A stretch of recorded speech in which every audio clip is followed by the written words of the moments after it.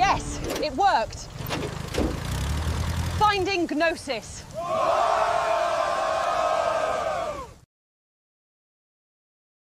Disclaimer. This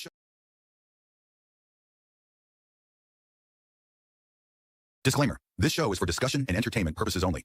The Finding Gnosis show is a platform for open discussion, exploration, and opinion sharing. The views expressed by hosts, guests, and participants are personal opinions and do not constitute professional, medical, legal, or financial advice.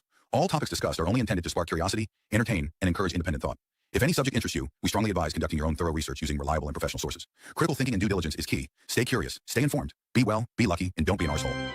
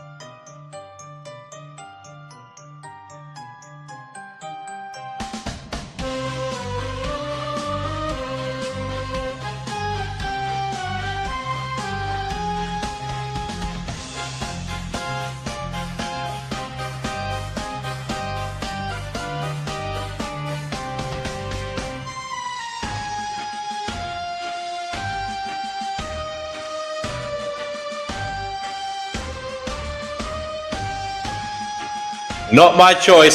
Someone else chose these. I'm just replaying a YouTube video. Do come on and tell us who you think is the greatest person or the greatest people to have ever lived.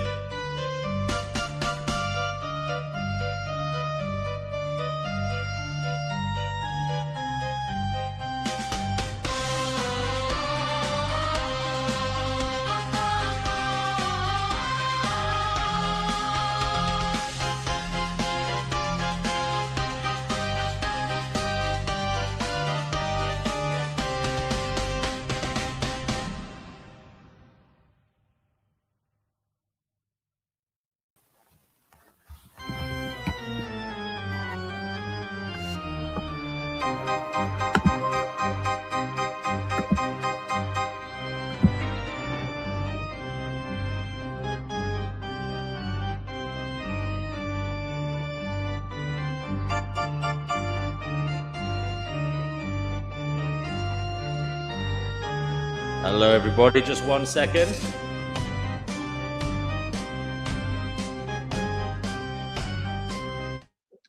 Welcome to the Finding Gnosis show, where we hope to find a Gnosis.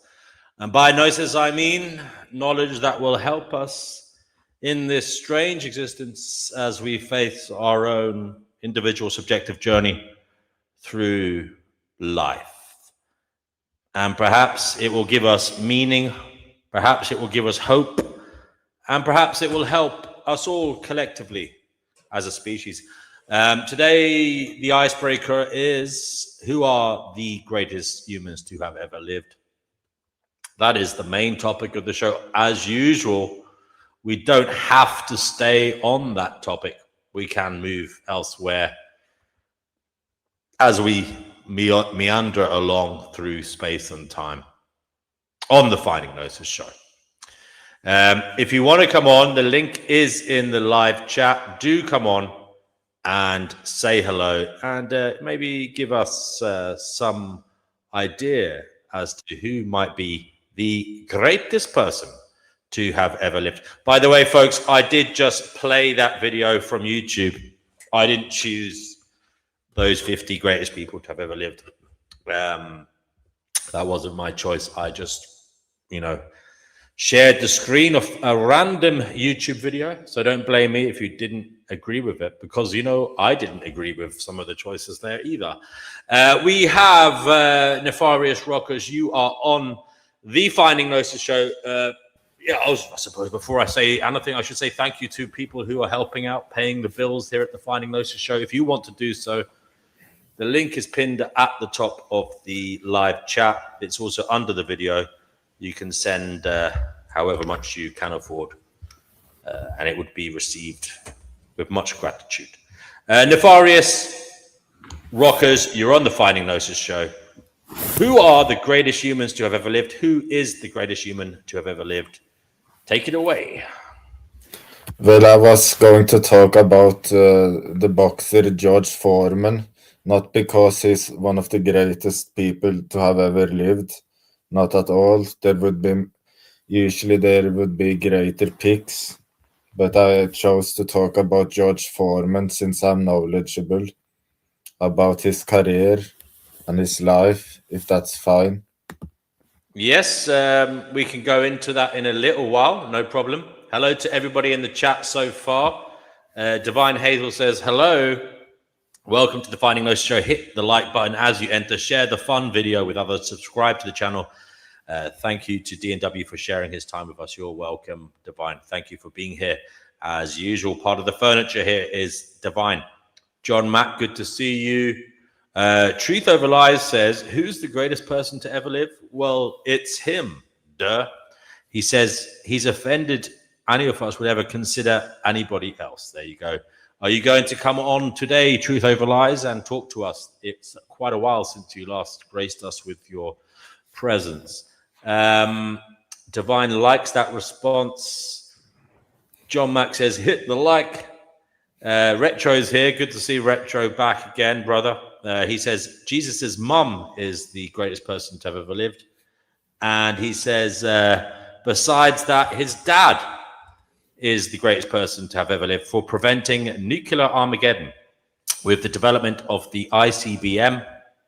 That's the Intercontinental Ballistic Missile, Minuteman, and Polaris, a submarine system from the late 1950s, postponing annihilation until now. Amazing. Do come on and tell us about that.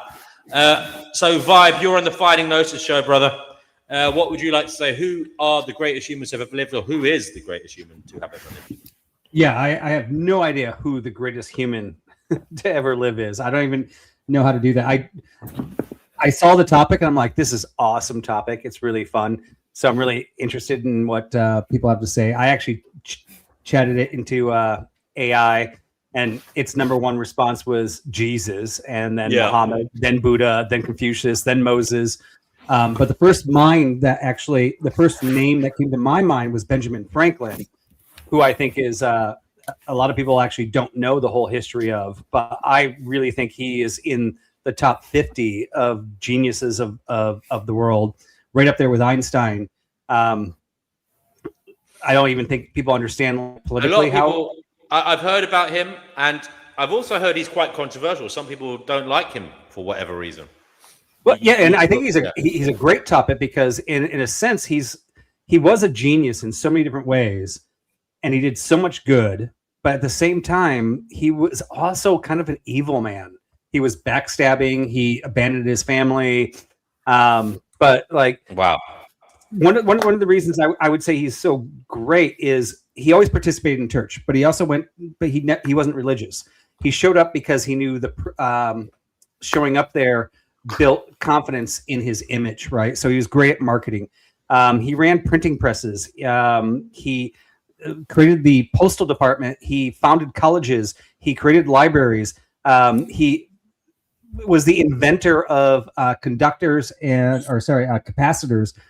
with the electricity. He actually measured the distance of particles when you add oil to that. And he didn't know it at the time, but he was actually demonstrating the actual molecular structure of things. He was so ahead of his time, not just in politics, in marketing, in science, and politics. I've never seen, Einstein was really smart in math. You got all these smart people, but I've never seen anybody in history transverse so many different things in a single. He certainly lifetime. was. He certainly was a polymath. Yeah. And he, some people think he was just a politician, a statesman, but he also he was an inventor, a writer, philosopher. As I said, he was in politics and he was highly influential in diplomacy and obviously founding the United States of America. What do you think drove him? What was it exactly? Because you know more than me about him. He's one of your countrymen, Tell us what you think. Although he did live in London, didn't he, for quite some time as well? Oh, matter of fact, actually, he originally was there as a statesman, trying to get London to not actually, basically bend to the U.S. needs. So he did the math, and he said, at the rate the United States is growing and the amount of land here, this is a tremendous opportunity. And he so dearly in his heart wanted the United States and England to be one. And he said, if you don't actually make concessions now, you're going to lose them. And he couldn't get concessions. And then he eventually ended up in Paris, where he had his own military. Like, he was doing a secret military, and now he's like CIA, before the CIA even existed, like going against England because England wouldn't listen to him. He's like, there's so much potential here. And he so wanted that potential to be there as a politician. He ended up going covert, and there's even like documentaries on this, but I've read books too, where they have it called Franklin's Secret Military, where he was hiring through France pirateers to start bombing and take care of the English warships, right? I mean, so mercenaries. He was getting mercenaries to do work. Yeah, interesting. What are some of the criticisms drawn against him? Well, I mean, he had lots of children. He wasn't a family man, right? And he had a family. Most of his children didn't know him. When he was in Paris, he was very notorious for hooking up with a lot of the young French women. If you were to look at him as a God man who went to church, he definitely did not fit that model. If you look at like being a good leader for humanity, awesome. A good leader for his family, horrible. He was manipulative. I mean, he was a marketer. He had his own newspaper. Matter of fact, it's so funny. Like we have like the secret societies here, and he wanted to be a part of it, and they wouldn't accept him in. So he used his printing press to write things against them until they said, okay, we need you to stop. You're now in, right? So like he was manipulative, very manipulative, not a family man, but made huge progresses that the whole world has adopted through the entirety. So yeah, I can see a lot of things where people would think this guy is evil, right? It's very interesting because, as you say, he was a statesman. He apparently cared about the nation and about people, but then he had this side where in his personal life, he didn't seem to care about those around him. Yeah. I mean, I would say that I think you have some minds out there that are just like, I have a purpose. I see how things work. Like, it's working on a different level. You're like, I see how everything's working. Now I need to bring how everything's working together. My family doesn't really matter in any of this because they're just a family. They're going to have a family. They're going to have a family. They're going to have a family. They're going to take care of themselves. But I'm doing something bigger. I've just discovered he invented a series of inventions, but one I've just discovered I didn't know before was the urinary catheter. So he invented the flexible urinary catheter. So that thing you stick up your... So he invented the capacitor too. He was a pioneer in electronics. Yeah, I knew about the lightning rod. Beyond the lightning rod, he actually coined the word capacitor. So what we know as today as capacitors, he actually was the first one to figure out that something could store energy and release energy. And he actually was the one that coined the word capacitor. So he's also the inventor of capacitors. He also noticed the principle of refrigeration. Yeah. By observing on a very hot day that he stayed cooler in a wet shirt in a breeze. And he than built did an instrument. He built the glass, like the glass piano, that thing majigger. It never took off, but he actually even invented an instrument. Well, fascinating. We will obviously talk about him in greater detail. He's definitely on the list of influential individuals. Whether he's great, that's another matter. I mean, he may be on it because he's a raging psychopath. I don't know. We need to find out more about him. I think both. Bit of both, yeah. I mean, maybe. Do you think he might have been classified as autistic if he was around now? Rather than a psychopath. I would say no, because he was socially aware. He was very social. Yeah. History documents him as extremely social. However, I have known some people that are autistic, and they're so autistic to the point that they're able to work things out. They can pinpoint personalities and how to behave to those personalities. That almost makes them ultra non-autistic. Yeah, it's called masking. So that if they're highly functional autists can learn how to, they learn social cues intellectually. It's not instinctual to them, and then but they learn it later than others, and then they're able to develop an intellectual plan as to how to act and what is appropriate. It is interesting, but it is actually exhausting for them as well, apparently. So, yeah. We got PGA Tour, Fantasy PGA Tour. You're on the Fighting No Show. Great to have you back. Do you have any ideas as to who the greatest human ever to have lived is, or who the greatest humans are? Do let us know your thoughts. Yeah, hi DNW. Hi guys. I mean, greatest human ever. I mean, it's got to be Jesus, hasn't it? I know it's probably a cliche answer, but I mean, that guy's probably done more good for humanity than anyone ever has, whether or not you're a Christian or an atheist. So I think it would have to be Jesus Christ. I know it's a bit of a cliche answer, but it's, I don't know, there's other people, maybe Buddha's up there, but I'm not quite sure how much of a historical fact his existence was. And then maybe Frank Lampard, mate. 200 goals from Frank Lampard. Chelsea, you know what I mean? 200 goals from midfield. That's absolutely outrageous. So he was on my fantasy football team back in the day, and I got a few good seasons out of him. I don't know. Did you ever do that fantasy football PGA on? You remember the PremierLeague.com fantasy football that was going for a few years? Yeah. I still play it now, but I've fallen so much out of love with football now. I barely care about it. So it's not something I do these days. I'm a bit more of a nostalgia merchant for the Lampard era. Who did you say, by the way, is your greatest human? I haven't really.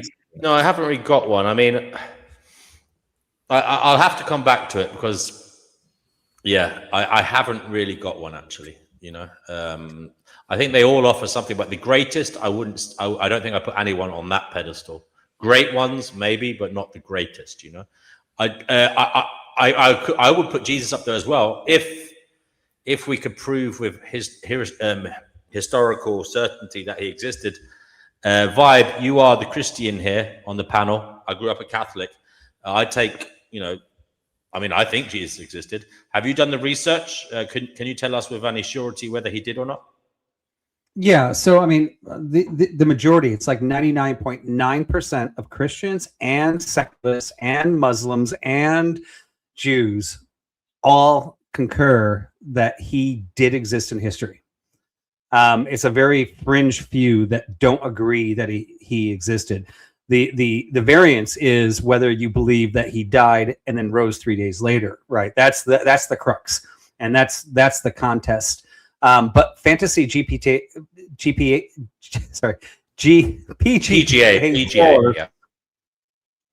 did say something pretty important to this when he said Jesus #1. Even for secularists, for a second I actually was like, and then I thought, well, wait a second. Actually, I mean, most secularists and most laws in most countries all are pretty much like 98% in with the morals of Christianity. and the teachings of Jesus, and even those that don't believe in Jesus go, yeah, they might disagree with the Old Testament, but they love the love that Jesus gives. They love the forgiving people peace. And whether you believe in him or not, he definitely, I think, might be the number one across theists and non-theists, even though they might want to say, I don't think he rose after 3 days. Right. And even though the science says he was here, like, he had an influence. Yeah, see, I'm an agnostic, and I'm still saying it from that position. You know, I'm not a full-on Christian. But I agree with you. Like all the atheist scholars, they all agree that he was a historical person, he was a spiritual teacher, and he was crucified by Pontius Pilate. That's all pretty much considered as close to historical fact as we can get from that period, I believe, isn't it? The actual crucifixion, isn't that the most verified historical incident of that era? Is that right, Vibe? Yeah, well, I mean, it is documented, but unfortunately, it's documented in history like 280 years after, by the Romans outside of Christianity. So a lot of people will argue, but at the same time, it's really interesting, right? Because Jesus never wrote anything. Paul wrote a lot of it, and then the apostles wrote their testimonies, which is very similar to who also are on the list of the top 50, Aristotle and Plato. So Aristotle never wrote anything either. Plato wrote all of Aristotle's writings, right? So Aristotle to Plato is Jesus to Paul, right? So all we can do is do the best we can with what's written in history, of assuming that Aristotle actually existed. But matter of fact, there's more proof that Jesus existed than Aristotle. And most agnostics and atheists love to quote Socrates, even though there's less proof of Socrates existing than there is proof of Jesus existing. Wouldn't you say a better comparison are the gospel writers? So Matthew, Mark, Luke, and John.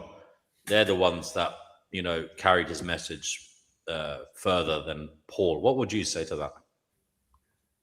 Well, yeah, so those are the testimonies of the people that walked with Jesus, right? But if we actually look at some of the most influential parts of the Bible, we see that they come from Paul. And this is Jesus, and Paul had a relationship with Jesus after his death. Tell us. So in a sense, he's kind of writing for Jesus. Sorry, just very quickly. Sorry, Vibe. Did you say? Are we saying that the earliest recording of history of the resurrection was 280 years after it happened? Is that what you're saying? No. No, we have earlier. Earlier than that, but the earliest non-Christian were documented by the Romans were 100 years later, I think. And I could be wrong, but I'm pretty sure because I did some research on this. I was trying to look this up myself, like what is the proof outside of Christian texts that other people have written of Jesus existing. And I think the earliest finding I found, and I did this research like 6 months ago, I think the earliest I found was like 280 years after Christ, that it was documented outside of any Christian faith. But Josephus wasn't Christian though, was he? And he was writing within the century, wasn't he? I could, like I said, I could be wrong on this, but I'd have to look it up. I'm pretty sure Josephus was writing within the 1st century about it, and he was like a Orthodox Jew. I'm pretty sure. So I think there's Oh yeah, okay, yeah. No, the Jews had written about it much earlier. Obviously, the Muslims didn't, because they didn't exist yet. As I said, I was looking for accounts outside of any theology. So there are accounts. Obviously, the Testaments are an account. The Jews are an account, and they did write about it way prior to 280. And it really defeated my argument. I was actually looking for something sooner, and I was a little bit disappointed when I found like the only non-theist of any religion was like 280 years later. Okay, yeah, fair play. How common was being a non-theist in those times, though? Is it not just a case of a very small percentage of people would have been non-theist to have even said anything about it? Or am I? That's a good point, right? I mean, it would be numbers at that point. But I mean, ultimately, what I was thinking is, okay, we got government records, and at the government at that time was the Romans, and they'd actually kept pretty good records. So I was trying to look into, and there are Roman records of crucifixions, but none of them actually label Jesus in those crucifixions. Some people do hypothesize that this particular denotion of this crucifixion was Jesus, but I couldn't find any hard evidence there. But I'm not a theologian, and I'm not a historian. This is just my amateur, research. Yeah, no, I appreciate it. But yeah, no, it's interesting. I suppose, guys, we should ask the question: what makes someone great? What is it that we can say is greatness? I mean, personally, for me, it's moral integrity is the main value I appreciate in people personally. But obviously, it's probably more than one thing, right? There's probably an accumulative case to be made. Is it that plus the effect on others? Yeah, I mean, that's exactly what I was thinking is, like, we can look at Mother Teresa, and that would be, or Gandhi, right? Now we're looking at the morals that fantasy is talking about. But then we were talking about Benjamin Franklin that actually made an impact that we still have with today, right? So if you're immoral, but you changed the world forever and you made the whole world better as an immoral person, does that disqualify you? I mean, it's a very interesting point, and I suppose utilitarians and such would have a perspective on it. People who would look at the utility of a person rather than the person themselves as a moral agent. Now, another thing I think is worth thinking about is time. Is like, look amongst our contemporaries. Are we willing to say anybody who living is great, or is it the case that is it the case that with the passage of time, we lose knowledge of the sins of the person, perhaps we lose knowledge of their normalcy, and something about humans lifts people up in the land of imagination and puts them on a pedestal, when in reality, if they were living amongst us today, we would see them warts and all, and perhaps we wouldn't say they were great. We might say, they've got certain skills and attributes that are, quite supreme, but we wouldn't necessarily say they were great, if you know what I mean. It's almost, when you elevate someone to that level, it's almost like you place them in the pantheon of the gods. Would you agree? And I don't know if we would do that to a living person. All right. So one of the people on the chat AI that it listed in the top 50 when I typed that in was Isaac Newton. And I think Isaac Newton was a pretty smart guy. But I mean, ultimately, when you talk about time, his original theories are the easiest thing to describe to a 5-year-old, right? So is it that nobody actually wrote it down? Like, was he actually that great that he observed an apple falling off a tree? I know he did a lot more than that. So, don't get me wrong there. But I mean, he was observing, he was the first one to go like, hey, there's something happening in front of everybody and nobody's talking about it. I'm going to be the first one to talk about it. How smart would he be today in today's society? When we've pretty much figured out. I mean, in fairness, I think he did do a lot more than that, as you say. But you raise an interesting point. I know what you're getting at, and that is, to be considered a great, there has to be some communicable ability to relay the message to the masses. If they don't understand what the hell you're going on about, you will not be put into the pantheon of the gods, as I described it. Because you may well have the greatest idea, But unfortunately, it depends on the listener. Can they understand it? Are they able to accept it? Is that kind of the vibe you're going for? Vibe on that one? Absolutely, that's my vibe. Who do we think is the current person who's the greatest that is currently alive? Would you say? What are some? Just throw some names out because I'm struggling myself. Everyone I think of. That was my point earlier. Like we wouldn't say it about anyone alive. So why do we say it about people that are dead? What is it? You know that. Well, could you not say it about Elon Musk? I mean, I don't trust that guy personally. His effect, no, you could say his effect is great. I mean, that is part of this, you know. When I looked at the list of the greatest humans that ever lived, I mean, sometimes you get people like Genghis Khan and people like that on there, or the Emperor of the Ottoman Empire. I mean, they were responsible for a lot of bloodshed and horror, you know. But they're there because they had a great effect on the future of humanity, the direction of humanity. So, in that sense, I'm not comparing Elon Musk to Genghis Khan, although he has a lot of kids as well. But you know, I suppose he is having a huge effect on humanity, is he not? Well, yeah, and not just as a businessman. I personally don't think he's a good businessman. I think he's just a really smart guy. Is he a hype man? Is he a what man? I think a hype man. He hypes things up. He's good at marketing. He's good at creating a hype around things. Actually, I think he's really bad at it. To be honest, yeah. I mean, and he actually has a really interesting history as well, right? Like, so when he was a kid, he published a video game, and it got published worldwide. People were playing that game when he was like 13. When he was in college, he reinvented capacitors. He went into business, and he started an ad affiliate company. Then he started PayPal. Then he moved into Tesla. He went back to his original roots of capacitors because he graduated in. Speaking of Benjamin Franklin and capacitors, he followed the same path of like how to store the most amount of energy.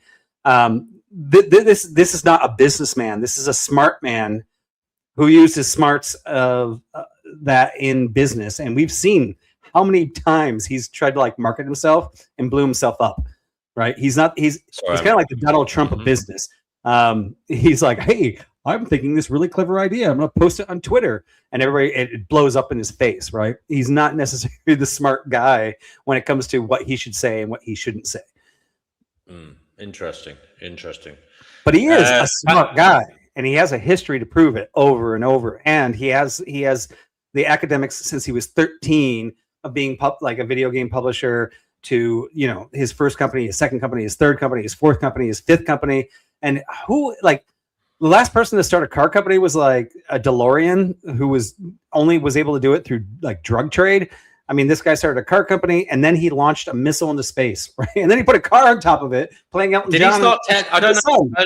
He didn't start Tesla, did he? Yes, he did. He did.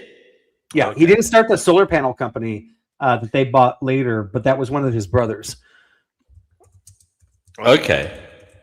PJ, have you got any idea on a contemporary great person? Well, that's what I was asking. I was just really struggling to think. There's certain people that pop into my mind who I've liked, but then even they've sort of U-turned away from someone I appreciate. Like, I don't know how familiar you are with someone like Sam Harris. Like, I really liked him at one point, and now these days, I'm really, other than Frank Lampard, pal, I'm struggling to think of someone who's alive that I would sort of elevate to those sort of heights. That's why I was asking the question for you guys to throw some names out, because I'm struggling personally. I did look up Elon. He didn't actually officially found Tesla. It was founded in 2003 by American entrepreneurs Martin Eberhard and Mark Tarpenning.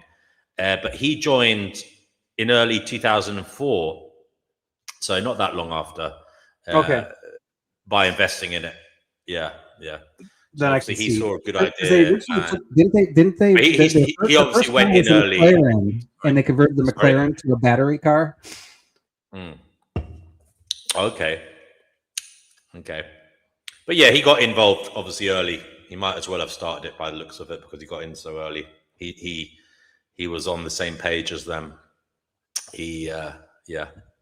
Yeah, I also read a couple biographies by him, unofficial biographies, and it's amazing when he was in Tesla and SpaceX, he actually was broke, and he was sleeping on the couch, literally sleeping on the couches of his millionaire friends' houses, right?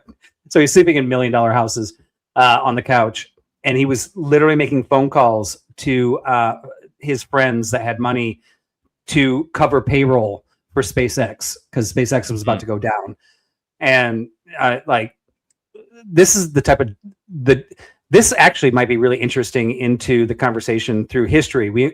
He's the only person I think I can put in the category of maybe not being in the top 50, but one of those type of people that has the personality that all the people in history were talking about, where it doesn't matter if you're about to go bankrupt and you're sleeping on a friend's couch and you're running 2 companies, that you're like, I don't care. I'm going to make it work no matter what. Yeah. I hear that. The greatest people currently alive. I feel like Elon could do way more as well, by the way. He's the richest guy in the world. I feel like he could do a lot more altruism for the world than what he has, because basically, isn't it basically just him buying Twitter and saving free speech while he sort of engineers the discourse on there anyway for his own benefit? Well, wait till you get Bill Gates' age and he starts the Elon Musk. Like Bill Gates is doing tons of philanthropy right now for the world, but he didn't when he was young. Well, a lot of people are skeptical about that as well, aren't they? About that philanthropy. Yeah, true. And especially now that Epstein's coming out with Bill Gates and his ex-wife's like, the years he was flying the jet were the worst years of my life. He'll never win now because even if he does do great things, they might say it was just him trying to do damage limitation. You know, he knew what was coming, so he started acting saintly to try and do some kind of reputation management. You know. So what is the criteria of the greatest person on the planet? Do they have to? Well, we said earlier, moral integrity, virtues, and effect. Moral integrity and effect on the planet, but I don't know if that's fair. I think that's too simplistic, as I said, and as you said earlier. Sometimes annoying people, bad people, can cause good things to happen. I'm not saying Hitler is the greatest person that ever lived, but what you gave an example of Benjamin Franklin, who some people would say was an odious man, but you seem to think he did great things for America. Would you then extend that to the world? Because I think maybe it was just America, was it not? I know he invented a few things. No. So from the kite and the key and the lightning thing, right? Something that he discovered. He basically invented the lightning rod. Churches in England and Europe were burning down from lightning strikes. Yeah. And as soon as they put a lightning rod on there, all of a sudden it dropped by 90%, right? So that's just one of the things he did. As I also said, he actually discovered the density of molecules, and that changed the world greatly, right? There's lots of scientific things that were a worldwide impact. He was the first one to found universities and state-funded universities, which most of the world has actually picked up and done, and libraries and things like that. The Postal Service, the rest of the world adopted the same system that he put in the United States for postal services and delivery of packages worldwide, right? So he has made a major effect that we all are still utilizing today. But if we were to go virtue and contribution, we have to remove him from the list. And I'd say we'd remove, if we take that same virtue and impact on the world, we have to remove Elon from the list, right? So that's why I was asking, like, we can make the list however we want. We just have to determine what are the attributes that allow you to be on the list. Jesus still is on the list because he was virtuous and has an impact. It almost seems like no matter how we change the list, he's always going to be number one. Yeah, I mean, it's interesting because Muhammad is on the list as well for a lot of people. And there's a book called The 100, a ranking of the most influential persons in history, written in 1978 by Michael H. Hart. He's an American author. Oh my goodness. He was also a white nationalist. I didn't know that. But that's why this is quite shocking. As a white nationalist, he put Muhammad as number one. And the reason he put Muhammad as number one, Isaac Newton as number two, Jesus was third on his list. That's Hart's Top 100 from the 1992 That's edition crazy. of that book. And that's funny. I was like discussing Isaac. Yeah. So, as I said, the first person on his list was the Islamic prophet Muhammad, and he asserted that Muhammad was supremely successful in both the religious and secular realms, being responsible for both the foundations of Islam as well as the early Muslim conquests, uniting the Arabian Peninsula and eventually a wider caliphate after his death. So Hart also believed that Muhammad played an unusually singular and personal role in the development of Islam, which is interesting. Because he wrote the Quran, didn't he? Whereas the Bible wasn't written by Jesus, as you said. So in that sense, he did have a huge effect on. He is Islam in many ways. And the development of Christianity, by contrast, has its influence split between Jesus' initial teachings and foundational work and Paul the Apostle, who played a pivotal role in the early spread of Christianity, as well as distinguishing its doctrines and practices from Judaism and other Greek and Roman religions of that period. Okay, so there you go. That's interesting. Michael H. Hart, in his book, The 100, a ranking of the most influential persons in history from 1992, put Muhammad up at the top because he viewed Muhammad as, transcending the boundaries of the religious world into the secular, into the geopolitical, and obviously, having a legacy in that sense as well. Jesus wouldn't have done that anyway, because Jesus was not a man of war. He was a man of love. So I think it's an unfair comparison. But in one sense, Muhammad did have a great effect. But then you could argue Jesus had a great effect too, because there's more Christians in the world than anybody else. I don't know whether that's going to change soon. The Muslims are rising. But yeah, I suppose you have to accept Muhammad had a huge effect outside of the world of religion too, in literally starting theocracies, extending the caliphate. I know people will say that Western ideals are based on Christianity. I'm not so sure about that. There's an argument for it, but I'm not so sure. I think we're more secular than people admit for the most part. Whereas to this day, there are countries in the Muslim world that literally follow the Prophet Muhammad. I'm not particularly a fan of that. But that is just the way it is. What do you have to say about that interpretation of matters, Vibe? I don't have much to say there. As a Christian, Muhammad came around. He actually acknowledged Jesus, and also acknowledged him as a prophet, right? So there's another religion that actually acknowledges that Jesus existed. The whole Quran came around like 600 years after Christianity. And to me, that's kind of like, just another offshoot of an idea, but I don't agree with it. So I'm going to come up with my own, and I'm pretty smart. So I think I can make my view work with my culture type of idea. Just a side note as well. Muhammad didn't actually write the Quran. It was revealed to him, and his companions wrote some of the things he said. I don't think he was actually literate himself, and I think a lot of it was collated after he died. Yeah.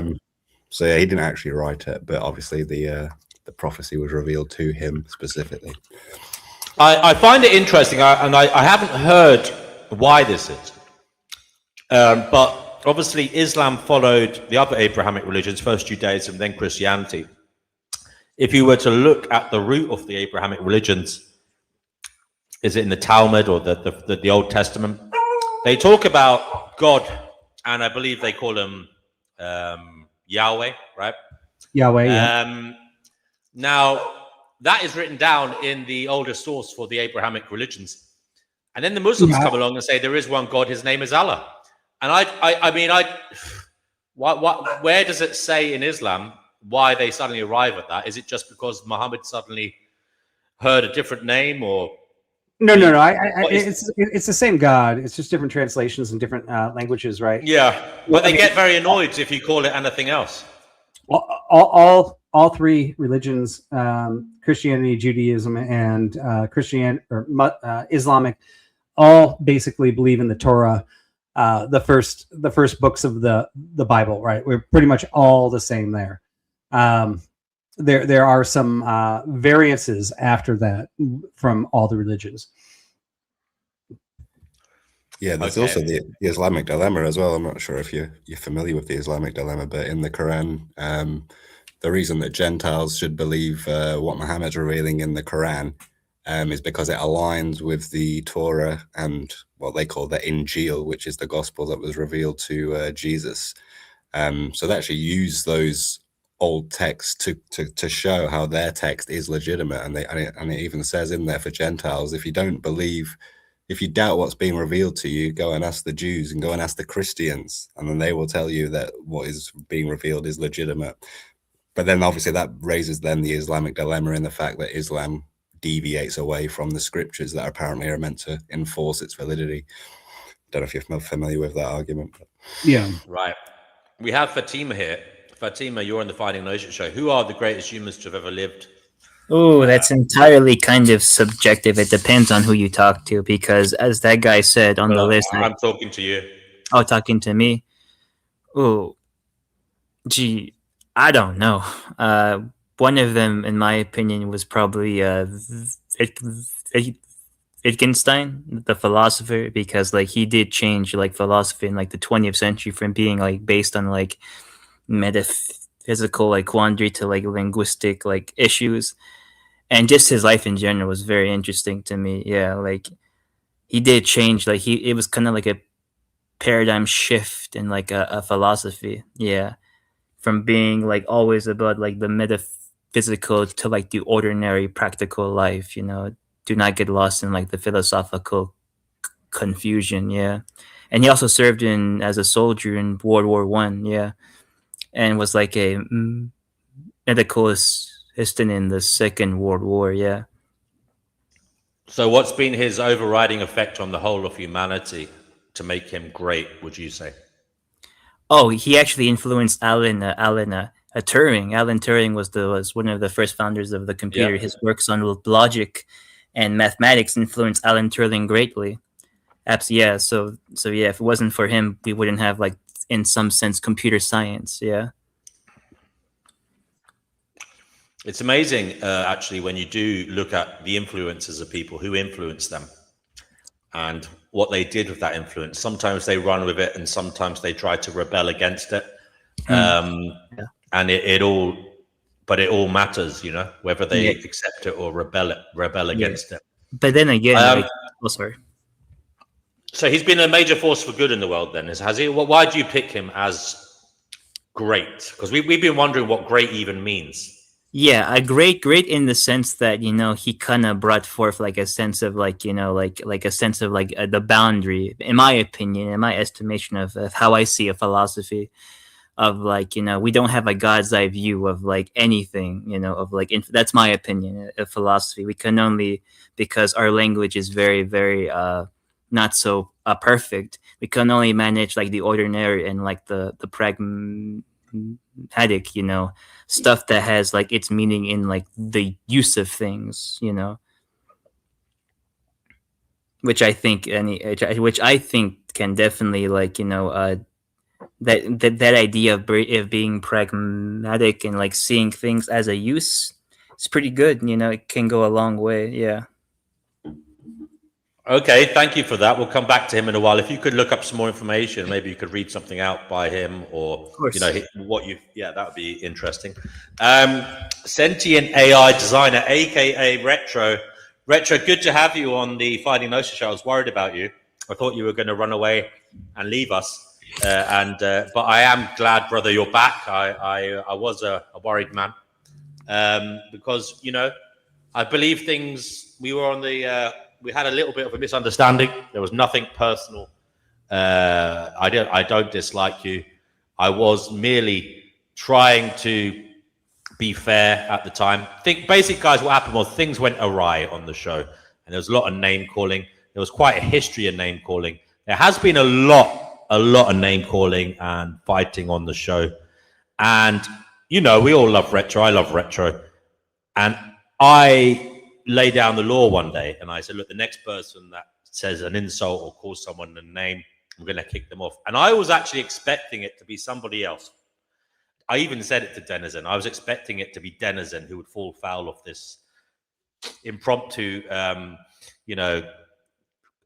new rule that I brought into being to try and get things to, be peaceful, etc.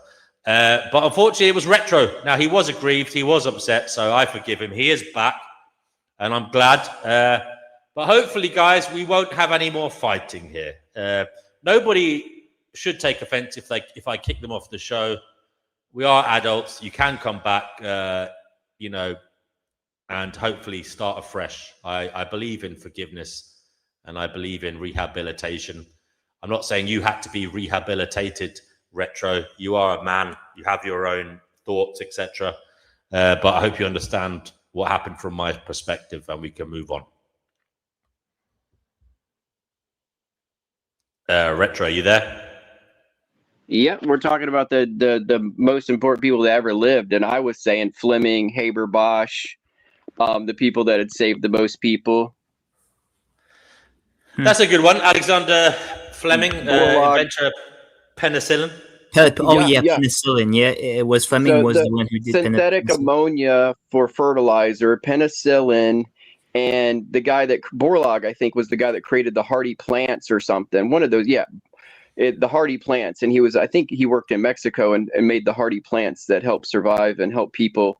So the things that we would be starving, we couldn't even have this amount of population now, and all of a third of us would already be dead if it weren't for those three men. So the inventor of penicillin, Alexander Fleming. Who else? Sorry. Harsh and Borlaug, or Harlog and Bosch or something. I'm trying to pronounce that. Sorry. Haber and Bosch, and then Borlaug.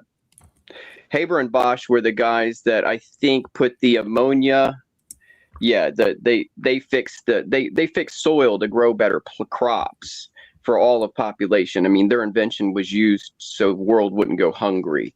The Haber and Bosch was nitrogen ammonia stuff, putting it in dirt kind of thing. They invented that. I'm not an expert on that, so I just know they saved more people than certain religious leaders probably want to claim they do and stuff. But and then the penicillin guy, I think religion can be great for people, but it's an interior thing. Yeah. But it's a rotating door, meaning you can always, just like a king or a leadership position, someone will always absorb that power vacuum and pretend that they are the head of something, or actually be it, until an illegitimate one takes that same seat, because there is no legitimate one. And this happens. I think you raised very good ones there, and I would put Edward Jenner on that list as well. Cool. He invented the smallpox vaccine. Smallpox. That was, a lot of people hate vaccines, so I didn't want to bring those up. But they say but we can't deny that some vaccines have been very beneficial to humanity. Yeah, there have been. It's kind of like a mixed bag. It is, yeah. So I would put him on there as somebody who helped humanity. But I haven't really broached this one yet. Does anybody deserve acclaim, applause? Should we be, putting them on a pedestal because did they choose to be who they are? Did they do anything special? Were they not just doing what they could because they wanted to? Yeah, they kind of because you said what constitutes and also sometimes when you zoom out and see, are they doing this for virtuous reasons or just because they're trying to get social acclaim or power? I mean, what is driving them? That's an interesting question. What is driving these people? Maybe self-sacrifice is something we should consider. Yeah, self-sacrifice. The guy who you were talking about, DNW, about the white nationalists who claimed that Muhammad was the greatest historical figure. Yeah, I think his reasoning is pretty. I think it was a mix of politics and spirituality. And even he said that you read it out, saying that he managed to mix two things, religion and politics, all in one go, from the start. Pretty impressive. Like, I'm not like a Muslim, but like from that point of view alone, of like synthesizing two domains of like the secular and like the sacred into one like existence and cohesive thing, that's pretty impressive, no matter who you are. Like Jesus was also a great prophet and teacher and spiritual Is leader. it good? Is it worth calling great? I mean, has it been good? Is it great? I mean, this goes back to what is great. What is great? Well, has it caused more trouble than than good? I mean, let's be honest. I think that all religions have caused both trouble and good. If we're gonna be, just blunt about it, yeah. Because Christianity, they like their lands invented all of like the sciences and the philosophies, while also spreading like illnesses and like diseases around the world with like colonization. And then we had the Islamics who rediscovered Greek philosophy, that actually made like the European like rediscovery of things even possible. But they themselves had their own way of doing things that we today don't consider like all of that, like, I guess ideally to like conduct yourselves or spread like your message, right? Yeah, it gets very tricky. It's not black and white to me. It's pretty gray when it comes to like what constitutes as greatest. I like this comment from Global Solidarity. We stand on the shoulders of giants. Yes, there are people before us, and there are some great unnamed individuals who never get credit. I mean, look at all the people we've named so far, guys, have been men. That is interesting. Yeah, they've all been men. Are there not great women? Joan of Arc. Are these great men not propped up a lot by women? Behind every great man is a great woman. That's great the mom. Yeah. saying, isn't it? What about women? Well, we've got a woman on the show, Witchy Bishy. You're on the Finding Gnosis show. Who are the greatest humans to have ever lived? And what about the women? Can you? So by the life questions? philosophy that I espouse most, no life is greater than any other. They are all just as important in the evolution of the self. There you go. No life is greater than the other. I mean, I would vibe with that a bit, especially because I don't really believe in free will. So to give people a cause. How would these people you guys are calling great for curing diseases be so great if people hadn't died of those diseases, and the people who gave their life for there to be a need for this other person to solve this riddle are just as valid as the person who solved the riddle? There you go. Just quickly read some comments. We'll come back to that, darling. Nibble says, Alistair Crowley. Oh, shit. Yeah. Do what thou wilt, or whatever it is he says. Okay. If you think so. I don't think he was the greatest human that have ever lived. Nibbles, maybe you could come on and explain why the hell you think that. Pamela says, DNW, how are you, my lovely? She's taken ownership of me, apparently. She's been possessive. I'm okay, Pamela. Thank you for asking. I hope you are too. Objective Ethics says, can people do the right thing for the wrong reasons? Does deontology really matter? Yeah, we broached that earlier, and we said, yeah, they can. People can do bad things that turn out well, and people can do, bad people can cause good to happen. Isn't that right? We did talk about that earlier. And we also talked about people can do good things whilst not meaning to, all this can happen. Or they can do good things as a kind of snide, kind of Machiavellian, as part of a snide Machiavellian plan to appear virtuous, just as they don't really care about what they're doing. They're just doing it for show. There's a lot of that goes on, is there not? Yeah. Yeah, there is, yeah. I think intention's important as well, though, isn't it? Like, I don't like to punish people for doing the wrong thing if they've intended well, for example, So I think that is a factor we should consider for sure, the intention of the person, rather than just becoming great by mistake or by accident. The intentions, yeah. intentions do matter. That's true. They're very important. I think they're more important than like the actual consequences. Yeah, but I mean, do you guys really actually care about that? Because let's think about this, right? Of everybody that's born, 0.00001% of them actually make something that changes our lives, and 99.9999% of us utilize that, right? So we're talking about the greatest people in history, as D&W said, some named, some unnamed. We can criticize them all we want, whether we think they were virtuous or not in that particular action, but we're all living in what they created, because most of us are consumers, and very, very, very few of us are the ones that innovate. Yeah, that's true. Yeah.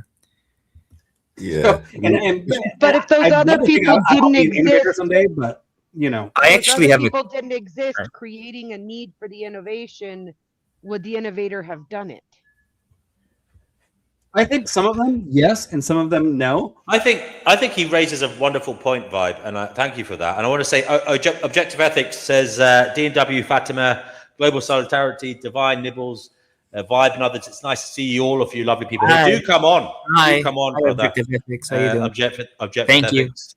He's a patron of the show, guys. I've got to be nice to him. He's a very generous man. Thank you for that, OE. Also, I want Shippermoj. I don't know how Shippermoj. He says we have free will to go evil or good. But yeah, going back to your point there, Vibe, about intentionality and consequence, I think that's a very good thing to think about. Now, I think if you're going to fall into the list of the greatest humans, it's actually about the consequence and not your intention. But we, in the moral sphere, we judge people on their intentions. But in terms of greatness and the effect on humanity, it's actually about consequence. What do you think? Because we also can't truly also know people's intentions. And sometimes we don't know what the consequences are, right? That's true. That is true. We're only looking at a point on the spectrum, you know. We don't fully always know where on the chain of causation we should be zooming into. What has it started, you know? You're right. That's a good point. No, I mean, look at it this way, right? There's this guy. It was a Japanese guy that invented the blue LED. Now, before that, we could make LEDs that were red or green, but blue was almost impossible. And the whole invention of that actually created the LED TV. And he spent like 15 years trying to figure it out. Everybody else gave up. And he finally figured out how to make the blue LED. Now, this is one of those unnamed people. Now, what are the consequences of that? Well, now we have flat screen TVs, we have cell phones, we have these devices that our kids are picking up in our hands. Luxuries. This man, by creating a light, could have changed our whole, like, how we view the world. And this is an unnamed man. Nobody on this panel, including myself, knows this guy's name. But this actually happened, right? And now I have a cell phone in my hand because of him. And that cell phone now has YouTube, and now it is streaming bullshit to my kids. What type of consequences are coming from his great action of giving us these flat screens, these flat devices, the ability to carry it everywhere? Got a question. And is it great? Indeed. Maybe the greatness is the amplification of both the positive and negative. The greatness is actually the amplification of the yin and yang. It's not all one side. And that brings up Einstein. Right? Einstein? Yeah.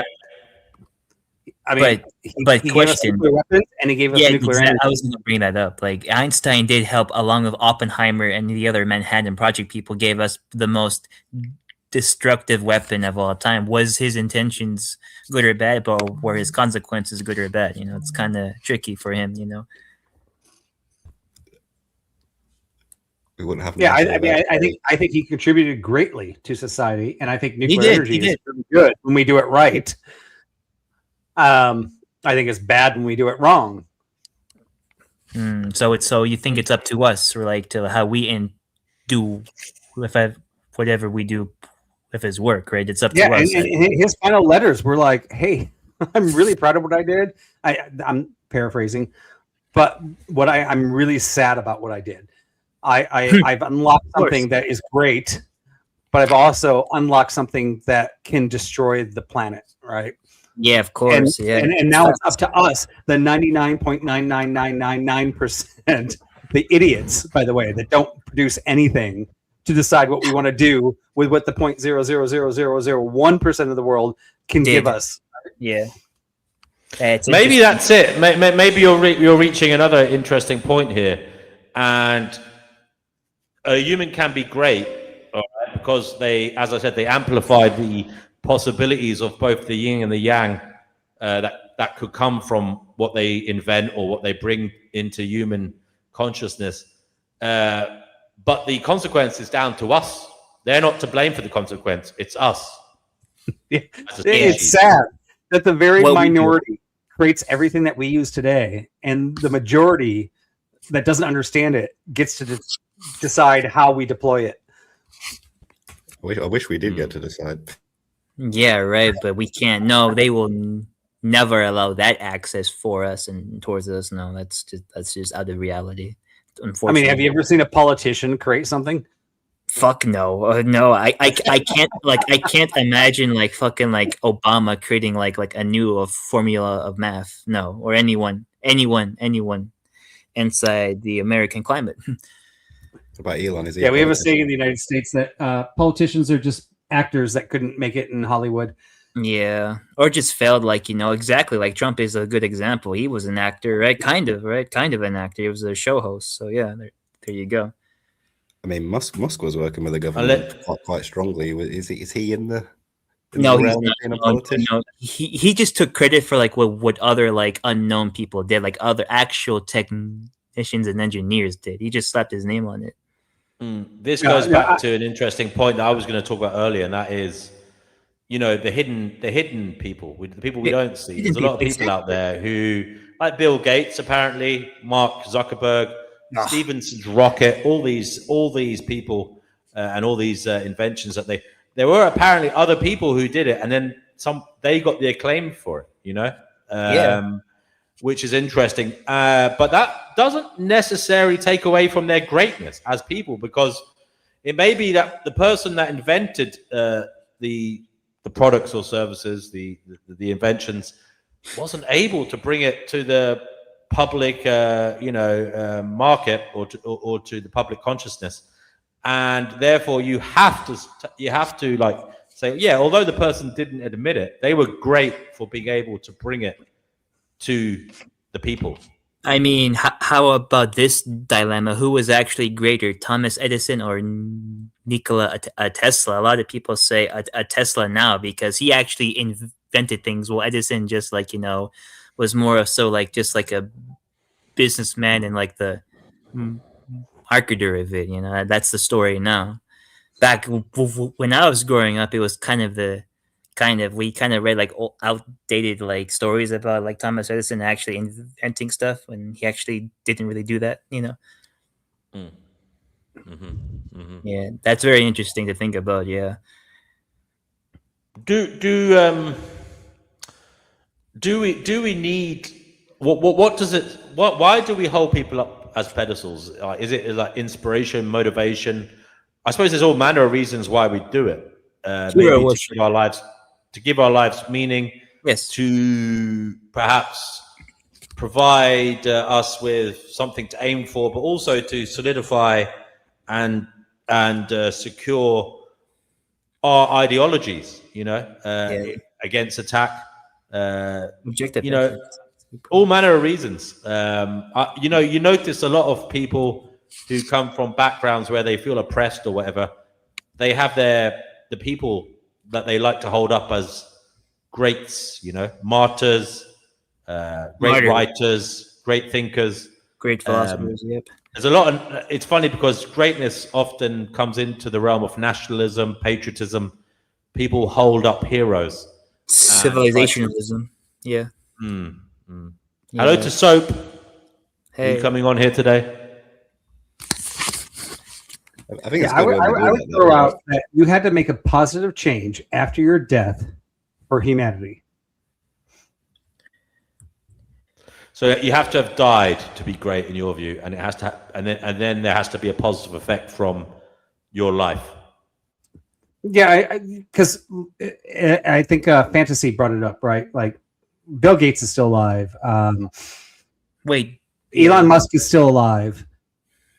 We now see at the end of Bill Gates' life, he's being very gracious to giving back to humanity, right? But we don't see Elon Musk doing that yet. When they die, are we going to be utilizing the things that they created ongoing, right? I don't think people either are gonna like them. Elon Musk because he's just a moron on social media and his It doesn't matter if behavior. you like him. That's my point. Is are we going to be utilizing the technologies or the inventions or the mind thoughts and the mind changes they influenced us on after Yeah, they we are. Of course we are. Yeah, like we're still gonna use like Bill Gates stuff. That doesn't mean I freaking like him. I think he's a horrible human being. And if you want my honest Okay. opinion about it as well, That's fine. But did it improve society? It did, yeah. But some could argue from like a. And will it?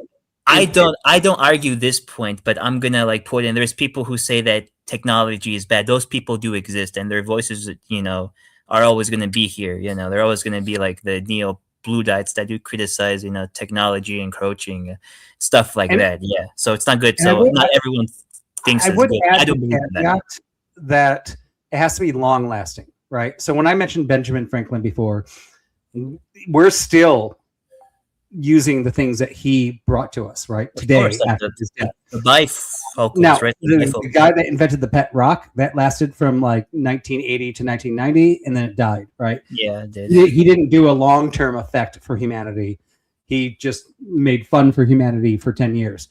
So what I'm saying is it doesn't matter what the ethics, what the religion, what they did, as long as it's long lasting for the improvement in humanity is what would make that person great. Yeah, that's true. Yeah, because it can't be a 10-year or 100-year thing. It has to be an ongoing thing. Yeah, that's true. Yeah. Because one of the founders of algorithm was like a Islamic philosopher, and then like the majority of the world are not like the Muslims, but one of the creators of algorithm was a Arab scholar. So yeah. Just an interesting comment from. Sorry, I want Shiperno. Is that right? Am I saying it right? They say hit the like button. No, that's not the one I want to read. They say hit the like button. Yes, thank you for that. But they said earlier on, don't worship people, only God. Oh, here we go. Now, look, if you strip away the obvious religious connotations of that, another way of looking at it is don't say people are great. Just as you shouldn't, like when we're talking about things, we don't know the full story. Don't throw out ad hominems in conversation when you're talking about ideas and such, and you're debating matters. Maybe we should forget about the people and look at the ideas, the inventions, and just forget about this. Was the person great? Because we'll never know. We'll never know whether they were kind, virtuous, caring. We'll never know why they did what they did. Were they doing it for, virtuous reasons, or were they doing it because they were power-seeking psychopaths? We'll never know. No, and they're long dead. And the other side to this is, if we take out the free will side of things and question whether they had free will, even if they were, bad in some way, it wasn't their fault. So, is it worth even putting the people into the equation? Should we even be talking about who were the great people when clearly we're all sinners? None of us are perfect. We all have skeletons in our closet. We've all hurt people. Someone could righteously come up and say that person has sinned against me, And, we'll never know the true effects of our actions on others. You might have said a disparaging remark to someone someday that caused them to crumble internally. And for you, it was nothing, but for them, it was everything. So maybe we should just forget about this calling people great business and just focus on the ideas, because focus on the ideas, focus on the inventions, The good ideas now. So forget about the people. But again, that might be too idealistic to be in any way, servable as something humans could do. Because I do believe the other side of this is calling people great, as I tried to allude to earlier, is some kind of motivator for people. It motivates tribes, clans, people who follow different ideologies, religions, etc., politics. They need to have a hero. They need to have somebody to aim to be like. And I suppose you'll never be able to get rid of that. Nope. Maybe that's why intention is so important. Sorry. Because humans are... Sorry. There you go. Go on, mate. Sorry. Oh, okay.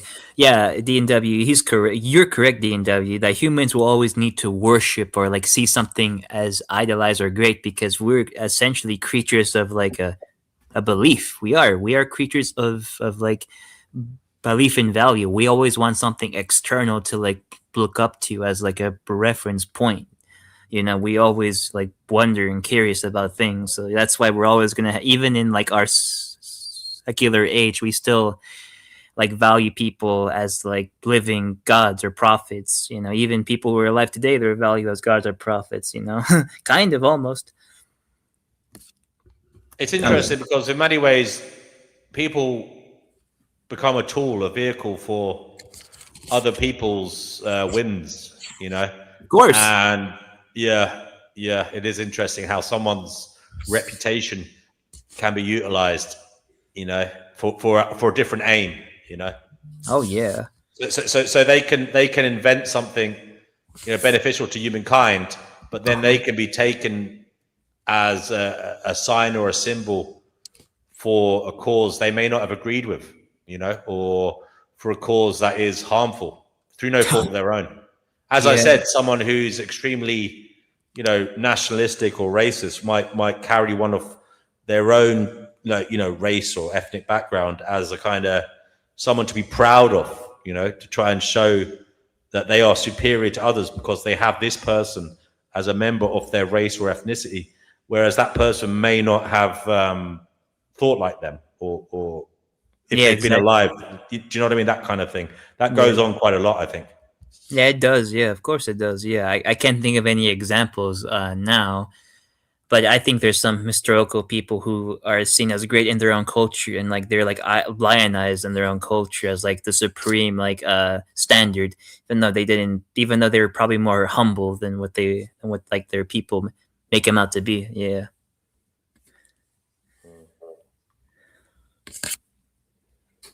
Yeah, I think that's why intention's important as well, right? Based off what you're saying, DNW, is we oftentimes we call people great and then put them at the forefront of our culture, almost as like a motivation and encouragement to be like them. Yeah. So if they don't have good intentions and we place that person as the role model, even if their output was good, when it comes to our intentions mimicking theirs, it's not guaranteed that we're going to get the same outcome, if you get what I'm saying. Yeah, exactly. Well, I think there's one historical figure that kind of is the exception to that, where like their whole call their greatness is actually tied to like their national identity, and that would be none other than Genghis Khan. He's seen as like the greatest person in Mongolia. Like there's statues of him everywhere in like Ulaanbaatar. But could we consider him great because he did wipe out like 40% of the human population during his lifetime and after, the empire did. So yeah, but he did merge cultures. He was one of the reasons why the Silk Road became like in use again after it wasn't in use. Yeah, so it's really up to like debate. Genghis Khan.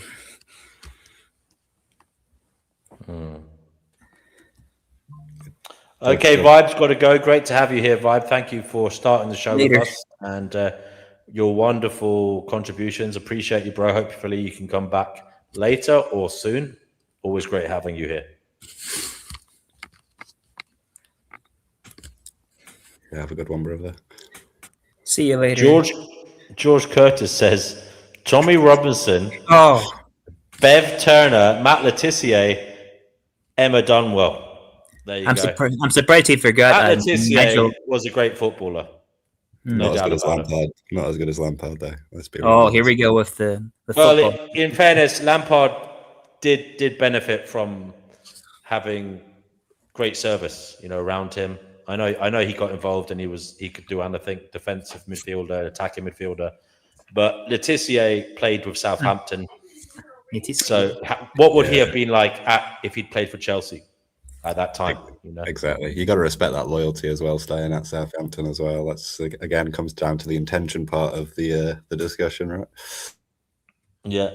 We lost Witchy. She left the panel. Hopefully she'll come back. We do need a female voice, as do we need a female great. We haven't had many mentions. I mean, what's her name? Marie Curie, the scientist. Polish? Yeah. I thought you were going to say the Virgin Mary then. Oh, yeah, well, the Virgin Mary, obviously. She played an important part in matters. Yes, she did. Who else? What other females should we call great? We need one here. We need one. We're becoming. We do need one. The cosmologist from like ancient times or something. Oh yeah, retro. I was gonna say her, Hypatia, right? Like the Neoplatonist philosopher who did like math and cosmology and like. Yeah, she was executed by her own slave, so she wouldn't have more torment of execution. He broke her neck or strangled her before she was going to be stoned to death. Yeah, yeah. For So her guys, knowledge and for not giving it up. Can you please read her biography and what she did, please, for us, guys? Find it somewhere. She wouldn't convert to Christianity over her scientific beliefs. We need a little bit more info on her, please. Just read her whole find her biography somewhere, and one of you read it out. I'm just going to read a few comments. Witchy Bishy says there are no people who are more than any other. To think there are is assigning value to outcome. Vibe says thank you. He's left the show, but he's still here. He's created a legacy. He had a great effect. So you're building your greatness, Vibe. Pristine Sun. Wow. It's a long time. Speaking of great women, Pristine Sun, you're on the Finding Gnosis show. Who do you feel are some of the greatest people that have ever lived, if not the greatest person that has ever lived? Pristine Sun, have you got any ideas? Maybe like Sylvia Plath. I don't know if we're speaking about women, but this is not my area of expertise. I actually, don't know a lot about great people. But yeah, I do know about Sylvia Plath in history. Tell us about her then. She's a poet.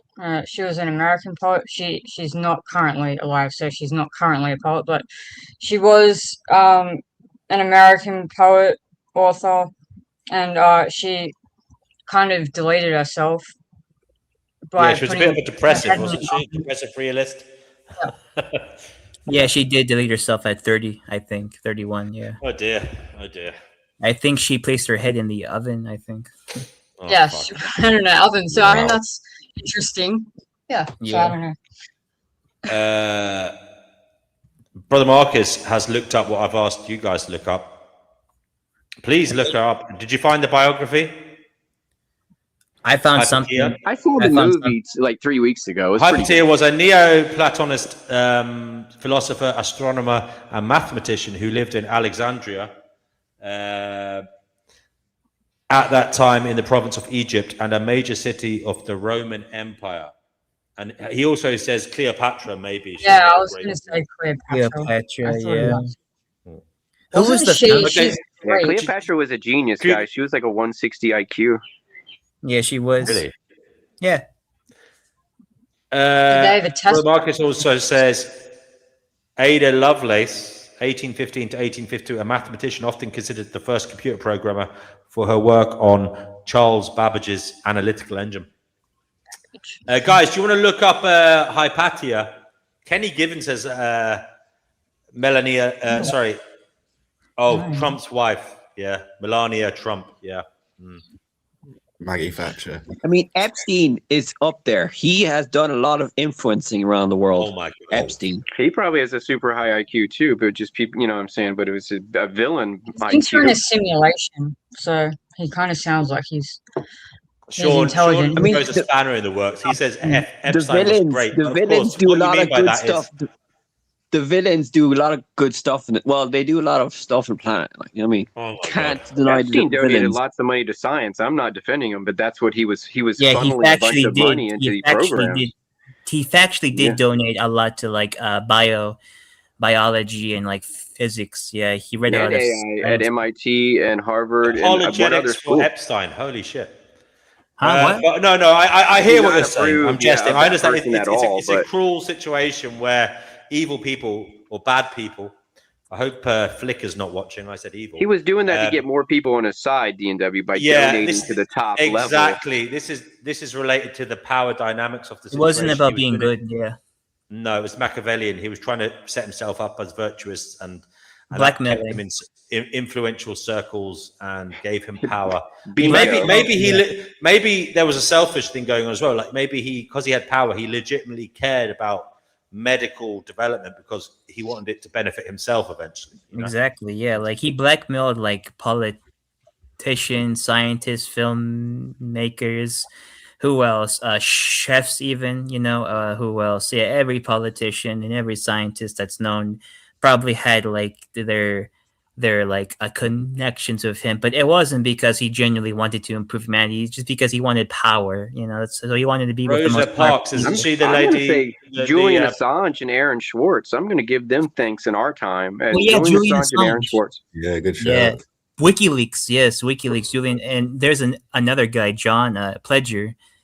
He's from Australia too. He was like another, in my opinion, even though he's not like famous, but he did leak a lot of information. He leaked a lot about like the Gulf War. What about Rosa Parks, guys? The anti-segregation activist She was in America. she's the reason why we have like the civil rights. I'm an American. Yeah, she's the reason why civil rights kind of started. Even though the appetite for like civil rights. As a human.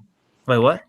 A rally point as a human, like Betsy Ross and other people. Like they do this. They rally around certain people. All the people mentioning people, please come on. You know what I'm saying? Sorry, Retro. I didn't mean to interrupt. But they All didn't the allow her who- to become like a politician or something. You know what I'm saying? Like, Yeah, but she was good though. No, she actually started, even though she was a very ordinary person. After the whole like a bus thing, she became more than just ordinary. Like her life was filled with like a lot of strife afterwards. Yeah, Right. Yeah. 1 second, Fatima. 1 second. All the people mentioning people in the comments, do come on and tell us why you think the person was great. That would be appreciated. Yeah, I'm It very adds curious. Spice and variety to the show. Do come on, guys. Neil Chester Armstrong, the Bennington. first man on the moon. I like to William mention someone. and Hathaway. There's a person called Haber Bosch. He did the Haber Bosch process, which allowed to make artificial fertilizer, which allowed for 4 billion people to be alive today. Without his invention, I already 4 said that billion about people. 10 minutes ago. Yeah, Retro fact. mentioned him earlier. Yeah, Oh, yeah. I didn't hear great that. one though. Dang it. Okay, so like, who else can I name? Could we like consider like a Napoleon a great person or no? Because I don't know. No, he's an influential person. This is the thing. He did things that influenced humanity. So yeah, in that sense, you could. Yeah, Aristotle.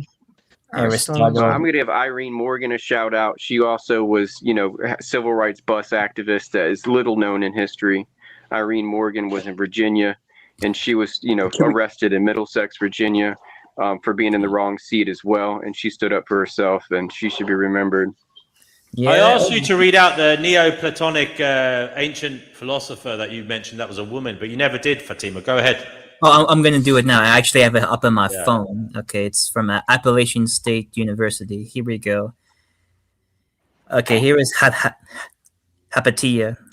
Life's Hypatia birthday is unknown. During the time that she lived in the 4th century of the Common Era, Alexandria was a center of learning for Western civilization. According to a 6th century report by I can't say his name. I'll just say Damascus, because it looks like Hypatia was born and educated in Alexandria. She went beyond the mathematics and astronomy of her father's expertise, learning philosophy. She then taught philosophy and presumably the prerequisite mathematics to students who came from distant places. She was held in high esteem for her teaching, her virtue, and her civic mindedness. There is no evidence that she traveled outside of Alexandria. Oh, kind of like Kant and like Coinsbury. Much of what is published about Hypatia's life is fiction written in the 19th and 20th centuries. Hubbard, in 1908, wrote an entertaining but fictional account of Hypatia's educational training and life, and even invented a quote that he attributed to Hypatia. While this fictional account is highly romantic and may encourage students' interest in Hypatia, there is no evidence supporting most of the tale. In her book, Osen wrote in 1974, used Hubbard as one of her primary sources on Hypatia. Unfortunately, this fictional account has been spread as truth in other publications that it spread. This example of mistaken fiction for fact and the spread of poor scholarship can be a great starting point for a discussion on the importance of using numerous reputable references, trying to get as close to original sources as possible, and the fact that books as well as web pages are not necessarily correct. Students will be interested in the idea that a fictional account in one book can be propagated as truth, spreading to many sources. In Hubbard's book, he includes a fictional sketch of Hypatia. We have no historical basis for Hypatia's appearance. There is no statues or sketches of her that have survived, as far as we know. In fact, she may have resembled Egyptian women of the time instead of the women represented as Hypatia in Figure 1, which is a photo. Before showing students this fictionalized sketch of Hypatia, you could ask them to imagine what Hypatia might have looked like. The fact that this fictionalized picture has been stated to be a real picture of Hypatia would be a good beginning of a discussion of racial issues. Oh, so they're implying that she probably was like more of like an olive skin, because she was like possibly ethnically She's played by Rachel Weisz in the movie. Oh wow. It's a great movie, guys. It's actually good. I did not know I would enjoy it that much. I saw it like. What's the name of the movie? I think it's Hypatia. It was a European release, and it didn't get anything over here in the West. Wow, really? It's free on guys, YouTube. everybody watching, don't be afraid to comment after the video with anything that pertains to further information that we might find interesting. So if you could, Retro, after the show, just comment underneath the video with the link to that film. Okay, all right, got it. That goes for everybody. If you ever watch the show and you feel something is important, we should know, or there is further information you feel that we could benefit from, do comment under the live stream in the comments afterwards, because nobody looks at the live chat afterwards, but we do read the comments. Okay.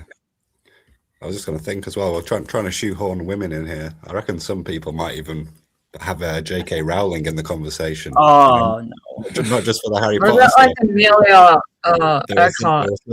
Oh, Amelia Earhart, yeah, the female pilot, yeah. Yeah, she was Yeah, I very... thought it was Earhart, but it's Earhart now. But I thought it was Earhart. Oh, well, that's what I heard. But anyway, but yeah, Mother Teresa.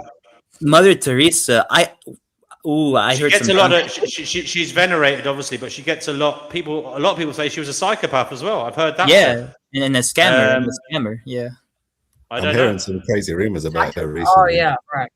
Tell me. She was obviously, on the one hand, she seemed very good to the poor people of the Calcutta. She used to go around trying to help what they call the untouchables in their caste system. Yeah, but there's evidence. Down and outs, the poor, the extremely maltreated and malnourished poor souls that were all around the city of Calcutta. But yeah, there's also some rather unsavory things said. I don't know whether they're true or not, but people say she was a bit of a wagon. Would anybody like to comment? Bit of a battle axe. Yes, There's some. Sorry. I heard Richard Dawkins did a documentary criticizing her. Is it Richard Dawkins or Richard the other fella, the atheist? Yeah, I believe his name. Yeah, was it Hitchens or was it Dawkins? I think it was Hitchens. Yeah, Hitchens. Hitchens. Yeah.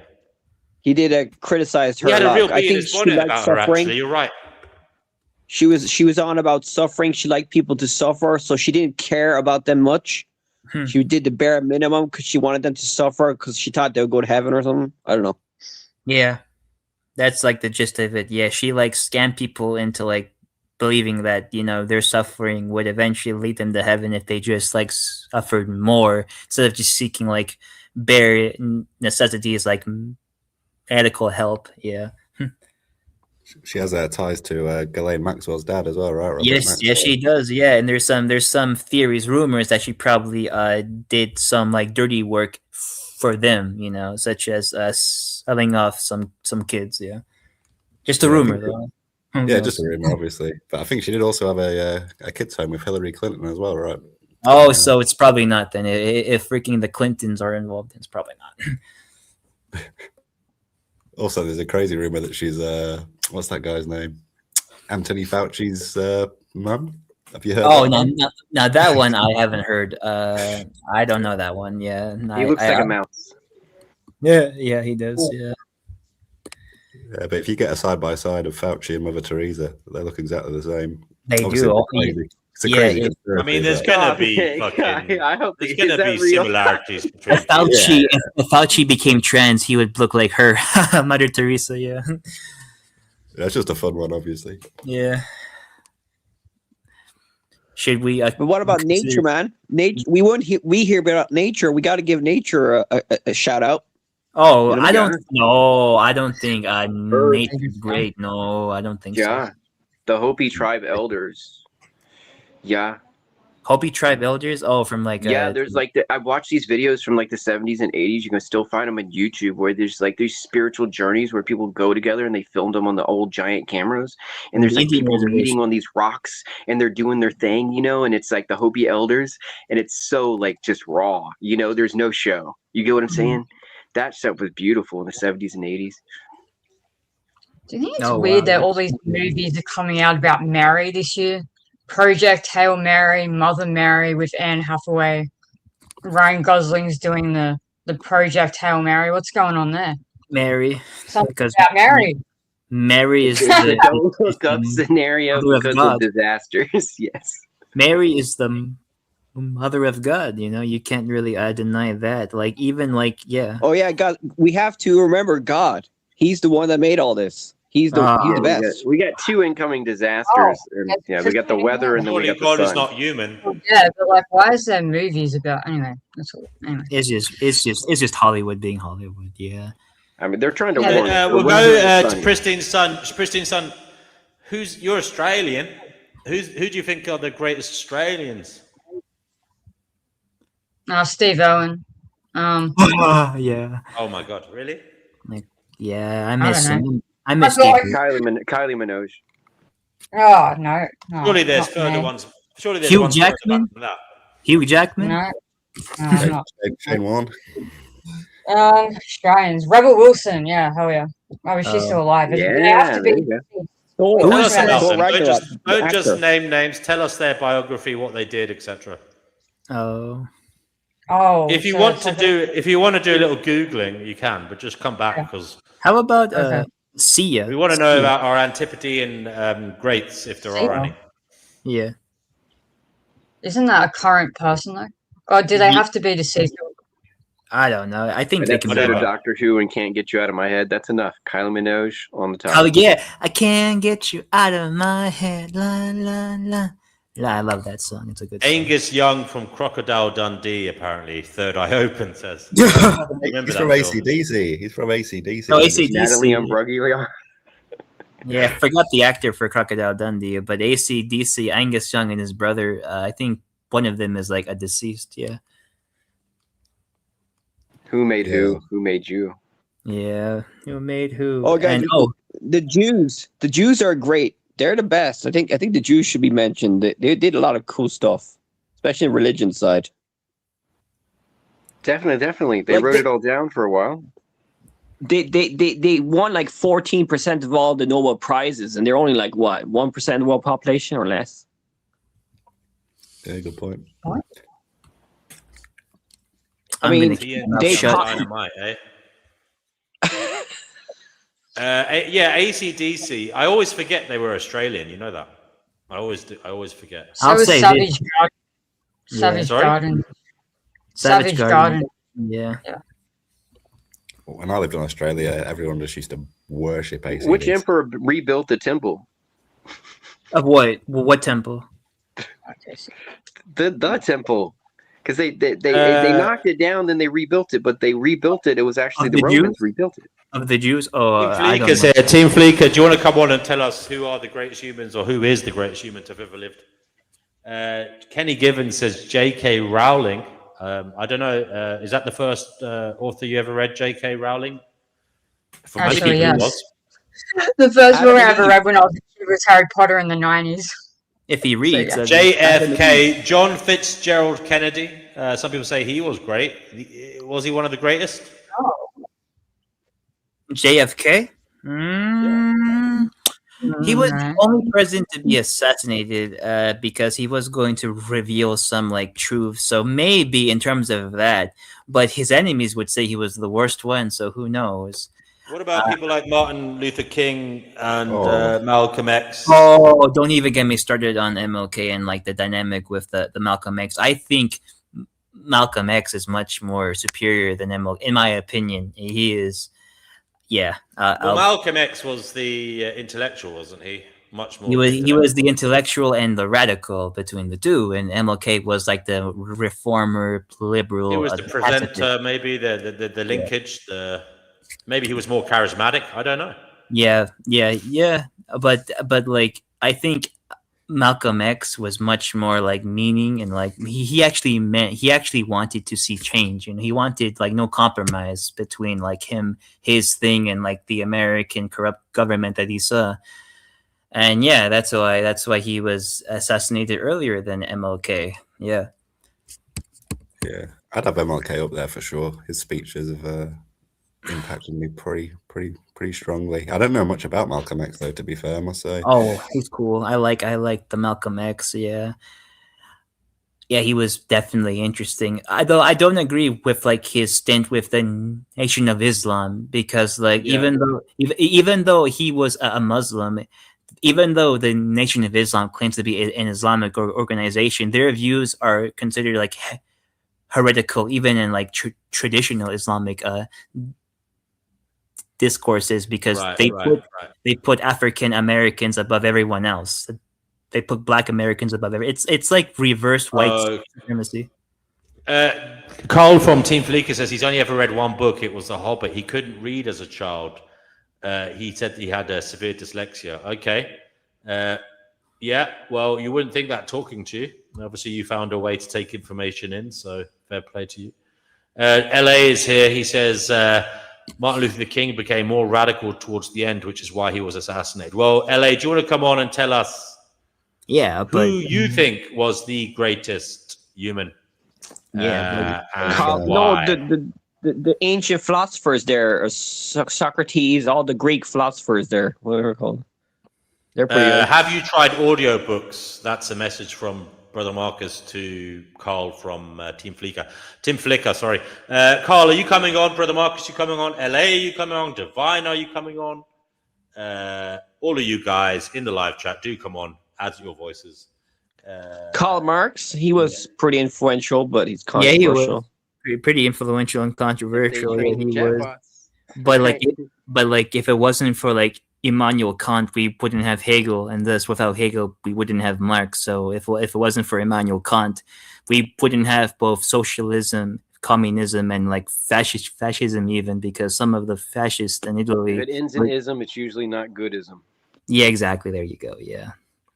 So you can blame all of the world's crises for Immanuel Kant's German idealism. What about someone like Muhammad Ali, the boxer? I mean, Cassius Clay, as he was known. I mean, look, he was a boxer. He was a sports star. Some people say, oh, but that can't count. But, you know, it can, because sometimes these sports, I've noticed, they break molds. They help people rise up into prominent positions that wouldn't otherwise be seen. You know, he rose up, you know, he became the world's greatest at boxing. And he brought issues to the fore, like, for example, the war in Vietnam and problems with segregation in America, black oppression. Yeah, of course. I mean, he was great in many ways, not just in the ring. Yeah, he also brought like, you know, more like a religious dialogue to like other religions because he became a Muslim. Like he brought more dialogue within America because at that time there wasn't much dialogue. He brought more dialogue. He brought like together voices. Yeah. And sometimes there are people who rise up from different social demographics. Like they wouldn't have an opportunity perhaps to go to university or to get a top job in a corporation or to be a politician. But they find another avenue into the public consciousness, such as sport or music, and they have a message that does, transcend all, that does raise the vibration, that is in many ways significant and allows them perhaps to be called great. Is Tupac considered great? Tupac? Yeah, he's good. He's not great. He's a rapper. Yeah, I don't think so. I don't think Right? Talk shit. Manny would say he had a good message. He wasn't about. By the way, to say that his mother was highly educated. By the way, so it's not completely true that he came from nothing, as it were. Have you seen the early interviews? Have you seen the early interviews of him? He was like a full-on gay actor, mate, before he was a rapper. Oh yeah, there's like conspiracy theories that Tupac was gay, but then they brainwashed him to be a thug. Yeah, that was like the whole conspiracy theory that he was. Not even a conspiracy. You can look those interviews up online. It's just the most obvious gay man. I know it's obvious, but it's like some people say it's a conspiracy, but like people say he was brainwashed to be like a hard ass, like a thug, what's up, man? Hell yeah, man, like that. He wasn't that at the start of his life. He was originally like very a good dancer and actor. Yeah. I'd probably put John Lennon or someone like that in the music sphere up front. John. The Yellow Submarine. Yeah, Diogenes, Strabo, Abraxas. I see the QWERTY. Yeah, I see you. Diogenes. Oh yeah, the guy who like I'm always the lived Greek in the bowl. guy over here a little bit. I like a bit of Diogenes. Yeah, he's cool. Diogenes. I mean, his character. I like. What's the name of one of my kittens? Diogenes. Oh, that's so cute. I like that a lot. Patsy, the link, as always, guys, is below the video in the description if you want to join. There's another link if you want to give a donation. It's in the pinned in the chat. Yeah, I tried to tell my chatbot who I was. But it's amazing how like it's only a minority of humans that do anything memorable. It's like 99.9 of humans will just never be remembered. And I remember those people. Does that matter? Does that matter? Does that matter? Does that actually matter? I mean, what do we remember about these people? Only, something we don't know who these people were. We just remember in many ways. We're just remembering the archetypal, personification of them. Not necessarily who they actually were. We have no idea who they were.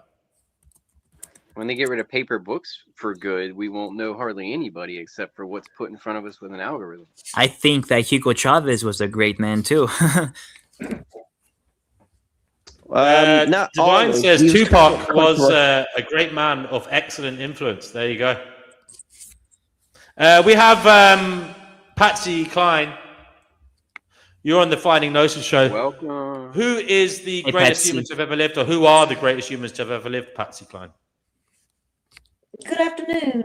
I thought of 3 significant human beings. Not in any particular order. Benjamin Franklin, the light bulb, electricity. Willis Carrier, inventor of air conditioning. Oh, that's good, yeah. And there was another one. I just had on the tip of my head.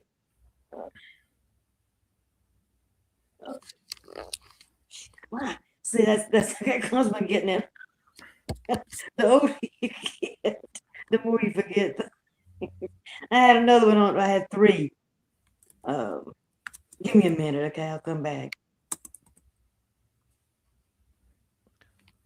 I'll come back in a minute. Let me think about it. Y'all keep talking. All right. Tupac is Tupac's very divisive. I didn't expect him to be such a divisive figure. Oh, some people loathe him. Some people love him. I think he was pretty cool. I'm neutral on him, to be honest. Thomas Divine Edison. Hazel says, hit the like button for D&W. Yeah, it does help the algorithm. It helps raise the video in the search so that people can find us in real time and join the conversation, which is what we want. We want new voices to help us get new perspectives. It was, LA, are you coming on today? Mike Dunnigan, Nibbles, Divine, are you coming on, Brother Marcus? All eyes on me. But to finalize my Pamela. answer, it was Thomas Edison with a light bulb. Okay. Thomas Edison with a light bulb, Benjamin Franklin with electricity, and Willis Carrier with air conditioner. That's my three. Kenny Given says, Jordan Peterson, an absolute genius and much needed voice in today's crazy world. No. Can I criticize? Tidy your room before you go out into the world. Make sure you tidy your room and take your benzos. Okay. He's an anti-vaxxer and a freaking climate change denier. He's flipping Egypt, and he eats loads of meat. That's not good for the environment. So he's been Marlon Brando. I mean, Marlon Brando, great actor, but is he The Godfather? I mean, yeah. I mean, what did he do other than acting? I don't know. No, he was a great environmental. He was an environmental activist. I think he bought an island, and he was he was big into the environment. I just knew him as an Charlie actor. Charlie Chaplin.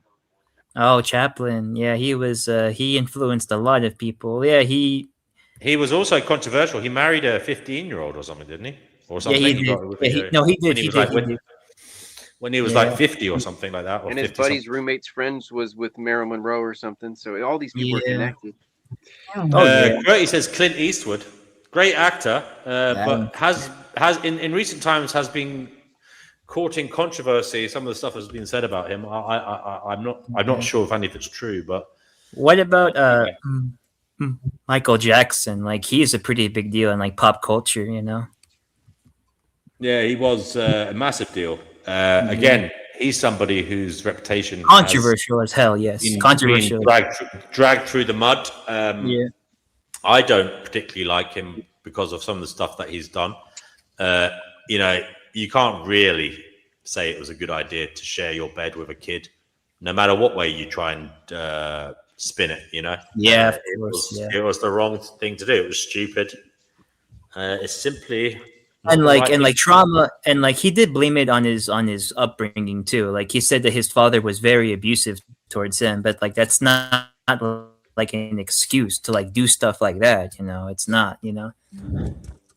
Yeah, I wouldn't put any celebrities up there. Any celebrity, I wouldn't put up there as a somebody that most valuable person to. What was the word? The word we were using? The most influential. What was the word we said about human beings? The most important, or whatever, human beings. The greatest. Yeah, I wouldn't put them up there because I don't know if there's too much money driven on that. I'm talking about people that were really trying to look out for mankind as a whole. Mr. Crowley. But celebrities could have big influence. They could do positive things as well with their fame. So it's not always not like. Not a lot of them do. Not many are going to do that. Well, you could say that anybody who's very famous on what they do, like scientists or politicians, could be celebrities. No. I just don't see. I mean, that's the biggest load of shite I've ever heard, LA, and I've heard that being spouted around the place. Neverland was created as a safe place to protect children from pedos. Yeah, I mean, come on.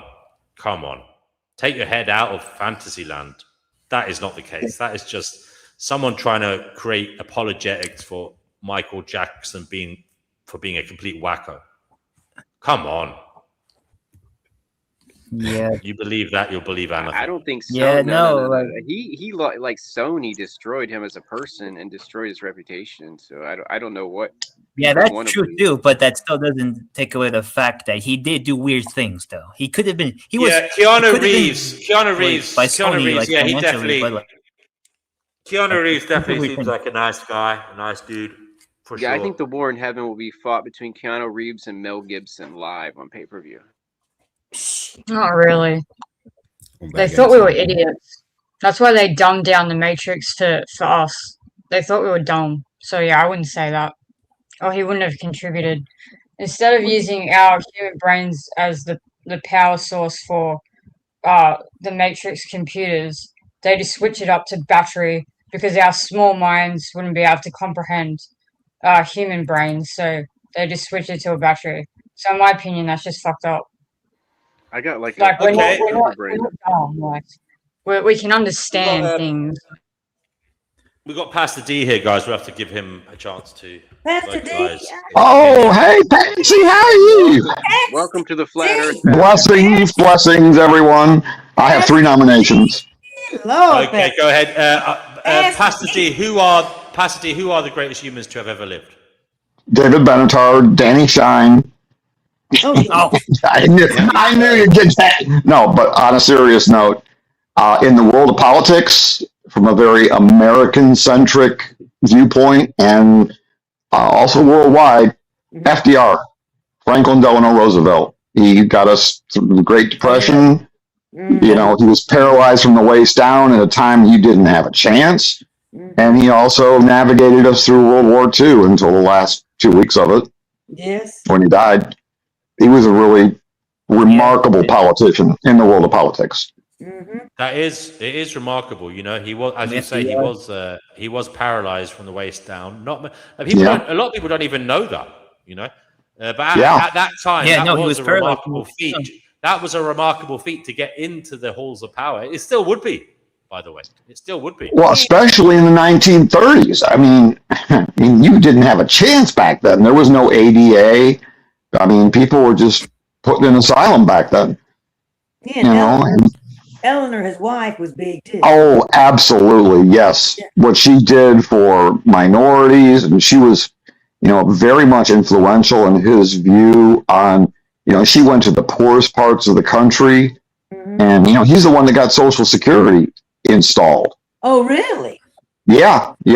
Not Medicare. Medicare came along in the 60s, but in the USA, Social Security, part of the New Deal. Wow. New Deal, yep. The New Deal, yep. Yeah, FDR was probably the most, like, to put it mildly, the most, like, leftist president America ever had. Yeah. Yeah, for the time, for sure. Yeah. And then, of course, there's Danny Shine. Who are we talking about? FDR. Danny's right. Yeah, Franklin Delano Roosevelt, not Teddy Roosevelt. Yeah. Although Teddy was good too. Yeah. Oh, yeah. Teddy is the one that gave us the conservationism. Yes, he did. And he busted up those big trusts, those big Gilded Age, you know, robber baron trusts.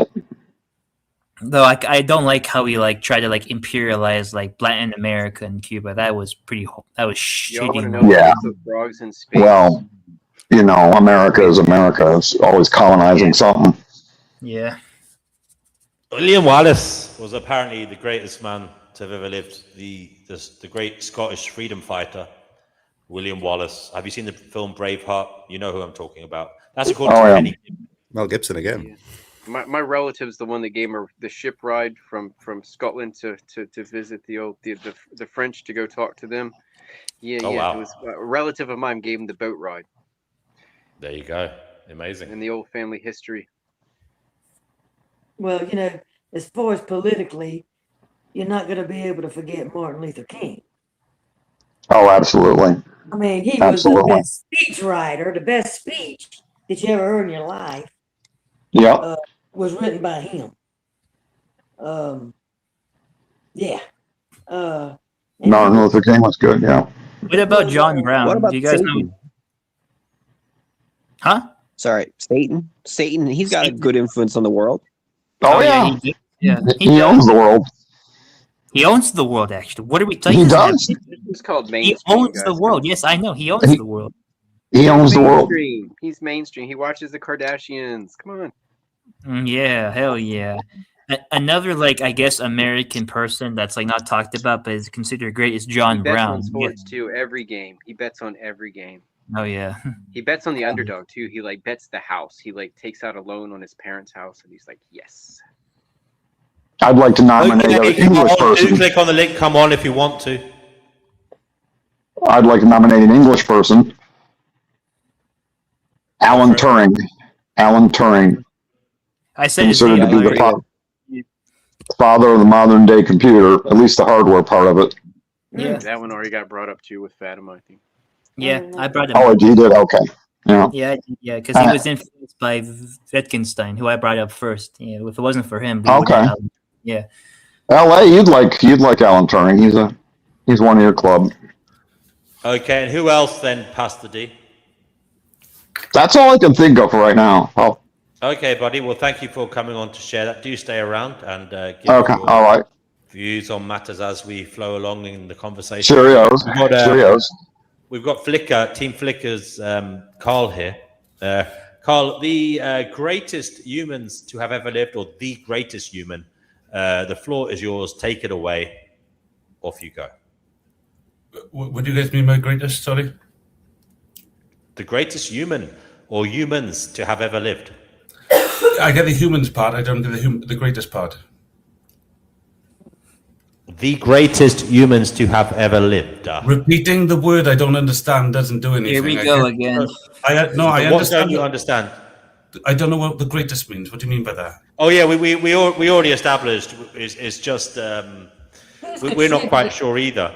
But It's more or less we speculated that Greatest we for the world. speculated that it Multiple may be. people talking. I can't hear any of you. Let me speak to this, gentleman. We speculated it may be effect on humanity.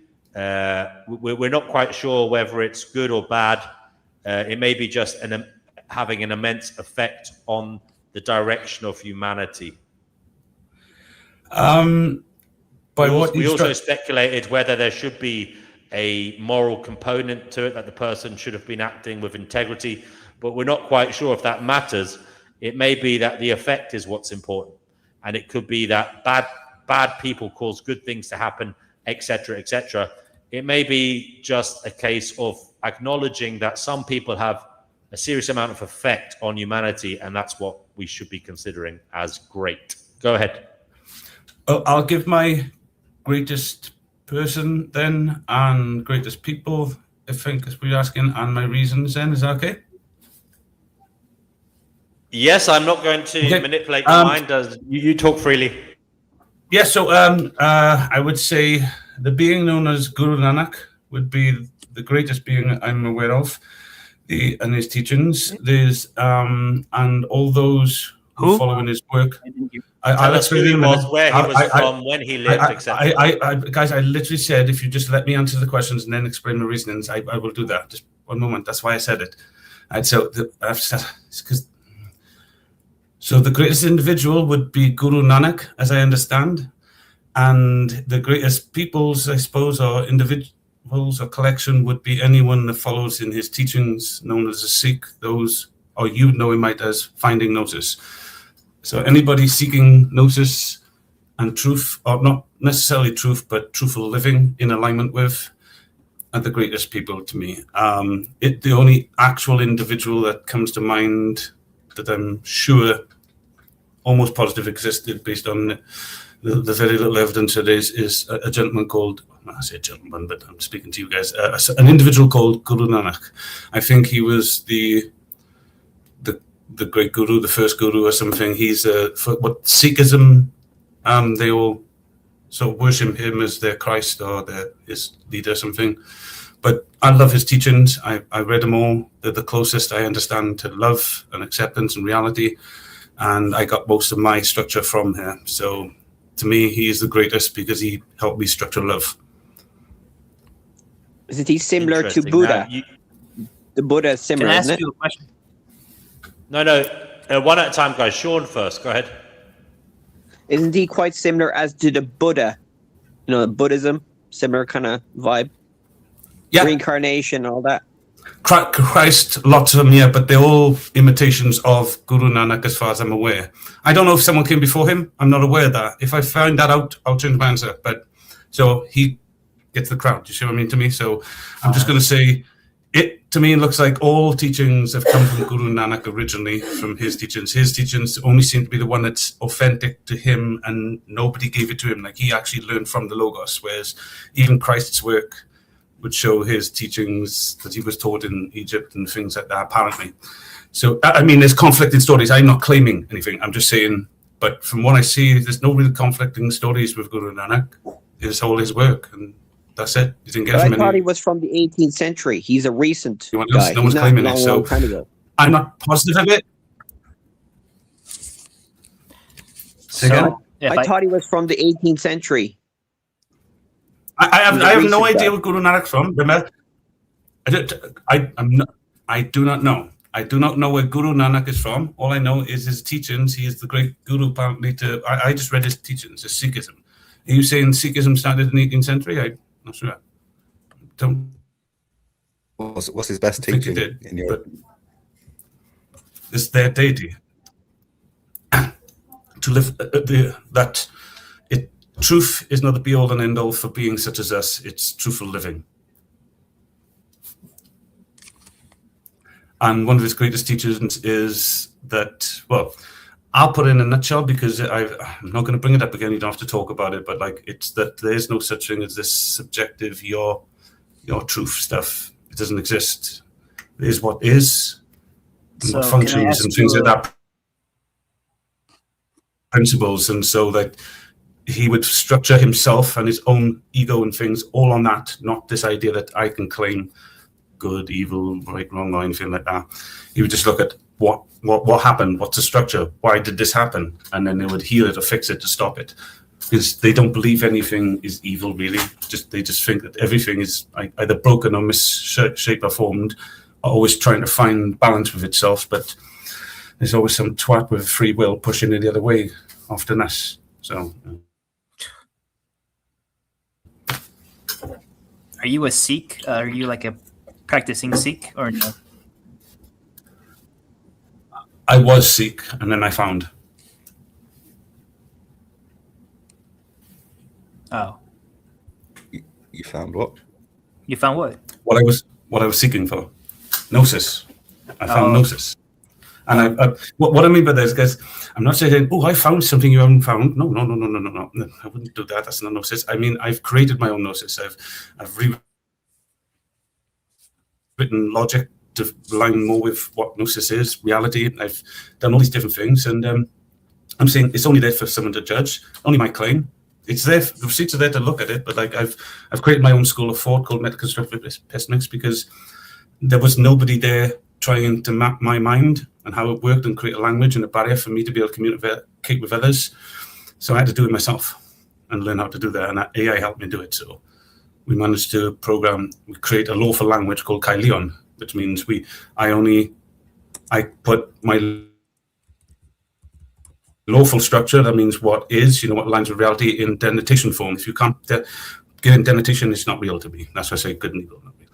And then I also have a structure that's, playful, just imaginative, I call the whole system pantheon, but like in one structure, I will use, like I said at the end, I will say, yeah, it's, I'm good, things are good, but I'm just using it as a positive connotation to be poetical and saying everything's, working okay for me. I'm not in any distress. I can handle everything. I'm all right. But it's not meaningful. It's just banterous between community or people understand from two subjective points of view. And I don't disagree with the NW that, subjective points of view can have objective outcomes. And that's my whole point, is that if they do have objective outcomes, and those objective outcomes are seriously damaging to the curiosity of one's soul, as in what your will produces first is curiosity, right? Because then that gets you on to form awareness and thinking and become, I am, this willful being that can will things into an imagination and force things into structure. That's what we do. Words I expect you all understand, yeah? So I can't remember if I've answered the question. I've just gone off tangent now. Oh, just to let you know, I'm not advertising, but I'm drinking a bit of Red Bull, so I shouldn't do that really, but I'm a little tired, so I was either going to go sleep and then you convinced me to come on, so. Coffee is Thank you for being here. Guys, who do you feel are out of living people? Who do you feel may be contenders for being considered great? Me. Someone mentioned Elon Musk earlier. Sorry, Vladimir go ahead. Putin. No, hold on. We have an interesting one here. Go ahead, Carl. What did you just say? Carl? Me. You think you will be? You think you will go down as one of the greats? No. I think what I'm attempting to achieve and build will work, and when it does, it will. Already, my logical system. If I give it to any of you and it's free, anybody want it, I'll give it to you. Especially those on Discord. I developed it, and you can put it into AI, and AI will tell you, yes, far greater, because I hold everything to the law of ID. Everything, from words, structures, everything. And when you do that, there can be no contradictions. It's impossible. So whereas the law of logic currently allows you to use a connotation as a thing, to me, that's blasphemy. That's just talking poetry. Doesn't mean anything. In logic, in reason, in physics, everything, we would never do that. So I built my language, a lawful language for that, separate to a playful language. Okay, so you're going to go down as one of the greatest humans to have ever lived because your system will live beyond you and provide a beneficial legacy for humankind. Yes, I hope my ego gets forgotten. By God, that's full of flaws. But like, I don't want that to be remembered, to be honest. But like, the Gnosis I've managed to achieve and create and build, when it gets tested and it's found to be not wanting, and it's pretty much revolutionary, then yeah, I think one point somebody will try and remember the twat that did it. It probably won't be me. It'll be like DNW will steal it off me or something. I don't know. But like, no, I'm joking. I'm just saying. I don't know. I don't even actually care. I don't care who gets the credit for it. Maybe some young scholar in a couple of years will take up my work and find out that it was true. Well, it might be all bullshit. I don't know. I'm just claiming it because I've tested it. I've worked with it over and over rigorously, and I've got it now free for everybody to test. When anybody says, "Hey, I'll test that," I'll give it to you. You can test it, read it yourself. You can put it through certain AI simulators, and yes, of course, simulate. I understand AI is blow smoke up your ass. The design to talk egos. I can't stand it myself, and it tells me that it thinks I'm angry. And what are you talking about? I'm angry.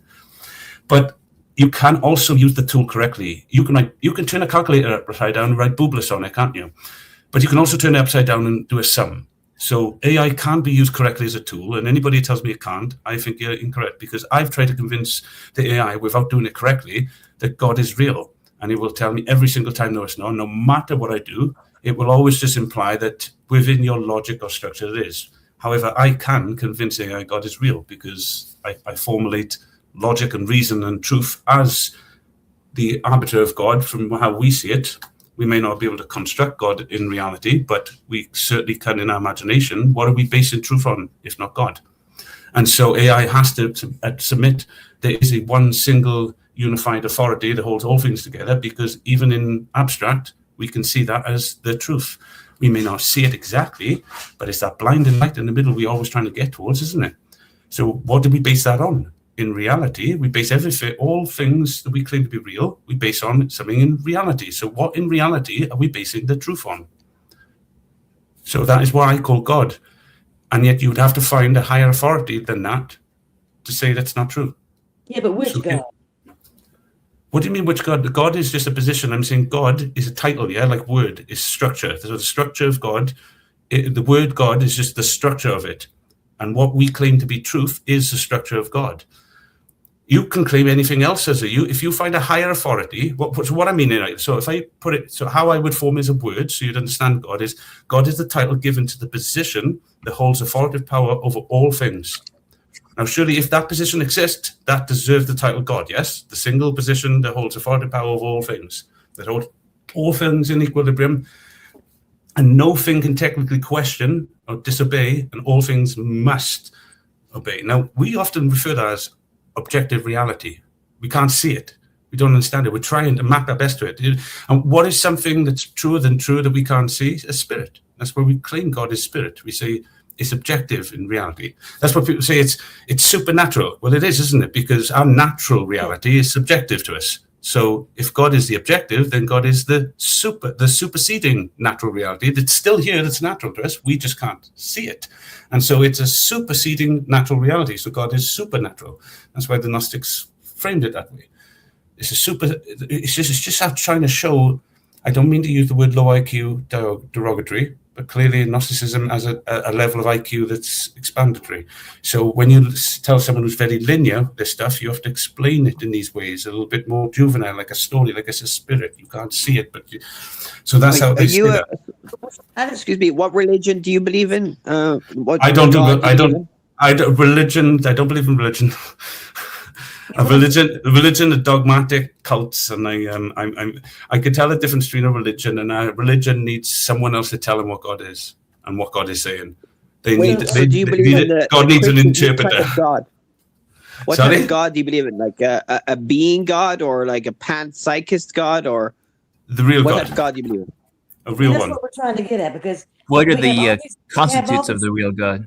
That's what I'm trying to That get which at. is real. What constitutes anything as being real? We have all these religions We out can there. experience it. Well, all right. If I said this, yes. Sorry, Patsy. Sorry. We have all those different religions out there: Hindu, Buddhist. They all have their gods. Okay, Christians have their gods. Okay, and I'm wondering, is it just? And I'm asking this out of really wanting to know. Okay, because I've deconstructed from Christianity just recently. Okay, because it didn't make sense to me. Okay, the Old Testament, New Testament, and all that stuff, and it just doesn't collide together. It doesn't come together. Okay, so, and I'm thinking but I'm thinking there is a creator God, but he just didn't write this Bible, with these rules and regulations and all this kind of stuff. He was just a creator that created it and said, okay, take it from there, that kind of thing. But it's a spirit, yes, but it's not based on a religion like Christianity, Hindu. It's just a universal creator. Okay. I think I can answer. That's what I'm trying to get to. I'm thinking that's what I'm thinking now recently.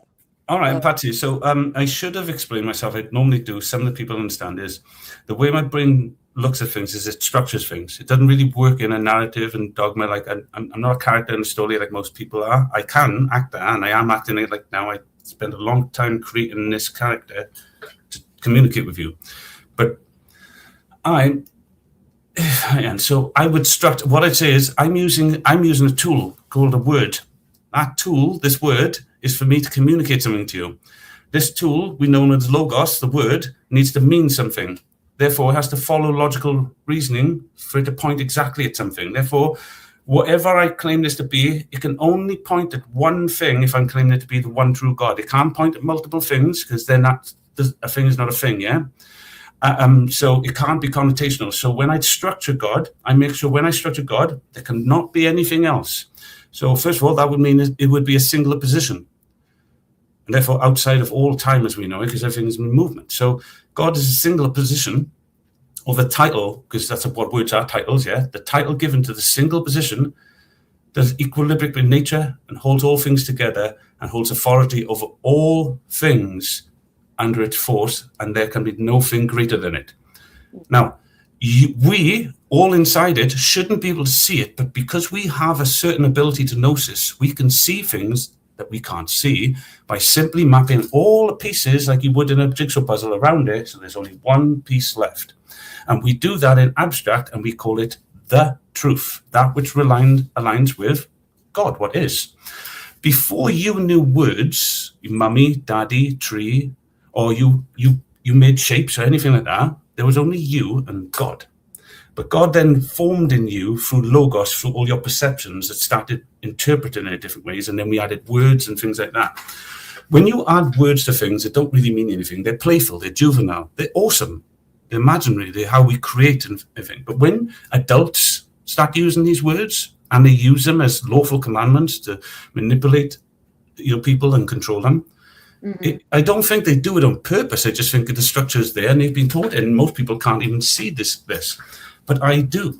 So the structure I'm trying to say is there is a lawful way for us all to do things, and finding gnosis is what we're seeking for, this lawful way of doing things. Okay. So I align all structure the same way that everything has to go there. So God being the singular point, and then all I'm doing is I'm saying that's whatever fits that, guys. Yeah, whatever fits that definition, that's what God is in reality. Now, in our minds, can we map something that fits that definition?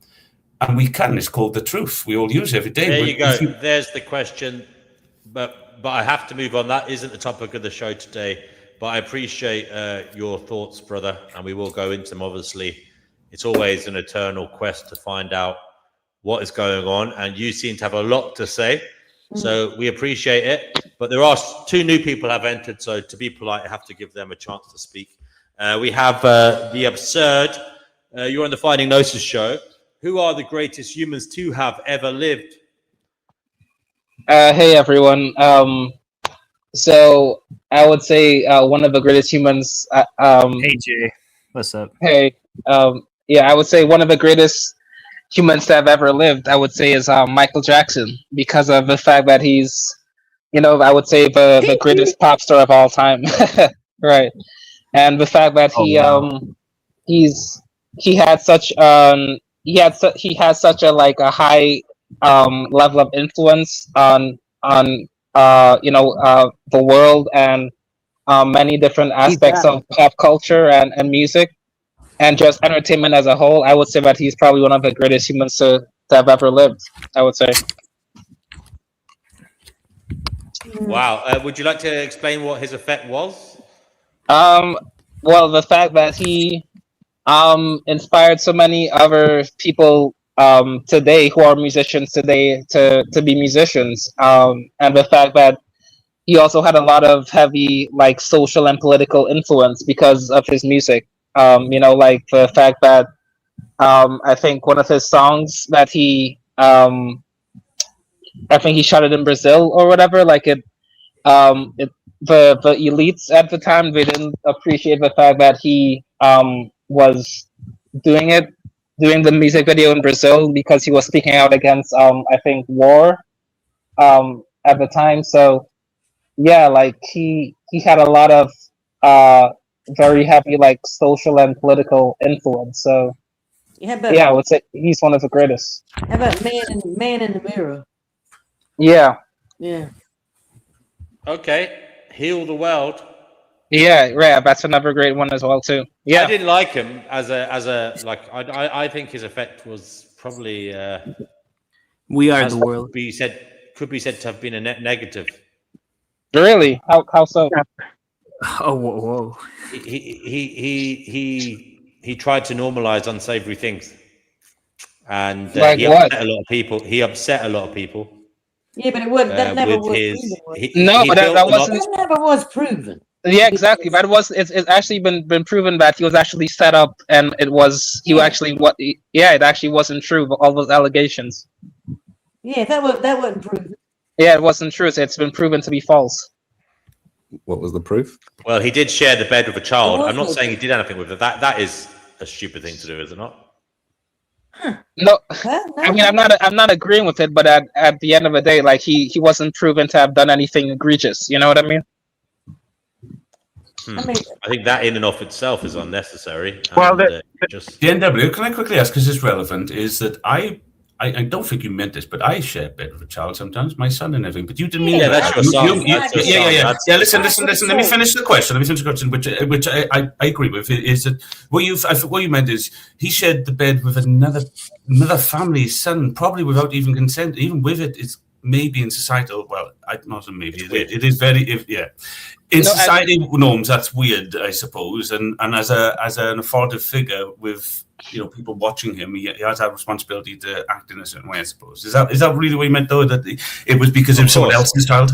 Okay. Yes, of course.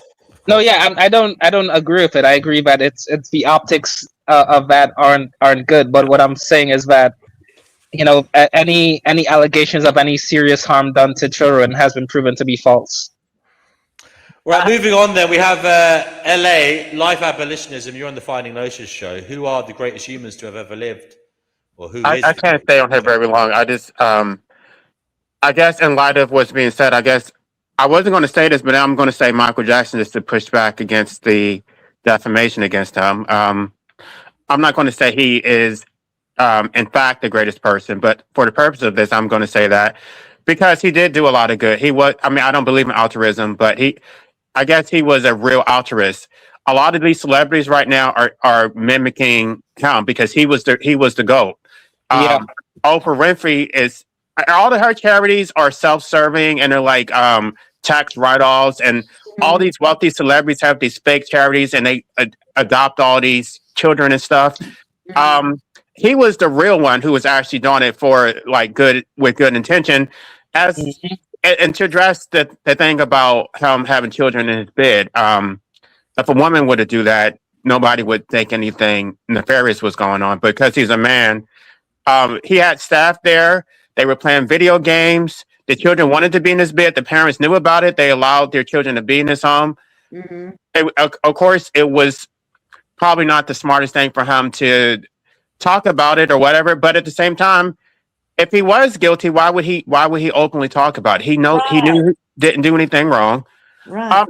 I just wanted to come. I'm not going to be here, so I just want to make a comment because I listened to the live stream yesterday. Guru, I didn't hear it yesterday, but a lot of things that you said were actually correct about parenthood and like good and evil. Like if you don't, it comes from John Jacques Rousseau, what he wrote in The Mill about a natural education. That if you don't try to indoctrinate your children with your preconceived concept of right and wrong, that they actually get a natural education and it actually sticks properly, as opposed to just telling them what is good and evil. And guys, there was another comment I wanted to say about that. There were a lot of good points made, but I guess I guess if you don't have, it's like it has to be said a certain way, otherwise people are not going to get what you're saying. Like because it sounds so outside, the paradigm of the way most people would normally think. That you have to teach people and that you don't actually learn it instinctually. So I'm going to be doing some more content about Rousseau and all that. Yeah, he had a lot to say about these types of topics. I say thank you as a compliment, and that's why I'm here. I'm very honored that my wife tells me all the time, how the heck DNW hasn't got rid of you. He's obviously patient and he's accepting that I struggle a little bit, and you've noticed that. But talking with you guys is getting better. I'm trying to learn from your points of view and how you see things. And as some of you might know, I don't judge whether you're right or wrong. I just look at what aspects of your structure is correct, what I can see, and how I can shape it and align it. So yeah, thank you for that, brother. And I recognize that the same thing you're saying. That I hope you can think I'm getting there though, and I got to do better. That's why I'm here, to listen to you guys and see your points of view and stuff as well. So. Well, Guru, I wanted to tell you thank you for your response to me, because I'm thinking about that. Okay, it makes a lot of sense to me what you said. I just wanted to thank you for that. LA, did you have something to say about Martin Luther King and Malcolm X? A lot of it is based on speculation, but I've read some literature about both of them. Martin Luther King, toward the end of his life, was actually become more radical. He wasn't just focusing on social equality; he was also focusing on economic equality. He didn't believe that you could have social equality without economic equality, and he was giving speeches. If you listen to his last speech that he gave before he was taken out, it was pretty radical. And this Malcolm X, there's some allegations that he was actually, I don't know if he was a homosexual or bisexual, but that he did sleep with men. Yeah, he did. Wait, what? Yeah, he slept with men. Wow. Yeah, he did. Yeah. Martin Luther King? No, Malcolm X. Malcolm X slept with men. Yeah, and women. Wow. Interesting. What has that got to do with Matt? As they also say Martin Luther King was a womanizer. Should we care? Oh yeah, he was. Yeah, he was a womanizer, and he was also pretty homophobic in private. But still, like, we still idolize them, so it doesn't really matter what they were in private, right? Well, because the leader of the real leader of the civil rights movement was a black gay man by the name of Bayard Rustin, who Martin Luther King basically got all of his nonviolent ideas from Bayard Rustin. Bayard Rustin went to India and studied Gandhian, resistant tactics, and Martin Luther King was not nonviolent until he got it from Bayard Rustin. Bayard Rustin is the one who organized the March on Washington.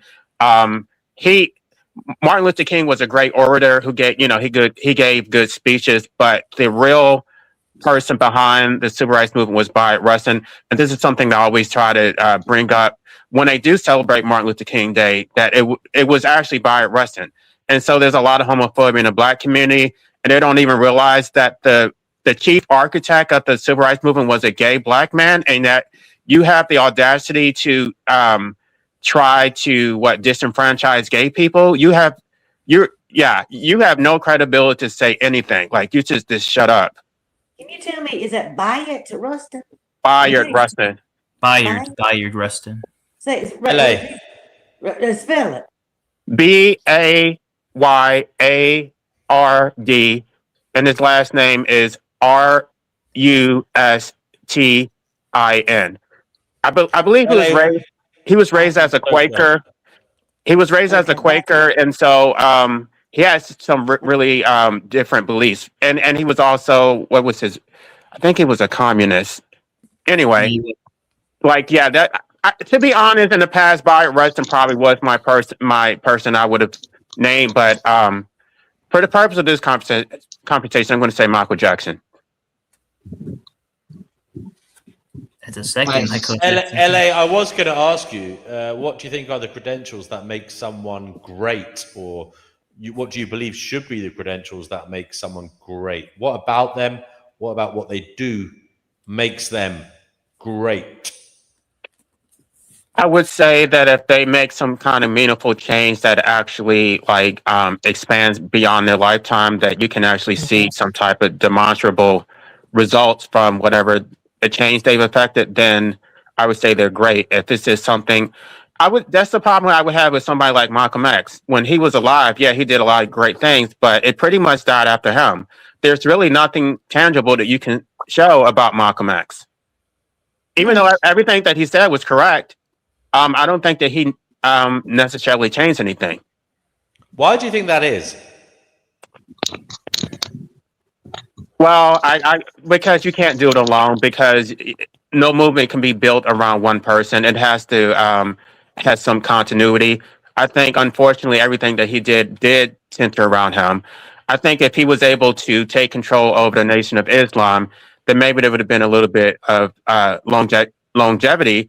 He was trying to form his own organization after he was kicked out of the Nation of Islam, and he never had a chance to do that. So, and then his children just didn't really get it. They sort of tried to, ride with his name, but they didn't understand what he was trying to do. I agree with your first premise, which was one man can't do it alone, I think you said. I don't actually know the situation to even say whether that's the case, but what you said, though, I felt was true about, the structure of reason. One man can't do it all alone.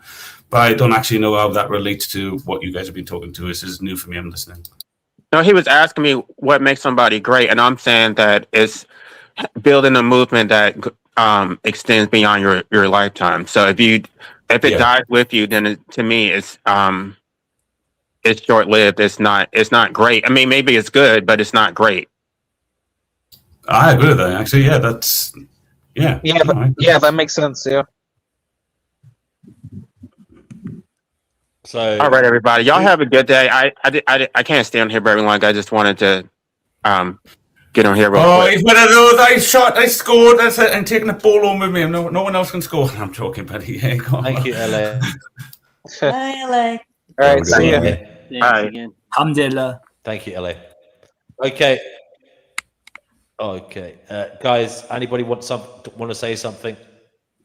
Yeah, I'll just expand on what LA said, and I would say that they also have to, as he said, would also have to have a lot of influence beyond well beyond their generation and their lifetime. So as you can see with Michael Jackson, for example, even into today, like, his music is still being streamed millions of times over each year, and his songs and albums are still being. What about Elvis? What about the Beatles? Yeah, but his music is it's being enjoyed by a lot more people than those other artists, I would say. They are, yeah. Yeah. What, more than the Beatles? Yeah. Yeah. Whether you like MJ or not, like his music is objectively one of the more like famous ones, if not the famous ones. Like even like Amazonian tribes, even people I'm from not, like the I'm not sure about that. I think he was a good. I'm not saying wasn't a good at what he did, singing and dancing, but I would like to see a poll on like. Although I don't know, maybe the Beatles was too long ago. I'm not saying the Beatles are great either, by the way. I think they're overrated, honestly. If you want my honest opinion, I think they're a bit overrated. I do as well. Damn. No, thank you. Yeah, hell yeah. I'm not a big fan, honestly. Put a one in the Nah, chat. they're not If overrated, Michael guys. Jackson's Come the on. king of rock and roll or whatever y'all want, the king of music. Great Although music. I prefer the We didn't have Beatles music to the Rolling Stones, and the Beatles were around the same time, and I preferred the Beatles to the Rolling Stones for the most part. Oh, really? When I was a kid, I was mainly obsessed because with I Rolling Stones. just Mick Jagger really annoys me. He just annoys No, me. yeah, he's kind of a dick actually. So was Keith Wow. Richards. Yeah, no. Like Keith Richards is kind of like a dick too. Like, and they both hate each other. Like both Mick Jagger and Keith Richards hate each other. Like they only tour because of like the money. Yeah. Keith Richards is a shout for great. If you think the Beatles are overrated, it shows how little you know about music. Now that's a matter of opinion. Vegan Equilibrium's here. We want him to come on and tell us who the greatest person or the greatest people that ever lived. John Lennon had a lot of message. John Lennon, a lot of message in his music, and some of it was for the good too. Imagine, my friend has an AI project to write a reverse song for Imagine. Like, exactly yeah, we can hear you. But anyway, that was big. And George Harrison did some meaningful stuff. The other Beatles, I don't know about them. I mean, that was kind of flippant, The Crazy Guru said, the Who? Like, are you talking about the band, the Who? Yes, the band. Yeah. Oh, yeah. They're a good band. band. Yeah. Yeah, they're a good band. Yeah, I haven't listened to them in years. When I was a kid, I did, but the Who is good. What's the lead singer's name? Roger Daltrey. Yeah, I think so. I'm not a fan of the band as such, it's just the music, really. I mean, Oh yeah. I actually learned it after its time and enjoyed it, so not during its time. So I wasn't privileged to enjoy it. What's your favorite one? Behind Blue Eyes, Pinball Wizard. What's your? Believe it or not, Behind Blue Eyes was I didn't do preferable song mine before even I knew it was actually bloody, who did it. I enjoyed the Limp Bizkit's version. Was the first one I heard. Limp Bizkit. Oh shit, Limp Bizkit. Same here. That cover was great. It was. I loved it. I used to sing on karaoke when I was a young boy out in the military. I loved it. I thought it was great. But then I figured out the Who sang it, and I sang their version, and then their version captivated me, and then that just led me down to the Pinball Wizard, and I was off listening to things I didn't even know. I remember one time being, am I allowed to say I was breathing fresh air, and things were just moving. It was just fresh air I was breathing. But I remember listening to all that one night, and really, really got interested in the music. So, I'm not talking about listening to music. Yeah. One of my favorites was Eric Clapton and Layla. Oh. That's my favorite song of all time. Derek and the Dominoes. What about Bob Dylan? Yeah, Derek and the Dominoes. Yeah. Bob Dylan. Bob Dylan's from Minnesota. Yeah, he's very influential in like music in terms of like the songwriting and like protest music. Yeah, he's very influential. Yeah, even though I'm not a big fan of his voice, especially now, it just sounds so. I can't stand his voice, honestly. Pink Floyd. Yeah, I like Pink Floyd. Oh, Pink Floyd is amazing. I love Coldplay. Wait. Coldplay, they fell off too hard after the first. They don't make music anymore. Yeah, they fell off, but they were once upon a time they were legendary, I would say. I gotta admit, I'm loving everything everybody's saying so far. All these bands seem to be like they would have been on my my top list. Boston. And of course, like I like Radiohead. Radiohead is a great band. I like Radiohead. Yes. Y'all remember Boston? Yeah, More Than a Feeling, right? Yeah. Yeah, I grew up with like Venom, like rocking out with Iron Maiden. Leonard Cohen. Any Leonard Cohen fans? Oh, there's a song in my head. If I sing a little bit, can anybody help me? What's that? Closing Time. I'm the one who wants to be with you. Ooh. Deep inside. Sounds like I hold Mellencamp or you. something. Who is that? John Cougar. I know the song. What? Yeah, I know. I can't think of the name of the band. I'm like, I know the song. Isn't it "Be With You"? Isn't that the song? Be with you.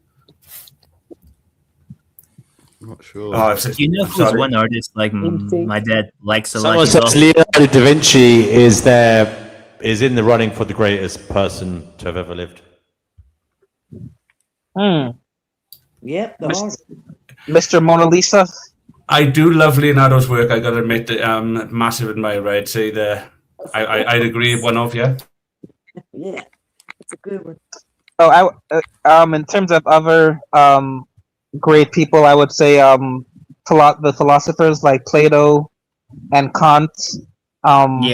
Yeah, I'm reading Kant right now. Yeah, I would say they're also like some of the greatest humans that have ever lived because of their influence on philosophy and how we think and how we organize our thoughts and whatnot. I would say, the philosophers. Yeah, I mean, Immanuel Kant is still like talked about even now. Like he's the modern philosophy. They say is just a response to like his own like revolution in like a philosophy. Yeah. Yeah. Because Schopenhauer was directly influenced from Kant, and Schopenhauer influenced the Nietzsche, the existentialist, and everyone else after them. Yeah. Right. I would also say Gautama Buddha. I would say he's also one of the greatest as well too. Oh, Buddha, of course, absolutely. Yeah, Buddha. Yeah. Siddhartha Gautama Buddha. Yeah. How certain are we that he was historically accurate, his existence, the Buddha? No, because he was a prince, and there were historical royal account of the courts, genealogies of his family line. Okay, so we do know he existed, like we do Jesus then. Yeah, he was the dude that sat under a tree. I mean, he'd be my top 3 if so. Yeah, I would say Jesus, if he actually was as described in the Gospels, sure, I would say he's one of the greatest as well too. If, of course, and that's Jesus, a big if. Mom brought him up to be that good. Yeshua bin Maryam would be his real name. I have a slightly different take on what you guys are saying. Yeah, son of Pantera. Yeah, well, that is that. I know everybody's talking about the Buddha and the Christ, and I appreciate that there could have. I'm not going to say there was or wasn't. I don't want to start a bloody war, but like this is say that the potential that there was actual human individuals that embodied their teachings and logos and walked and taught it in a certain way. Then I couldn't say that it's plausible, and maybe there's evidence of that. I don't know. I've never seen it. But the structure of their teachings, the Buddha, his teachings, the Christ, and things like that, they were correct, but that one is eternal and still lives here now. I mean, to me, the Trinity of Christ are the 3 laws of logic, and logic is the Christ, the path to truth, God. Now, I know that's really simplistic, and obviously he had a different formula for his people, but I'm just trying to, really be nuanced with it and say that's roughly how I see it, the structures of things. But yeah, I would say that the structures of these things, they clearly were, because we're still talking about them today.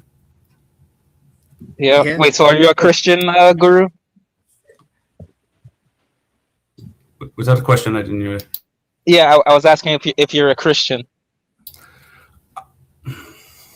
I don't say what is a Christian. Try and answer him as most people answer. So, no, someone who believes that Jesus. I'm Christian. I believe in the triune ciphers and the Christic Gnostic knowledge of the teachings of Christ, as in the knowledge. But as for Christian in the traditional sense, what I call Judean Christians, not actual Christians, Judean Christians, the interpretation, basically, they're just Judeans at their source, and they take on Christian ethics through their interpretation of what those Christic books say through a dogmatic teaching. So they turn everything, like they'll say the book says in the beginning rather than at the source. I mean, I don't get it. Straight away they say in the beginning, therefore they've just framed their God as something that's within time. And were you baptized as a baby? Oh, with vodka, yeah, possibly. My parents were drug addicts, and I was pronounced dead at birth, so it was highly traumatic pregnancy, birth, and childhood. But baptized, no. My family were like, my mum was in this mixture of like narcissistic, over natalistic family that was part military and part gypsy. That's a great mix, as you can tell. And we lived in the world of do as I say and not as I do, to little beings that have no idea what you're saying and every idea what you're doing. Backwards, I know I get it, but yeah. Intriguing, actually. Cool. Interesting. And too, Yeah. you know, they said the greatest human that ever lived. When you mention Jesus, you have to think of him as a human now, okay? Yeah, of course. He was supposed to be. He was supposed to be God incarnate. So I don't know if you could. I don't know if you could put him in that category. You know, the greatest human. I get what you're saying. If I could, if I could elaborate, I get it. And if you can't call Christ necessarily the greatest human being, but if I said the structure of Jesus means the source of that knowledge, I mean the very first person that embodied that knowledge, that everybody molded it off and said, "This is my knowledge. I'm embodying it.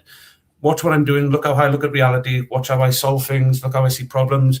Look how I turn this fish into all these fishes, because I can tell you where the fish have migrated, because I know that we have seasons not only just around our sun, but we also have seasons around our universe, which will also, do you know what I mean? He looked at time and things like that because he went and learned this stuff.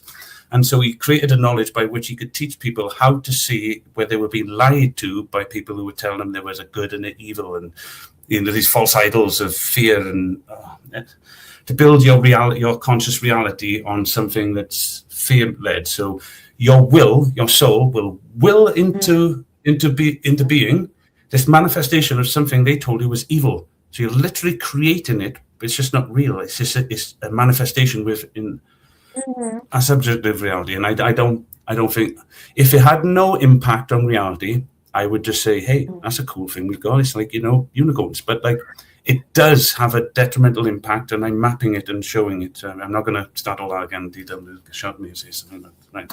Yeah, I can understand that, because you know, to me, when they say heaven and hell, this life can be heaven and hell.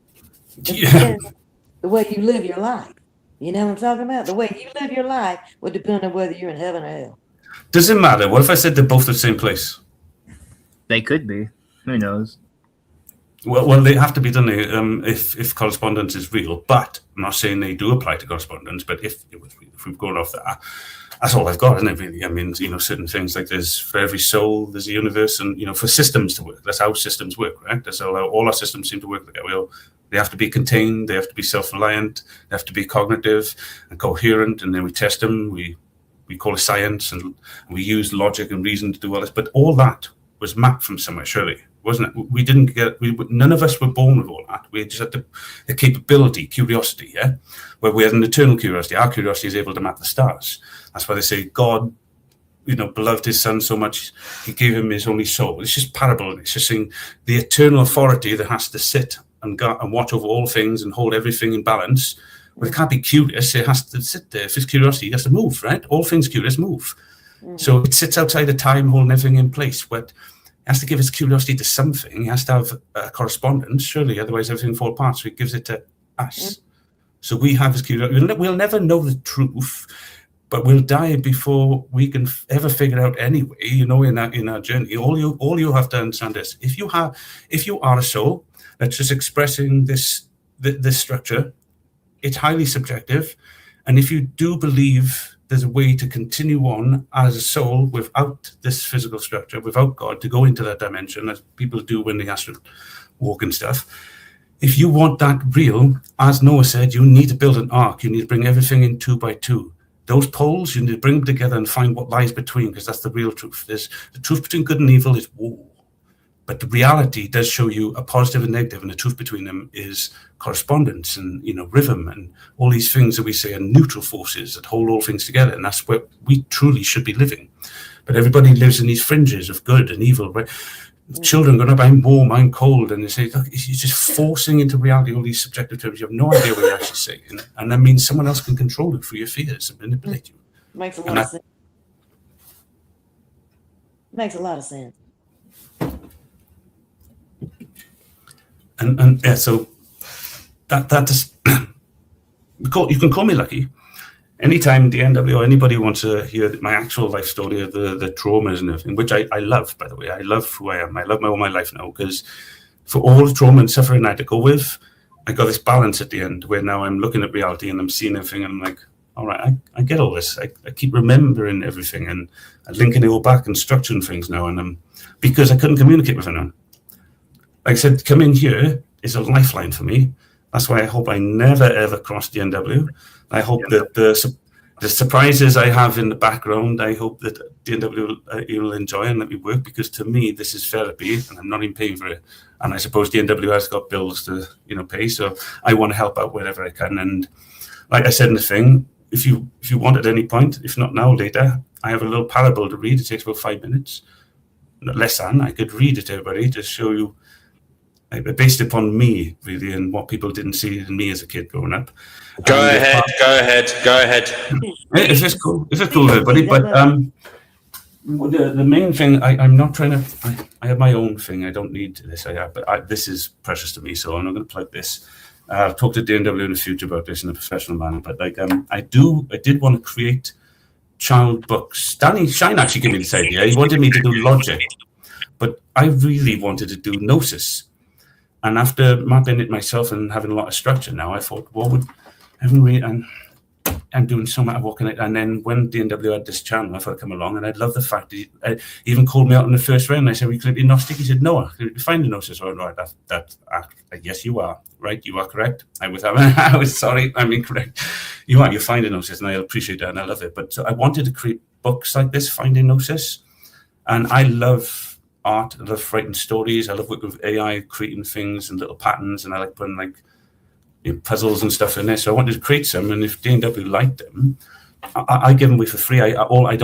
None of my work I make money off. I have different ways to make money. All my work I just give away for free for charities and stuff. So I love to offer you that, DNW, if you want to look at it later on. Just not talk about it now, but tell me if there's something interesting in the future and then you can sell mostly to people.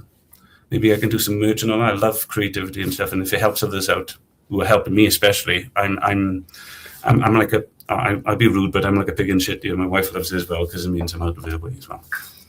Okay, we'll have a chat one day. Do you want to read that parable? Did you say you want to read a parable now? Yes, I'll make it quick then, and then I'll let everybody get on because I can't take too much more time. Anyway, there we go. Okay, so I'm going to do my best. I'm learning to read, so this is why I wanted to do it. So I appreciate this again, and I'll try and be brief and just get into it, get the character, and hopefully the ADG will make me run too much. It says, the parable of a blind shadow. There once were 4 children, each carried a wound. Some the world could see, but one the world refused to. Pan was blind. He could not see the sky or the faces of his friends, but he could hear their laughter and feel the sun on his skin. The world made space for Pan. He was taught in gentle ways, books were read aloud to him, he was guided with care through every hallway. Theon was deaf. He could not hear the music or sound of his own name, but he could see the smiles, the waves, the light in people's eyes. The world learned to speak with hands. They pointed, they signed, they drew. And Theon smiled, for he was not alone. Evie was mute. She could not speak her dreams or scream her fears, but she could dance and draw and write her soul onto paper. The world paused, softened, and gave her space to speak in other ways, and in those ways she bloomed. But the 4th child, her name was Lucy. And Lucy looked like all the rest. She spoke, she walked, she listened, she even smiled when she had to. But Lucy had a wound no one could see. Her mind did not make the feelings others felt. She did not understand why someone was sad or why her actions hurt. Not because she didn't care, but because she couldn't. Empathy was not a tool that Lucy was too familiar with, and so the world judged her. She's cruel, they said, they whispered. She's wicked. She's dangerous. She's evil. She knows what she's doing. And Lucy believed them all. A shadow grew inside her, not born of evil, but from pain. She had no friends, no softness, no forgiveness. She was punished for being seen. And so the shadow grew teeth, And one day, Lucy broke.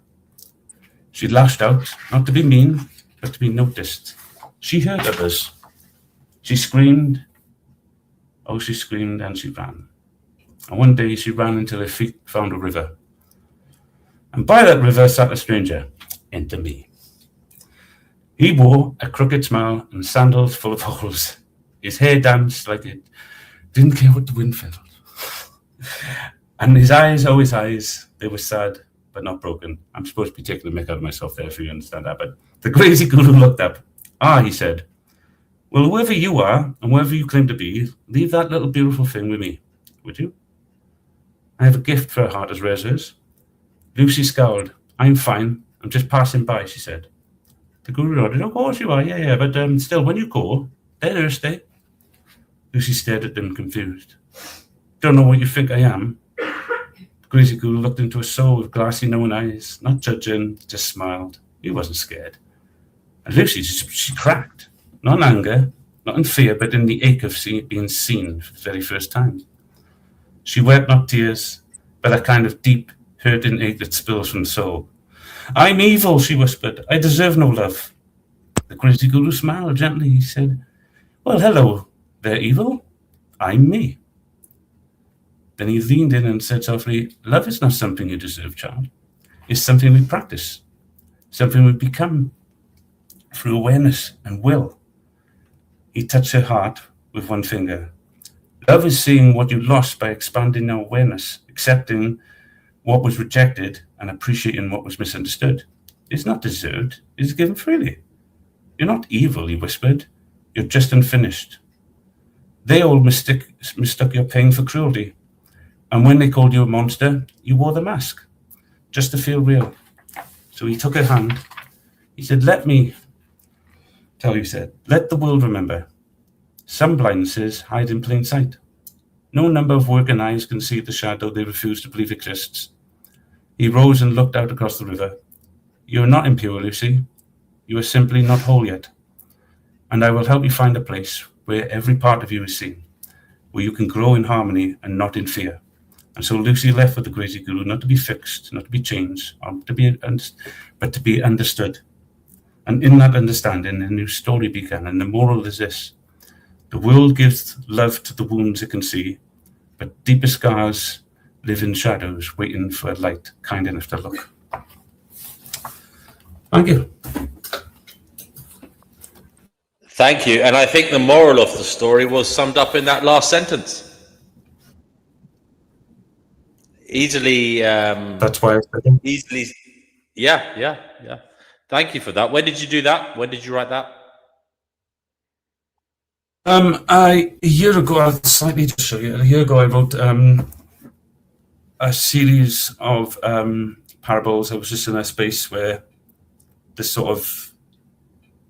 I was learning this language through stories and just expressing what I was seeing in the world in stories. I created a bunch of children's books, and eventually I wanted to create something that was coming a little bit more whole and complete. And I loved the idea of the three little pigs being told as a story where instead of pigs, there's brothers, and they're building their worlds based upon words and how they're structured. So, there's Babel, which is structured flimsy, like, there's no real structure or lawful command to it. So, like a woman is anything anyone says a woman is. There's no actual axioms to it or anything lawful, no truth. So this is hay, isn't it? And then you have connotations, fear and stuff like that. This is wood.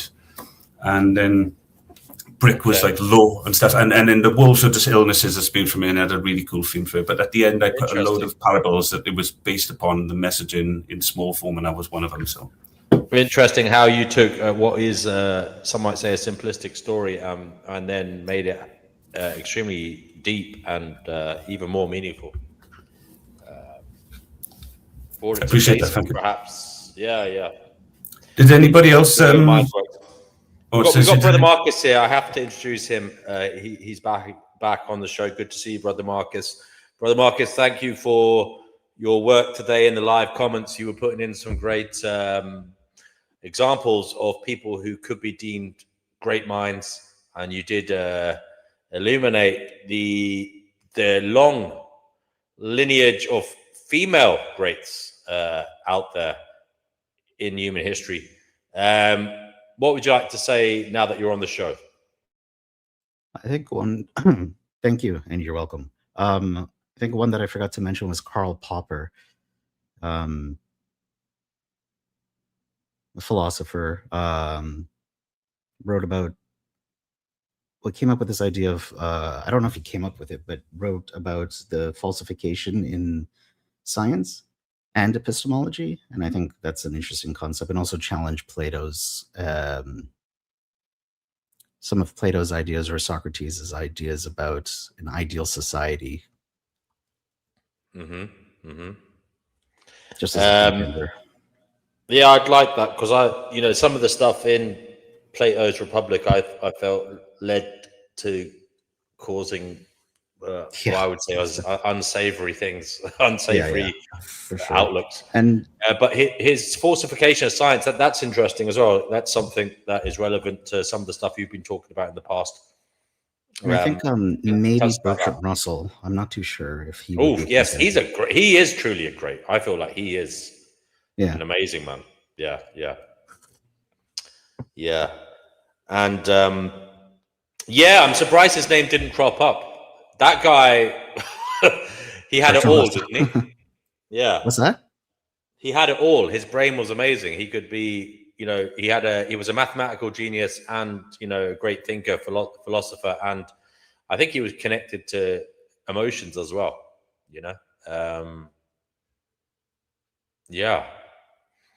I've also listened to him in conversation before. Quite a charming guy as well. But going back to Karl Popper, the falsification of science and stuff, would you like to tell us about that? Because that's really interesting. I'd have to Google it. Oh, okay, no worries.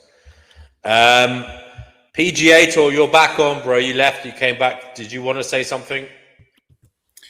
My internet just disconnected, so I didn't get to hear that whole parable he just went through. Okay, well, you can rewind and listen to it. It was good, interesting. We've got an author here, a children's author, but obviously he's writing for adults as well. He's writing for all of humanity in his ideas on philosophy and the future of mankind.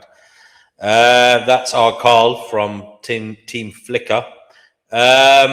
Anybody else want to come on? Link is in the chat. I'm just going to go make myself a cup of tea, guys. So please keep the conversation rolling.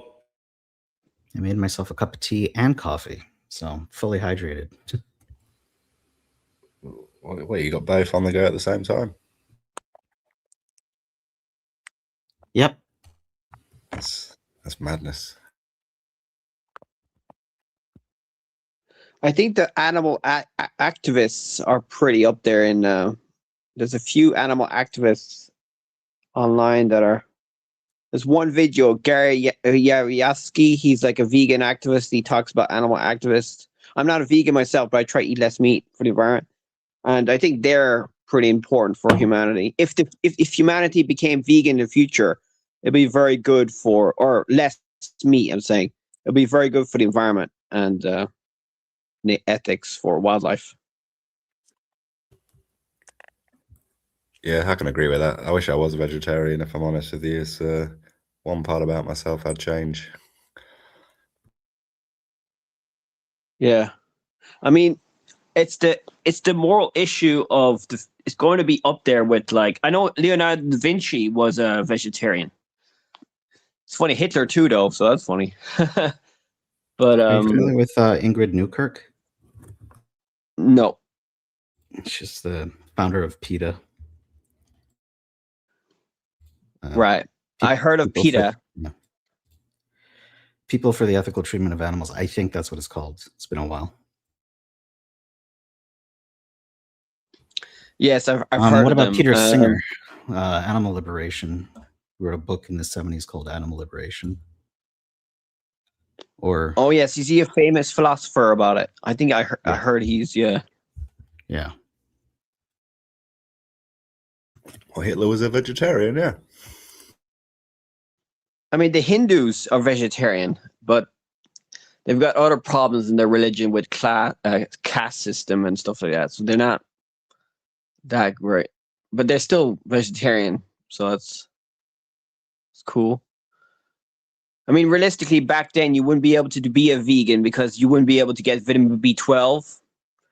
Because are the Hindus all vegetarian? I think they are. I think you're wrong. I think Sikhs are vegetarian, but not Hindus. No, I think a lot of Hindus don't eat cows. They don't eat beef, but I think they eat chicken, fish, and all. Oh, right. But I still think a lot of them are vegetarian. Like 30% of India is vegetarian or something.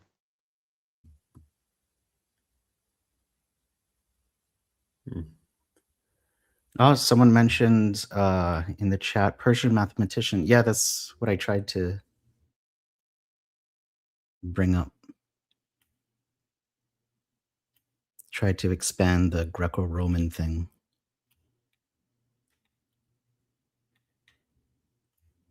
Was there any commentary on John Brown? Who's John Brown?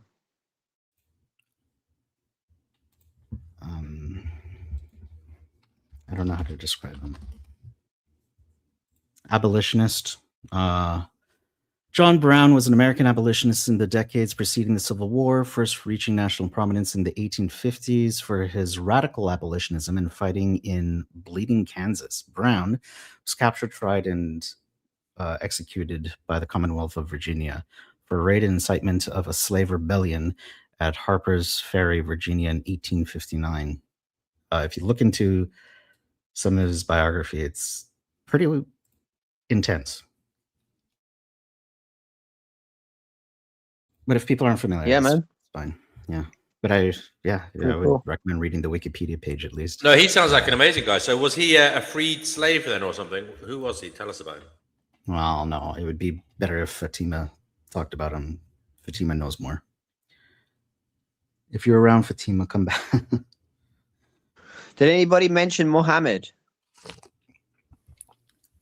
Because he's always on top there for the most influential people in the world, Muhammad, even though I don't like him. He did influence a lot of people, yeah. I mean, some of his teachings were good, right? He was like, he was all about charity and stuff like that. Obviously, there's some more controversial parts about his teachings, of course. Yep. But he didn't. I mean, there's also the Asian philosophies. There's a Confucius. Yes, Confucius. Yeah. I really don't know much about Confucius. Is he a verified historical figure, or is he more mythical? Or not sure. I'm not sure. I'm pretty sure he's verified, but I haven't looked that deep into it. Does he sound mythology like a myth? I don't know. I'm just skeptical of those sort of figures in general. Why? I don't know why. I'm not sure. I just assume most people who get that to the fore of the culture who are from a long period. I don't know. I just feel like there's just likely to be like decades of embellishment that happens after their life. But I don't know. Maybe I'm naturally pessimistic in that regard, or like skeptic. I'm reading Plato, and I'm skeptical of Socrates. Like some people make legends, right? So I'm not saying they're wrong or anything. I'm not trying to judge it. It's just, how do I know I'm reading a work of fiction or not? And yes, I know there's historical evidence for him. I'm just, again, skeptical, and especially when it's been a long time and the threads are, you're like, there's like two historians and I have to trust their word. It's when the thread is thin, I get skeptical. But I haven't done that deep dive into Confucius. Yeah, I mean, even William Shakespeare, some people say he didn't even write what he's accredited with writing. Yeah. And I was going to mention him too, because if we're going into literary works, Shakespeare, regardless if he was real or not, had an influence, still to this day. Yeah, I mean, basically the way the Bible teaches you is through narratives, through stories. So, you know, a good story writer can have a pretty significant impact morally and mentally. Yep. I mean, religion is still very influential in the world right now, but it's losing its power because of science and logic and all that critical thinking. Yeah, yeah. Although science, I don't know, it still hasn't explained why the Big Bang happened. Hasn't explained abiogenesis, how life occurred.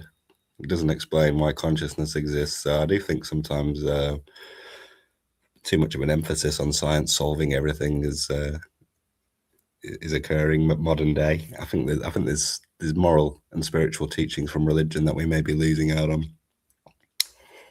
As a non-religious person, I say that. Well, some people say that consciousness is not. It's just your head. There's no soul, so it's just your consciousness, is just your brain doing its thing.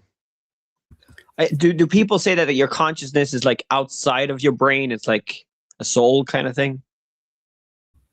Well, some people consider your consciousness as your soul or something external that your brain is kind of like sort of receiving its transmission from, like a radio. But what I mean by science doesn't really know what consciousness is. Like, there's no evolutionary reason for its existence, is there? As far as I'm aware, there's no evolutionary purpose for its existence, and you can't even detect it on brain scans or anything like that. So it's still quite a big mystery. It's the hard problem of consciousness, right? It's like quite a common thing in. What about that 21 grams thing? Has that been debunked? I think it has it? Yeah, I thought you did know it on the show when you brought it up. Yeah, I can't remember what the outcome was. Is that when you die, there's like there's an instant loss of mass? Is that right? Is that what you like the soul? Is that what you're saying? They say it's 21 grams or something. Yeah. Yeah, I think the scientists have debunked that. How about Alexander the Great?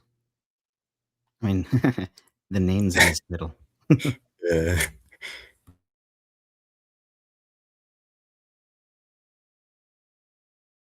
I mean, other than knowing about him in history, I don't know what legacy he's left. Well, wasn't he the guy who crossed the Alps with the elephants? Crossed the Alps with the I don't elephant? know. Yeah. I mean, the Alexandrias are from him, are they not? I don't know. Anyway, Alexander the Great. Tried to throw a bone. He met Diogenes as well. He did, yeah. Oh, is that where he tells him Diogenes to like, get get out out of my sun's light. Yeah. One of my friends recently told me about that. But he was saying the meaning of that is purely just the simple things in life are the most significant. Is that how you guys would interpret that, or would you guys? Oh no, I'm also talking about interpret- Hannibal crossed the Alps. Sorry. Oh, I think Diogenes was just a little kooky at times, but people bring in meaning. I think he just didn't want to show. He was kind of a type of epistemic humility towards Alexander. I don't know. I thought it was a humbling act. It's like, I don't care how great of an empire you are. It's like, yeah, get out of my sunlight. Yeah, that's how Alexander the Great shagged his own mum as well, apparently, didn't he? Wow. I'm not so sure, but yeah. If you say yeah, I mean, he became his father. He was assassinated by his mom, kind of thing, or something, right? So Philip of Macedonia was killed, I thought, by his wife, which was Alexander's mom. Maybe I'm wrong. How you doing, brother Marcus? How you doing, everybody? Hello, chat. I got almost booted out, meaning like I couldn't find the screen no more. I could hear everybody's voice, but I couldn't find this. Oh. All my apps were closed, and so I opened this one, and here we are. How's your sentient AI? I mean, do you want to ask it something? Do you want me to ask it something for you? Wait, what? I mean, you said how you're is it? creating So an AI, do are you not? I can hear you. Hello? Hello? Ask the AI who the greatest person ever is. Yeah. It's similar to us on those kind of choices. So it's going to say Buddha and Muhammad and the top people that we, some of the ones, Leonardo da Vinci, people like that. It's going to know those people. So it's going off human popularity contests when you ask it for a human popularity contest. So it's not sentient. I mean, that part of it, if you're asking it a generic question, no, you're asking it for a human popularity contest. Now you ask it its favorite person in history, that's a different question now, isn't it? Yeah, that's what I mean. Ask it that.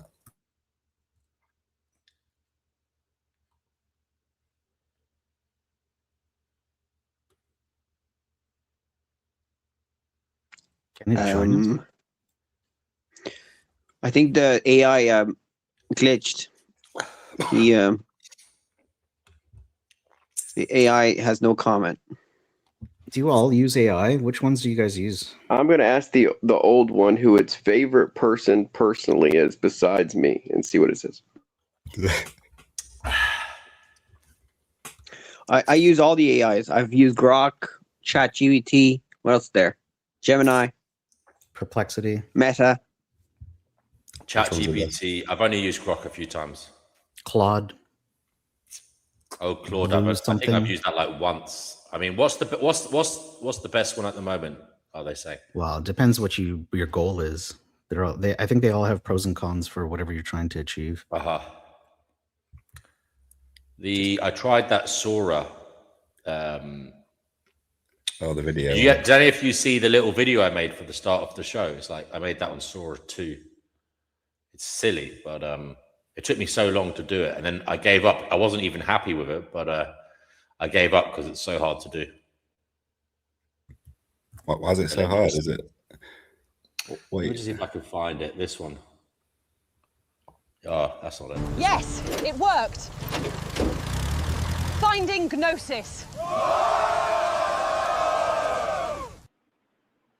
Yeah, the VO and the Sora will make a longer video for you, and they're pretty easy to use. I use art stuff in short videos, and I clip it all together with lots and lots of editing, 3-second clips or something to make really long videos. But I have fun doing that because I've always wanted to do stop motion animation and stuff, and this helps bringing that together. Mm-hmm.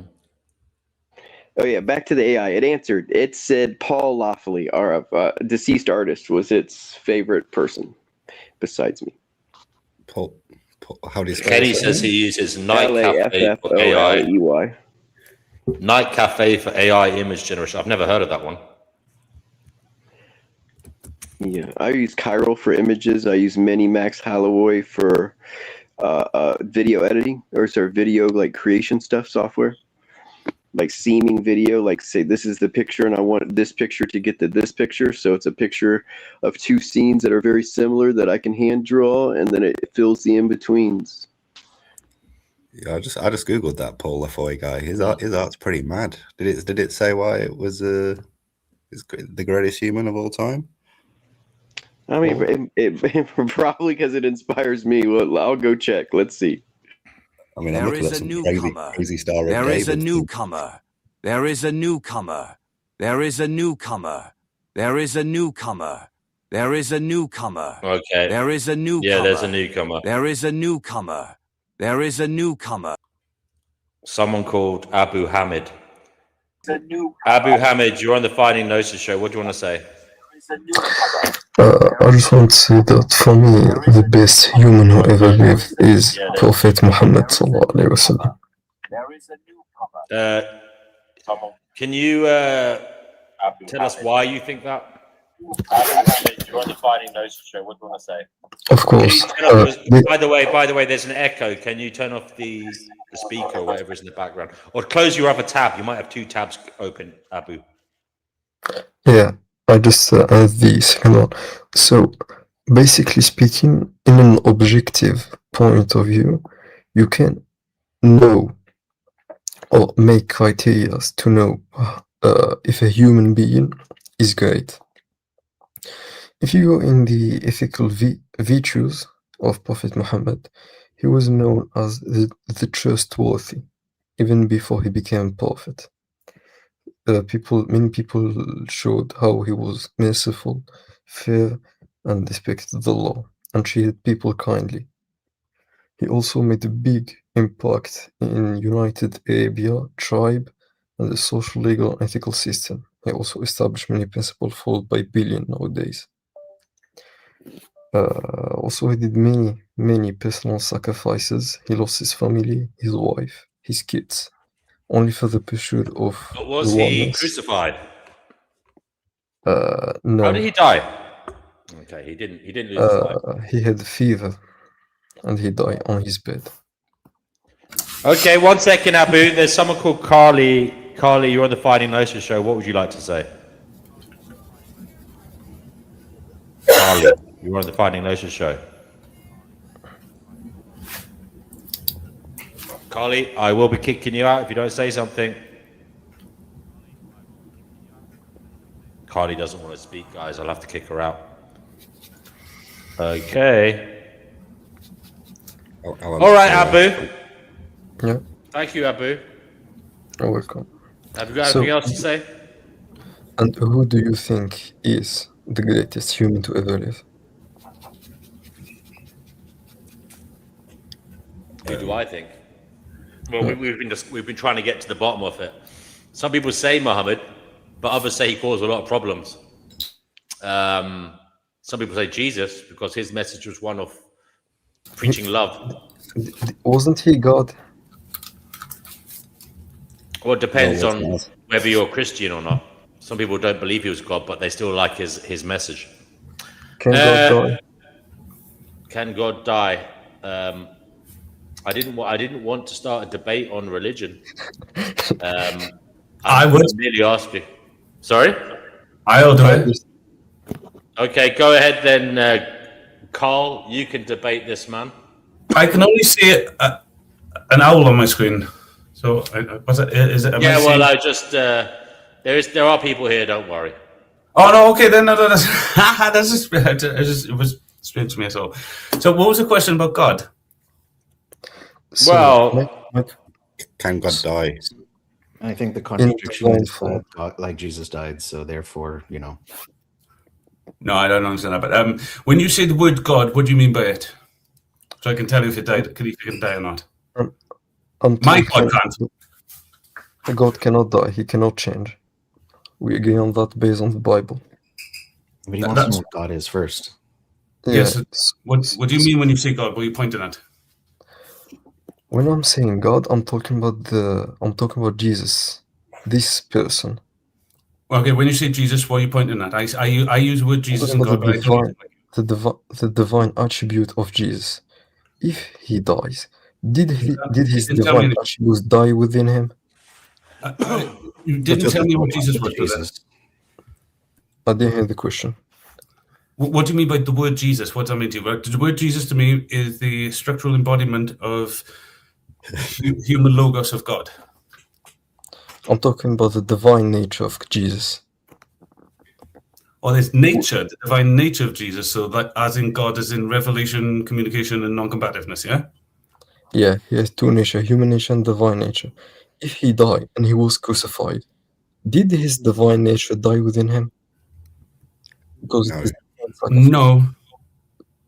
So it was a human sacrifice then? You said if he died. I suppose you could say divine nature is eternal.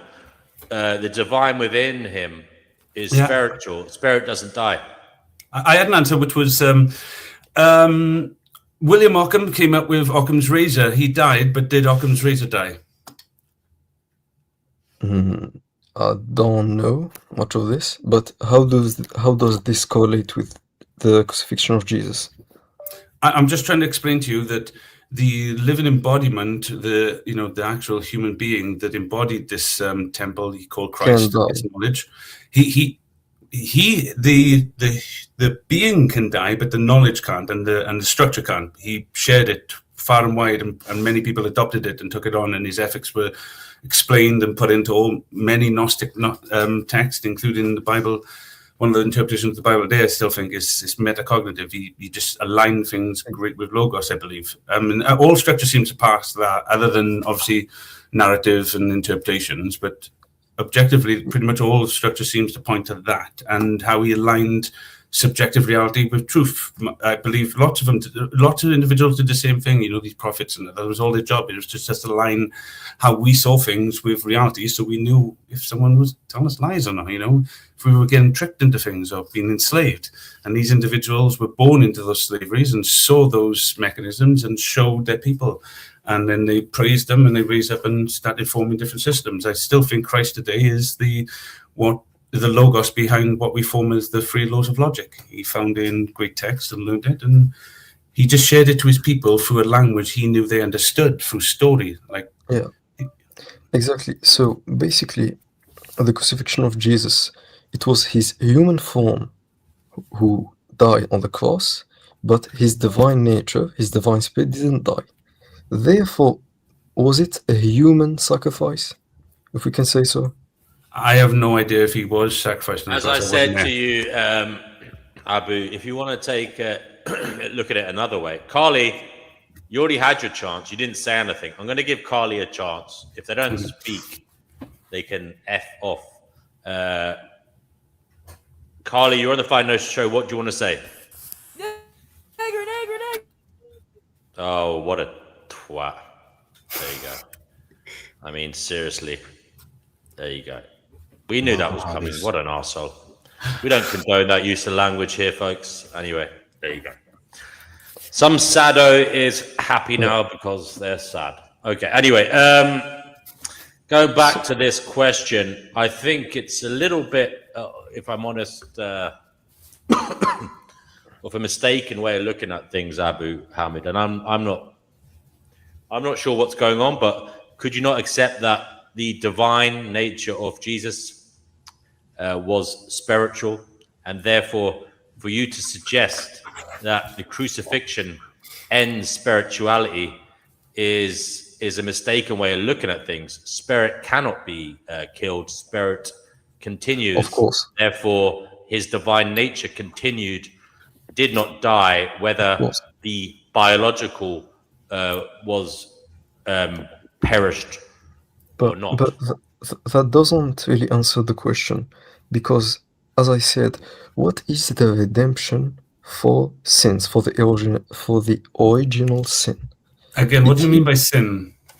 I'm talking about the original sin. Good and evil, yes. Exactly. I'm aware of that. I have the antidote for that. I'm trying to tell these guys it's not real. Stop believing in it. I also believe in that, to be honest. Yeah, it's like if you read Genesis. So hold on a second, Abu, you don't believe there was an original sin, or there was any redemption? Tell us. I don't believe that there was an original sin, because people cannot be judged by something they didn't do. It's like judging someone who didn't do nothing.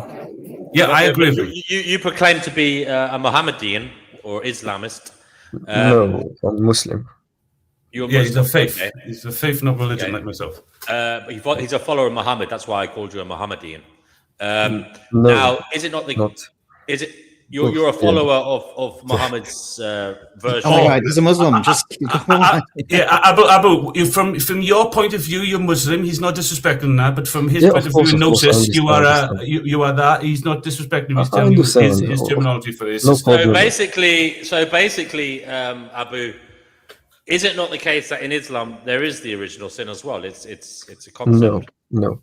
There is no original sin in Islam, because basically God doesn't, let's just say, judge someone who has done nothing by something he did. You cannot say that someone who was, because in Islam, when someone is born, he is born pure. He is not born with an original sin. It's when he hits puberty, he will be judged by his sins. And also, throughout his life, he will make decisions that will impact whether he will go to hell or to heaven. So no, there is no original sin in Islam. What is sin? A sin is something you do that go against the law that God gave you, basically. It's going against what God have decreed. It's kind of cool. I think it's highly subjective, from a point of view, but I do agree with it. I'm saying if I said sin to you, I tried to map it so it's fun, so aligned. I understand there's a geometric understanding of sin and how structures than because I suffered from it. It's like an illness to me. When you know, like synonyms, because they're connotational and like I can't really fully map them because it could be this or that. That's like sin. But how I show people is sin is this. Sin is like the subjective willful structure you place upon reality from your point of view, acting as God. Therefore, you create a subjective internal narrative, SIN, a subjective internal narrative that you believe is reality, and you force it upon reality. And therefore, as he said, going against the true nature of God and forcing your subjective diluted nature of reality onto it as if it is God. You may not do much, but like I said, they can, because once you do teach good and evil as sins to children, you crack that foundation that Allah give them into two, and then they'll be warring forever. The idea is to be of peace, isn't it? Not to be warring. So why fracture a curiosity by telling it it's evil or naughty when you can purely tell it's making mistakes, and to best align with God in whatever structure you do see it, whether it be Yahweh or Allah, they're just the breath of it. Yeah, that's not the all is Sat. But the structures within us are the ones that teach us about Sat, can be seen through the perception of Allah or Yahweh. So as you guys understand, I do metacognitive IQ, yeah, that's Allah. So to him, I would be a Muslim because the way I look at reality is actually through his book's eye. For Christ's eye, it was the other way around, it was more epistemological, to look backwards. I kind of do both though. So, you know. Okay, one question I have, Abu Hamid, Yeah. is you have your views, your Islam. Apparently it's based on Abrahamic views. Why is it different then? Why? Where do you like? There's certain things I can't understand. Like you're saying, there's no original sin. If I said Abrahamic was Gnostic, hold on. You're saying that people aren't paying for the sin of Adam and Eve. There's no original sin. Why did it say that there was in Judaism and Christianity, which were the predecessors?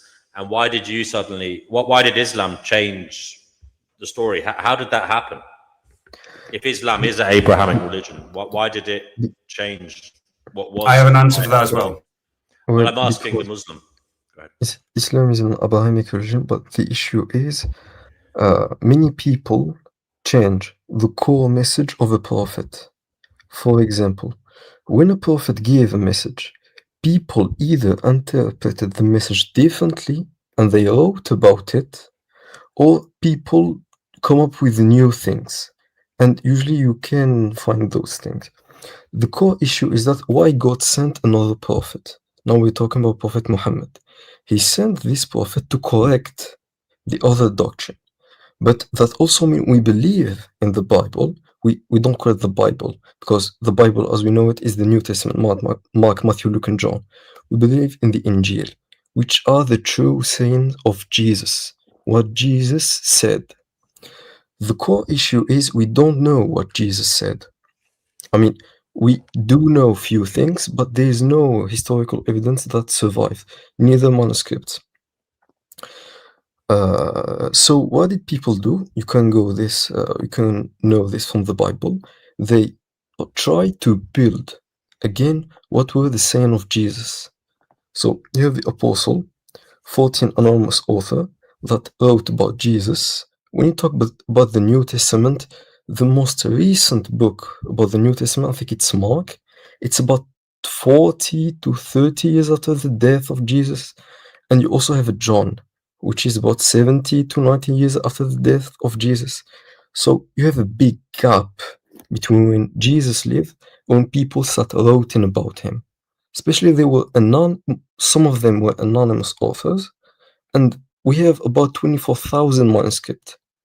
And the church came before the Bible. So it was the head of the church who decided what to write down and what to just take out.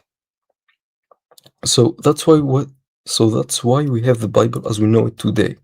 Even though the Bible was only written after 4,000 years, it was compiled after 4,000 years with two councils, the Council of Nicaea and the Council of Constantinople. The Council of Nicaea, most of it, they talk about the Trinity, the Logos, whether Jesus was divine or not. They didn't know this, basically because in the Bible you don't have clearly the word Trinity. We don't know much whether Jesus was truly divine or not, and you have also a big gap, which is about 100 or 200 years. They edited and changed a lot of things. So in a historical point of view, when you're talking about the Bible, you're talking about something that was heavily impacted by human beings. Whereas when you talk about the Quran, for example, when the Quran was revealed, it was revealed orally. It is a multi-oral revelation. And when it was revealed orally, people just say, memorized it because it wasn't that long and wrote it down at the same period which the Prophet Muhammad ﷺ lived. So in a historical point of view, it is undeniable that this is like really close to the source. It's interesting because there is a good point here. Sorry to stop you, Abu, but we are pressed for time. So you're saying because the last guy, Mark, wrote apparently you're saying this, I don't know if it's true, but you're saying he wrote the gospel 30, 40 years after Jesus died. We cannot trust it. But Muhammad came 700 years later or near enough to that. Why should we trust him? Because that one was not interpreted as much. Great question. So first of all, how do you know true prophet from a false prophet? That's a great question. When you're talking about prophet, you're talking about prophecies. Why is the biggest prophecy of Prophet Muhammad? It is the Quran, simply. The Quran. So, when you talk about the Quran, what is the Quran, first of all? It is a revelation from God. How do you know if something is truly revealed from God or not? First of all, you have to see if there is internal contradiction. As I said before, from 24,000 manuscripts, we didn't even know if this manuscript looked like this other manuscript. That's why you have internal contradiction, heavy internal contradiction between the New Testament. Mark doesn't look like John. Are you telling me there's no contradiction or no... in the Quran, yes. Let's just say there isn't 100% confidence in the Quran. That's why you have different sects in Islam, right? And you have do you not agree that words themselves are problematic means of communication? They can have different meanings. Are there two things on discussion here, like the one second. Yeah. Sorry, Carl. No, to say that there's only one way of viewing Islam, I think is misplaced, because surely you can have different interpretations of words, different nuanced meanings of it, like given your own personal not outlook. if it's God's word, no. Yeah. Then why is that the case? There is in the Islamic world, his words don't make everybody who is Muslim live in the same manner. You're referring to an interpretation of it. Imams interpret it differently. I don't know. No. There isn't much discussion on what it actually means. But it will only have one interpretation, though. What's going on there, Abu? Basically, when you talk about the interpretation of verses, we have many imams that... So when you talk about interpretation of verses, there's general confirmation, and there is small confirmation about small details. When you worship God, you know what God is.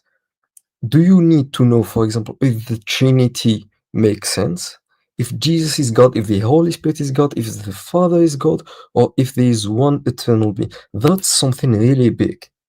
And when you talk about small things, that's usually how imams kind of interpreted the things, it is okay. Also, the Quran said it was okay to interpret things in our way as long as it doesn't contradict the general message of the Quran and Islam, and also the previous scriptures, which are the Torah, the Injil, and the Zabur, revealed to David. So, as I was saying before, there is a general confirmation of everything, but usually when you talk about sect, it's people who differ about small things, and you can know what is right from true. You just have to read the Quran. The Quran is just, because being a Muslim is basically just following the Quran and the teaching of Muhammad sallallahu alaihi wasallam. If you decide to interpret something new, add something that doesn't exist, contradict the general message of Islam, you're basically creating something new. That's been like literal. People have fought each other to death over interpretations.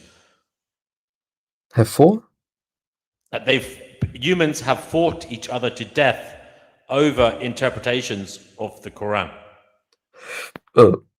Basically, and I'm talking like Sunnis and Shiites, etc. Yeah. So basically, the Quran. So to say it's a small thing, I think is a lie. When it can have Interpretation such is a small devastating. thing. What they did before is not a small thing. So when you say interpretation, you usually, how do you understand something? When they fought to death within each other about some interpretation, they didn't fall for death in small interpretation. When you're talking about the Shia and the Sunni, they fought to death about who will be the Khalif, which means who will guide the Ummah, the Union, or the Muslim, who will guide them after the death of the Prophet. Yes, That's I heard what about this. they mostly Now, fought. were the instructions not left in the Quran? Did Muhammad not write in the Quran who should be followed after his death? You just follow the Quran and his teachings. You don't follow anyone. I mean, Just did he follow not? Did he not people. leave instructions as in who should be listened to as an authority after he died? Basically, when you are referring to the Quran says it is okay to follow scholars who interpret the message of Muhammad ﷺ and the Quran as long as it doesn't contradict his own saying, the Quran itself. So when you have, for example, Imam Maliki, his interpretation of Islam is pretty similar to Hanafi, for example. But they differ only about small things, and they never thought about those things. Most thing they thought about, it was either who will rule the Islam dominance. That's why talking about the Shia and the Sunni. And why they thought about it, because basically there was some. Yeah. So basically, why the Sunni and the Shia fought about something, it was basically about the ruling, who will rule the Ummah. And So Abu, I'm not being patronizing. I'm just merely pointing out that it could be said the text was not extensive enough to provide clear information, because you had two groups of people who both, with faith, acted in a manner they thought was correct, and it caused devastation and bloodshed. I'm not sure if one could say that is a holy outcome, or if that is good, if that is what a holy text would cause to happen. And still to this day, it seems that is a matter of contention. And the reason I'm bringing this up is you're saying Muhammad was clear. This is much clearer than the Bible. It's something that should be taken as a better example of God's word. But I'm just pointing out that it's caused a lot of problems even in the Islamic world. Yeah, this same with Orthodox and Protestant, but that's not the issue. They didn't fight. Oh, no, I agree with you. I agree with you. No, I agree with you. There is obviously problems with the New Testament. Yeah, there's problems with the Old Testament. I'm not saying there's not. I'm not saying any of them are infallible. I'm not holding up one against the other. I'm not saying Christianity is better than Islam. I'm just questioning the veracity of your claims that this text is somehow infallible. It's beyond making a mistake. Because if the word of God, causes people to go to war with each other, even though they both believe in the same word, how can we trust it? How can we trust it?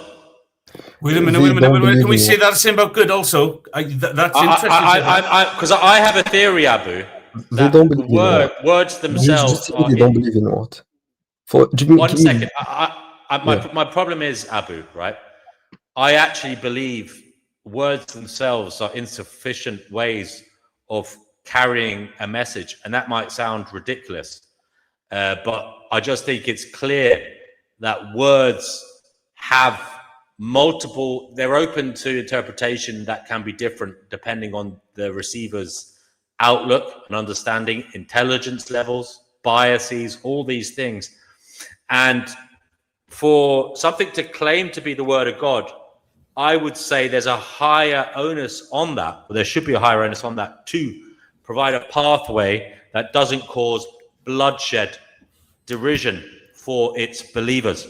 Okay, when those believers are all, because you would admit, all those believers are equally pious, equally equally holding God up on a pedestal and worshiping. They are trying to follow God, and yet in following God, they are literally going to war with each other under the umbrella that is the overall message of the Quran. Now, I find that worrying. And I equally find it worrying when you point to the Christians and Catholics and Muslims. I agree with you. And I know in the Judaic world, there were fights amongst different Jewish sects as well. Go ahead, sorry. DNW, you know what you were saying about words? You were saying that they can be subjective, and that part wasn't true for me, by the way. And I that's one of the cores of all my teachings that I had. That's how I communicate. If what you say is true, I wouldn't be able to communicate with you. And what I'm going to prove that is, but we do categorize them, and academia disagree with me, that we have words that have lawful authority. For example, there's things called babble, then there's things called connotations, then there's denotations, then empirical denotations. If we didn't have these, no science or logic would make sense. Yeah, so look, it's not true what you're saying. I'm not saying we can get, with conversation, we can get to an agreement on matters. What if the Quran is that conversation? Well, why is it? Why I'm not saying it is. I'm saying so. No, that's an interpretation of it. I'm asking Abu why there is such devastation from a holy book amongst people who are equally pious. Does this matter to him? Is he worried about it? And do you think the book could have been clearer? It obviously was not clear enough. It didn't leave a clear message as to who should be looked to as an authority on earth after Muhammad passed away. In my view, it wasn't clear enough. To me, that is not something that is complicated. Muhammad could have left a message saying, this person is to be listened to, only this person has the authority after I passed away. All right, and it's not clear. That is a problem. I've got to go shoot off now. We'll try and make it back. But if I just said one thing before we go, though, my point on that, because that's not true for me, is that, you know, when I said about structuring words and creating things that align with reality and what words are true, and what I'm saying is that I'm not saying that the Muslim way is true. I'm saying the question you're asking is, it feels, I'm not saying you're doing this, ready, please, because people get upset with me when I say stuff like this. I don't know how to say this, so please, I'm not saying DNW is bullying or picking on Abdul. I'm not saying that, nothing like that. I don't know how to structure what I'm saying. I know you're not. I've also said this is a problem in all religious texts, not just but that's my point. When I would, if you was to ask me this, I'd still find it hard as Abu if it was me, and I would say, look, if you're asking me, does religion do this by interpreting and fear structuring these faith-based? People call them religions, but they're faith-based, ways of life, isn't it? It's faith. Faith versus religion is how I see it. Yes, all religions are doing what you're saying, DNW. I can even say, Abdul, of course, you can't be blind. You must be looking at some stuff, but there's no difference to all religions, whether now or at some point in their juvenility of becoming what they've become. It's unfair to point out one for the same mistake others have made. I've not done that. I've said all religions. No, I didn't say you did. I'm merely talking to Abu here because you are. The Quran is the only text that is worth reading. Okay? But you also, that's what I mean. But you were also interjecting that his version of it is the religious, dogmatic, extreme version, which is not, because there'd be many versions. That's the way it felt, right? Because you're saying about this religion, and how these people are hurting loads of people and all that. But that's not him, and that's not others. They are Muslims like you, like Christians, and fine enough, they'll say, "Oh yeah, because you can condemn the crazed, dogmatic version of a religion." But as a faith, Muslims are faithful people. Like what you furtherance. Muslim dancing is the Gnostic reversal. The correspondence is not an actual insult, but it is Muslim. But it's Muslim of faith. It's saying of Muhammad, as in the structure of all Muhammad was like Christ in a sense, because Christ could give the same objective message to his people in his subjective way, you know, the Judeans and that.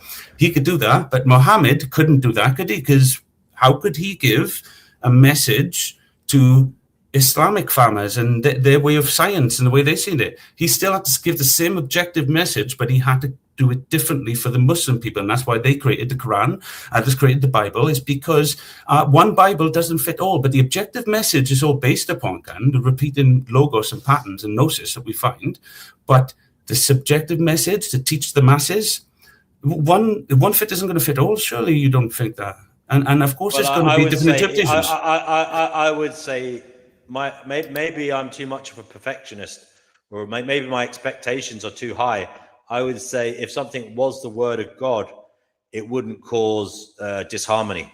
If it was something that, if people what I'm saying is, if when people read it, it made them a follower, in following that text, it wouldn't cause them to attack other people in the goodness of their heart following that text. Okay, what if I said unto me then that before I go, the Bible is doing that right now because it's teaching everybody. I don't know what I don't know. Have you got delayed the Old Testament over there? Because I've said that already, brother. I've agreed with you. I've agreed. No. I'm not saying that. I know you agree with me, but I'm also stating it because I thought you'd get what I was line into, because you were just actually saying the same thing to him.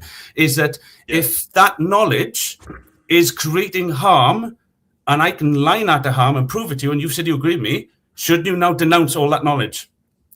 Like Christianity is, I don't think it's Christianity, it's just the way they interpret it, same as they've done with the Muslim faith. They turned it all into binaries, like good and evil and war and everything. But let's just say that interpretation, not the actual book, because I think there's great Gnostic works there, but if that interpretation, I can prove it, is doing that, as you're saying to him about his Islam and the way they interpret it, don't you two then have a responsibility to your own advice to say, then I must also disavow all that, because good and evil does teach that, and one more core tends, as you say, because it's Judean principles, it's good and evil. I've already thrown out that label evil a long time ago. I didn't ask that, though. I didn't ask that. That was my question. Carl, for fuck's sake, Carl, get over it. I don't believe in evil. I don't want to get over it.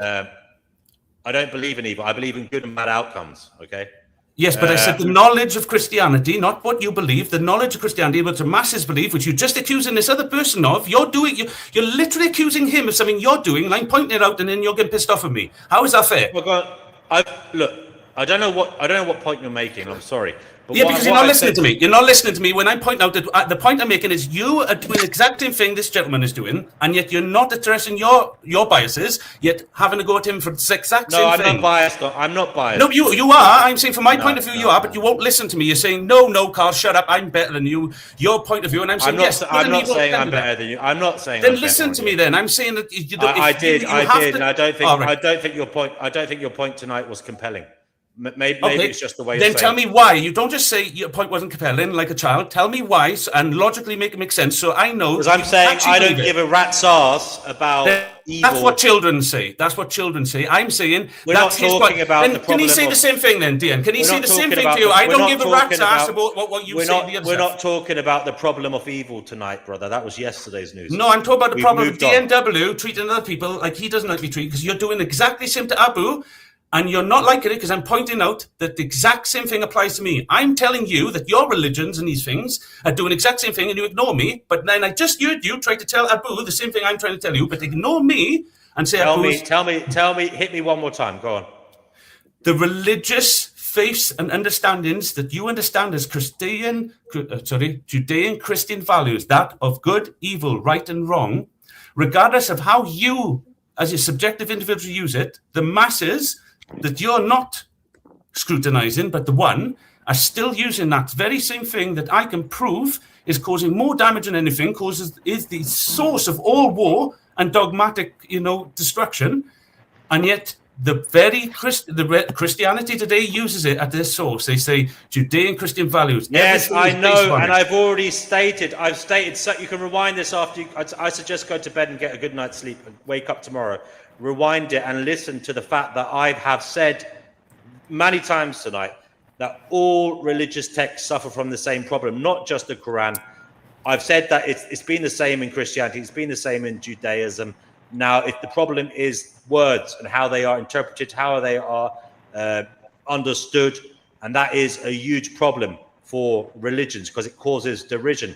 And I would, in terms of wording, I hold holy texts, which are meant to come from God, right? In a higher, I have a higher expectation that the following of those words would lead to harmony for the followers. I would say it should lead to better outcomes. But the problem is, it seems that all religious texts lead to disharmony, even amongst pious people who claim to be following it to the letter of the law. It causes derision. Even Like, when they say they are following God, they end up fighting each other. That's all I'm saying. And it's the same in all religions. And I'm only talking about the Quran because Abu came on here. He wanted to discuss the fact that he believes Muhammad is the greatest human being that ever lived.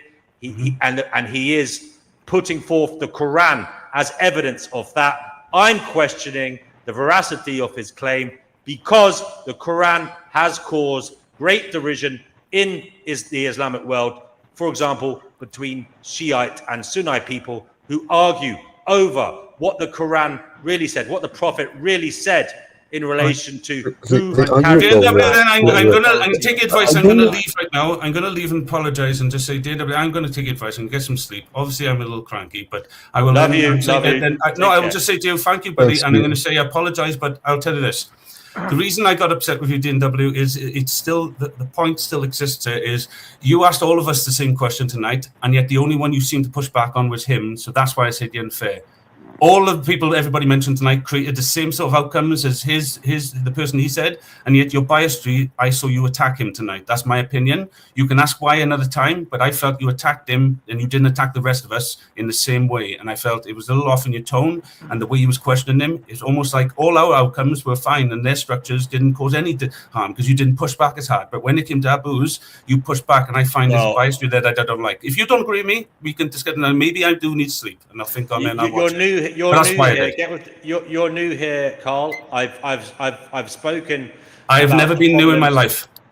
You're new on this channel, and if you had seen the law, the history, I have questioned everything, not just Islam. I've questioned Christianity till the cows come home. I've questioned. I was talking about tonight, not forever. That's unfair. I know that, but don't. I want to put in a perspective. I'm allowing you that fact that you are new here. And that may, and I understand that paints a different picture in your mind, but believe me, that is a mischaracterization of DW. I want to bring in a new perspective to this discussion. I will learn, but I've got to go, guys. Apologize, everybody. Thank you. Take care, Carl. See you next time, and thank you. Go ahead, Seeker. Okay, so I kind of, in a way, I look at religion as, similar to Plato's cave, where it's all you've known your entire life. It's all it's what you are, right? It's all you've known, and you'll defend it. And it's like, how do I say it? At times you could kind of ask a person of any religion, by the way, this is any religion, and just say, hey, have you ever questioned your religion and asked, is it the wrong one? Because everybody claims theirs is the right one. But have you ever asked yourself, is it the wrong one? And have you ever tried seeing if the opposing religion may be the correct one? Every time I've asked that, I didn't really get any open-minded point of view from anybody. Right away, it's no, only mine is the correct way. Which kind of, again, that's why it brings me back to Plato's cave. That I agree with you, Seeker. And Seeker, if I may say, you've said it before in this channel. Can I say you may be somebody who's come from different religious backgrounds and experienced a multitude of cultures, right? Oh, I won't say anything. I was born just like Abu.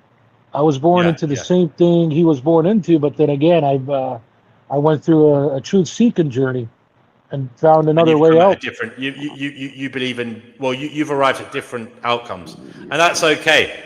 Abu, I will say one thing. I have read some of the Quran, and I do read it. I do listen to it occasionally, just to keep up to Of course. date with what arguments But people are having. can I say And just I will say one thing.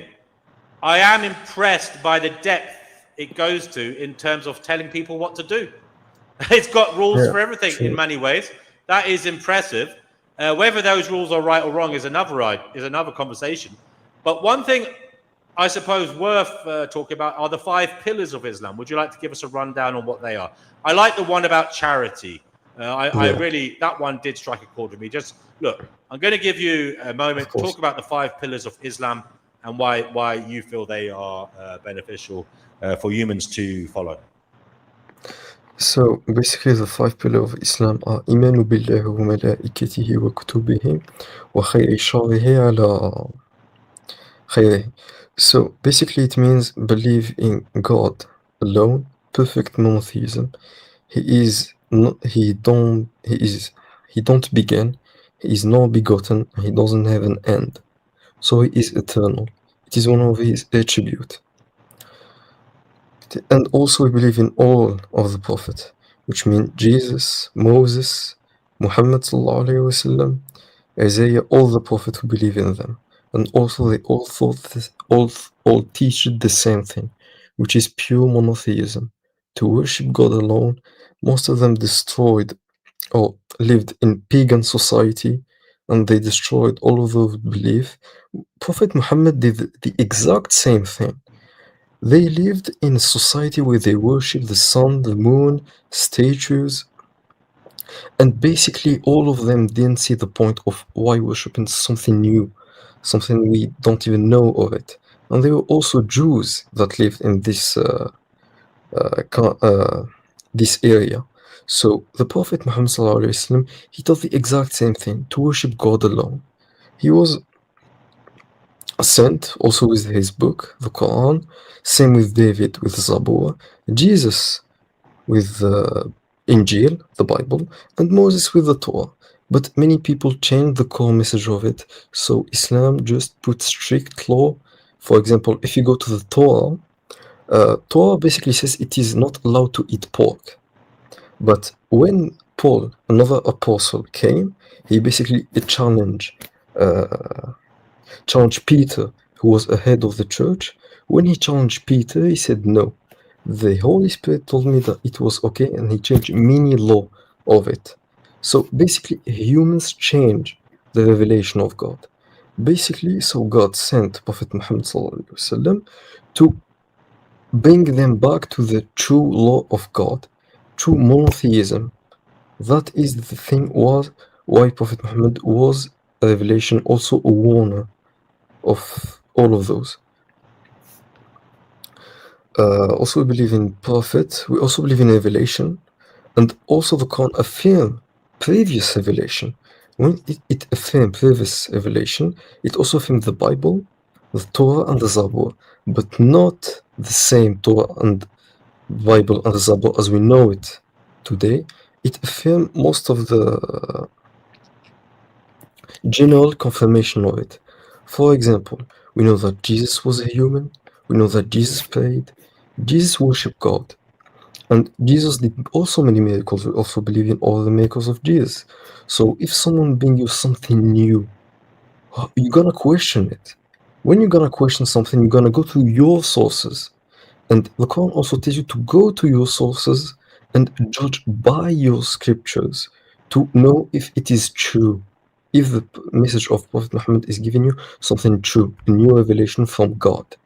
That is the core message of it. To know your scriptures and what do they say, and compare them to know if Prophet Muhammad is saying something true, the true message of God. We also believe in charity, which means that we have a tax called the zakat, and basically you give 2.5% of your wealth, which means all of the money you accumulated all around the year, you give it to the poor people. It is an obligation upon every Muslim who is an adult, who have a sustainable job, and usually there is also an amount of money that can reach. Nowadays, back in the days, it was rated by gold, and now it is about $600 or something like this. So if you have $600 or plus, you're gonna give 2.5% of it to the poor. It's an obligation upon every Muslim. And you know what? They also did that back in the days, and they were basically no poor people on the street. They struggle to know where to give money. They really struggle for this. And nowadays, there's poor people on the street, people who beg for mercy, and nobody's giving them food or money. They sadly die on the street because of cold. And God knows this. So what did God do? He gave us a law to protect the poor, a law to protect everything. It was not something selfish, because when you say if Prophet Muhammad invented this, therefore it was something so selfish. If it was something selfish, it couldn't be protect all of the people, all of the ummah, for even giving your own money for them, even something part of yourself. And finally, we believe in God, power of good and evil. God is all powerful. He command something that is good, and he commands something that is bad. You cannot decree if something is good or something is bad. You cannot decree this. It's God who gave you this, and you follow it. Because all of the people who decree something, they're basically saying or making something easier for them. But it's not truly the case, because Islam is something really easy. You just have to apply it. It's just simple discipline that lead you to paradise. You cannot, for example, live and do whatever you want and wish for paradise. You have to follow God's law. And in Islam, God's law is the best in every aspect, if you can compare it to every other religions, for example. Okay. Have you read them all now? Is that all the 5 pillars? Yes. Not really, but Now, I want to go back to the point, though. You said the sources of the prior sources of the Abrahamic religions were not perhaps good enough because they were open to being mistranslated. Maybe their message there wasn't a continuity of the message that could be trusted. So that's why God sent Moses, Jesus, and Muhammad. Now, I am not a Jew, never was. I was raised a Catholic. But anyway, is it not the case that at least the Judaic version of events, the Hebrew message, is there and has been there for thousands of years and has not been altered? And also, they didn't call God Allah, they called God Yahweh. Why did Muhammad change the name of God? So, first of all, if something is old, it doesn't mean it is true. If you go to the Hindu scriptures, it is 4,000 years old. That doesn't mean it is true, first of all. Second of all, why did people or Muhammad called God Allah? Basically, the word Allah is an Arab word. Jews also called God Allah.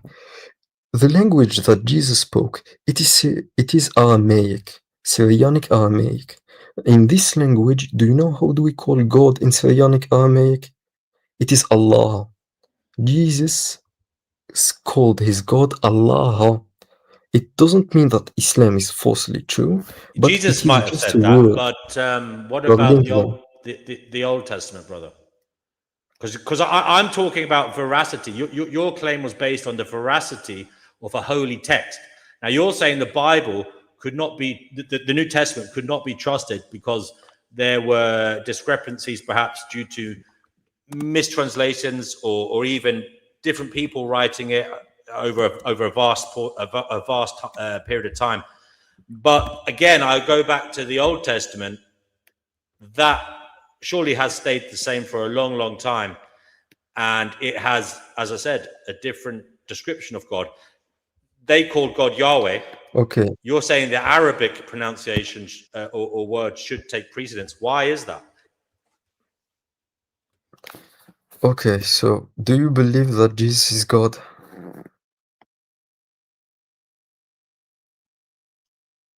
Basically, I would say in the essence of, I'm not sure is the answer. I'm agnostic. I would say if God exists, if Jesus exists, he was a fantastic man.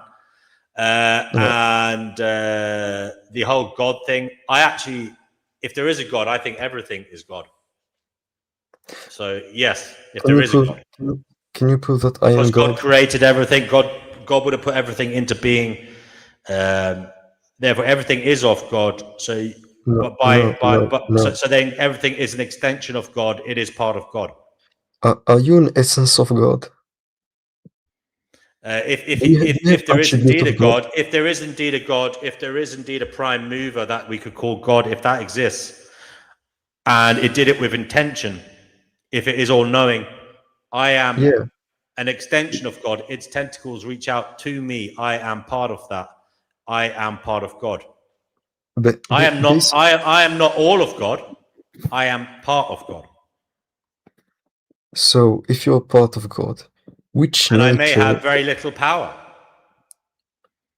So basically, we are all part of God. I will Well, yes. argue. If God creates everything, we are extensions of Him. We are His creation, are we But not? you're not Him. And For He willed us example, into being. I get your point. I get your point. So I will just say probably yes. If you're something that is created from God, you are basically what God basically have created, but it doesn't mean yet that you're God.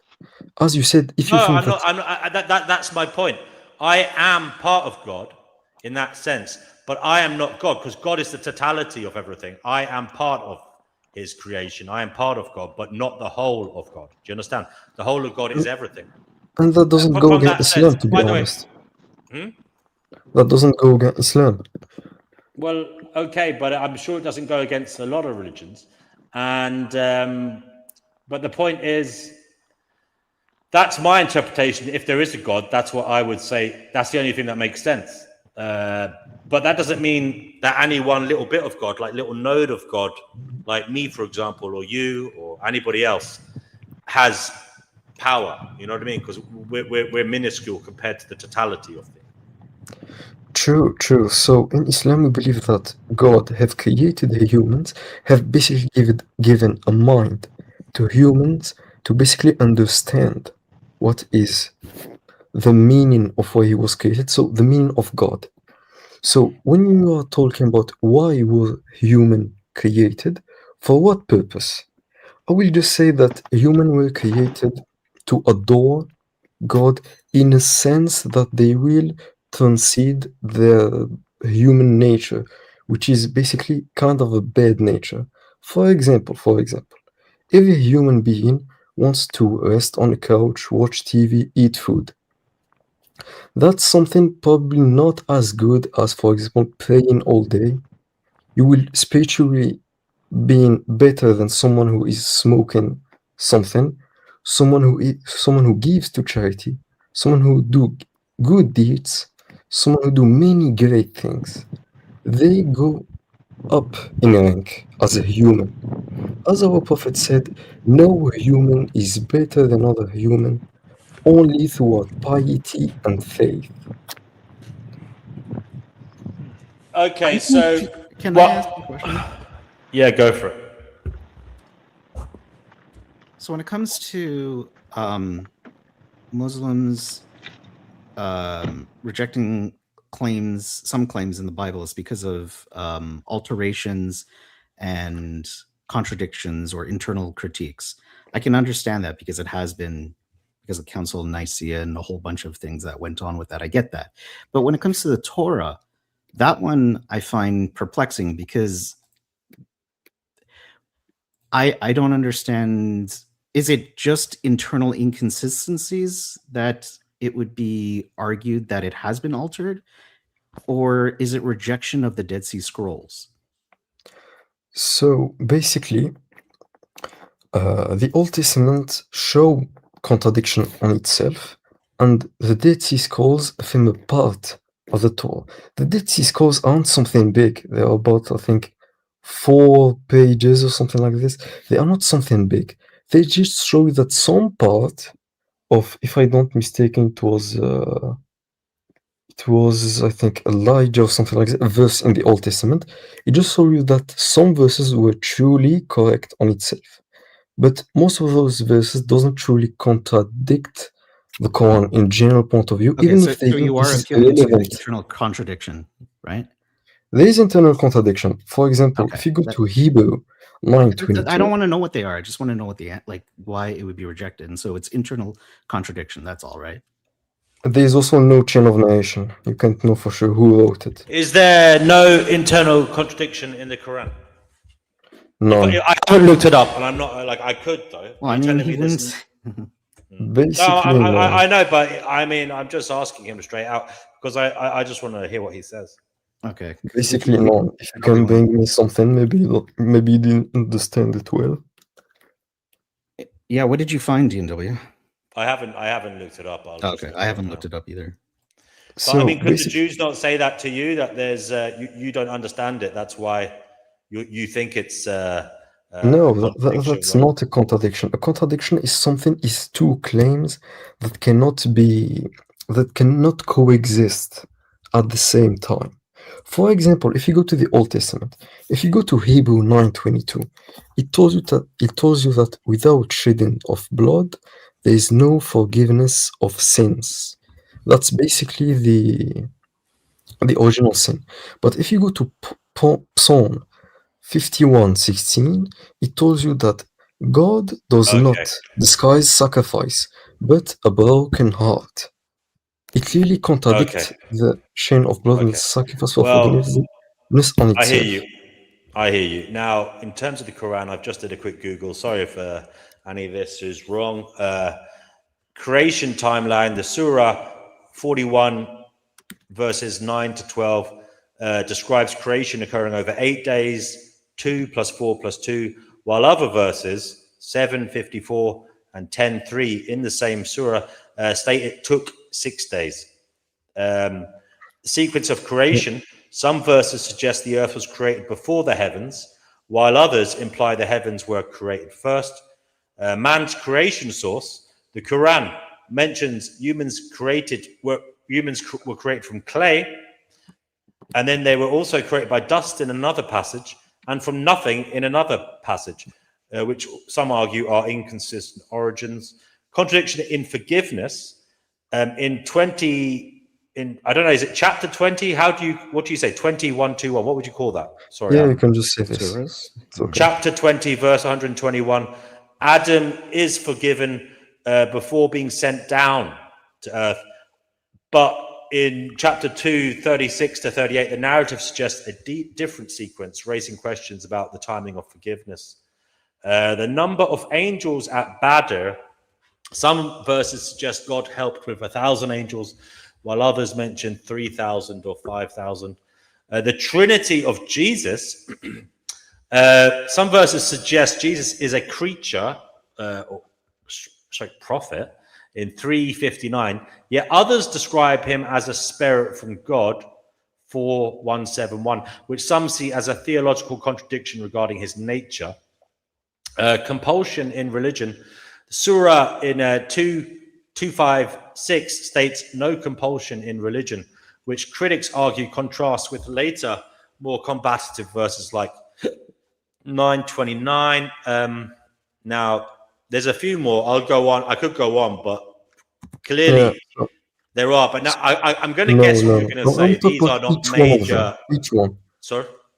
I will talk about each and every one of them. So the first one was the earth was created in 6 days, and in other passages it says 8 days. That's what you're saying? Yeah, that's what I have in front of me. So, yeah, that's what if days meant something else? What if like one day was a symbol for like 1,000 years or something like that? Still a contradiction, isn't it? It's still a contradiction because it's still got two different sets of numbers. Right. So basically, no. In Islam, it doesn't say 6 days apart and 8 days apart. When, for example, let me give you a quick example of what al-method is. Al-method is the way of how some people can count things. For example, I give you $2,000. Now I gave you $1,000. How many dollars do you have? No. Yeah, how many dollars do you have? You have I don't think our brain is working for math right now, 3,000. brother. So you say it's 2,000 plus 1,000. In this verse, it doesn't say plus, it's a line of it. It's like I tell you what, did brother. an I tell addition you of it. So it I tell you doesn't. what. I'm going to share something in the live chat and in the private chat. It's an article we can all read together. Maybe you could do a bit of it. 10 Quran contradictions and why they matter. Sorry, I need to get the link for you. 1 second, brother. You know, there's also a. There you go. There you of, go. In the. There's also a lot of incorrect math in the Quran. There's none. There's a lot of incorrect math in the Quran. Example. Give him an example. Like when they're talking about how to divvy up the money for the spouses and the family, the percentages don't add up. Where is that? Can you give verse or something like this? I'll have to. I will have to get back to you with exactly where that is. I don't know where it is. I remember watching a video about that where they were going over the different numbers that were given and how the percentages don't add up. They're incorrect. They add up to more than 100%. But you're making a claim. Do we have a verse or something like this? Because I never heard of this before.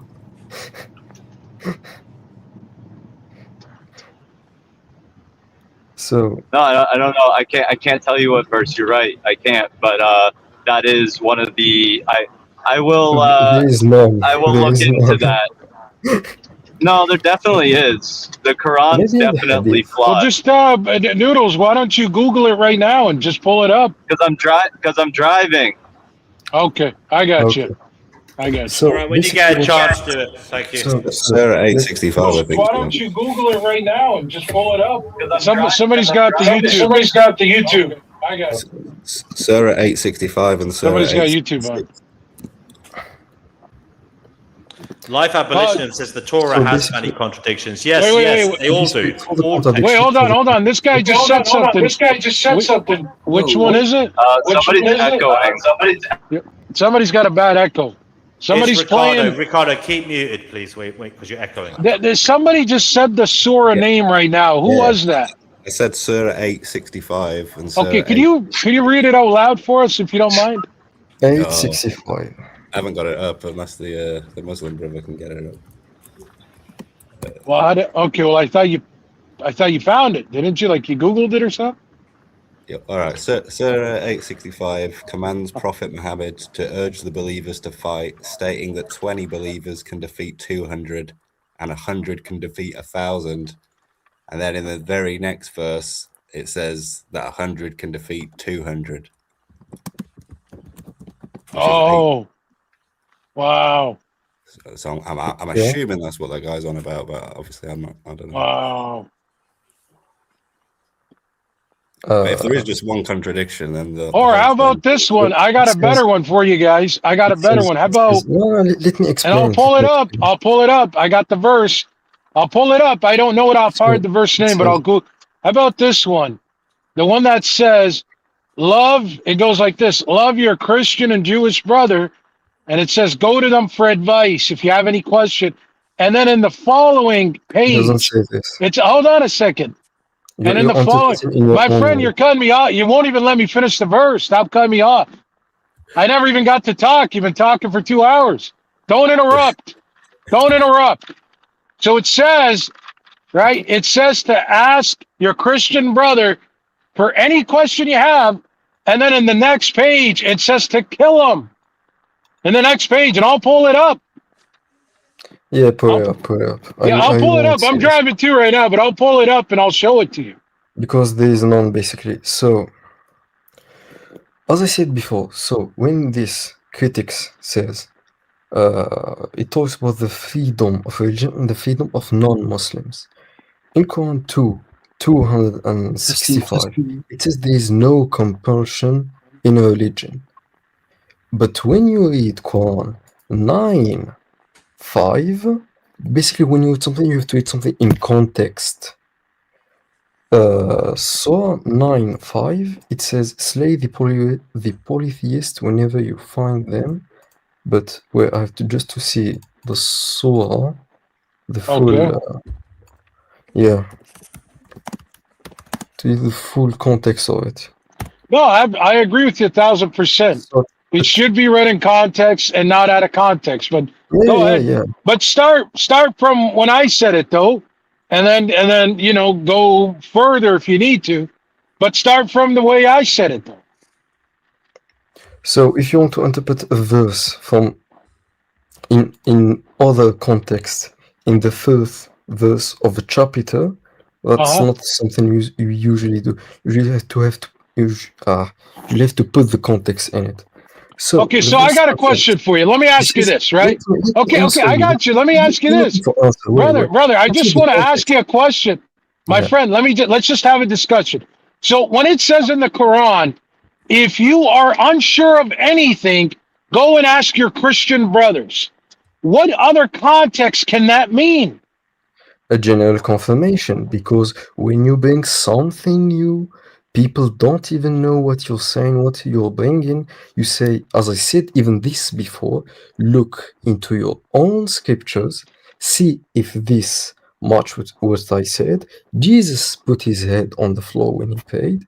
Muslims put their heads on the floor when they pray. Jesus didn't pray like the Muslim. Stop it, bro. Stop it.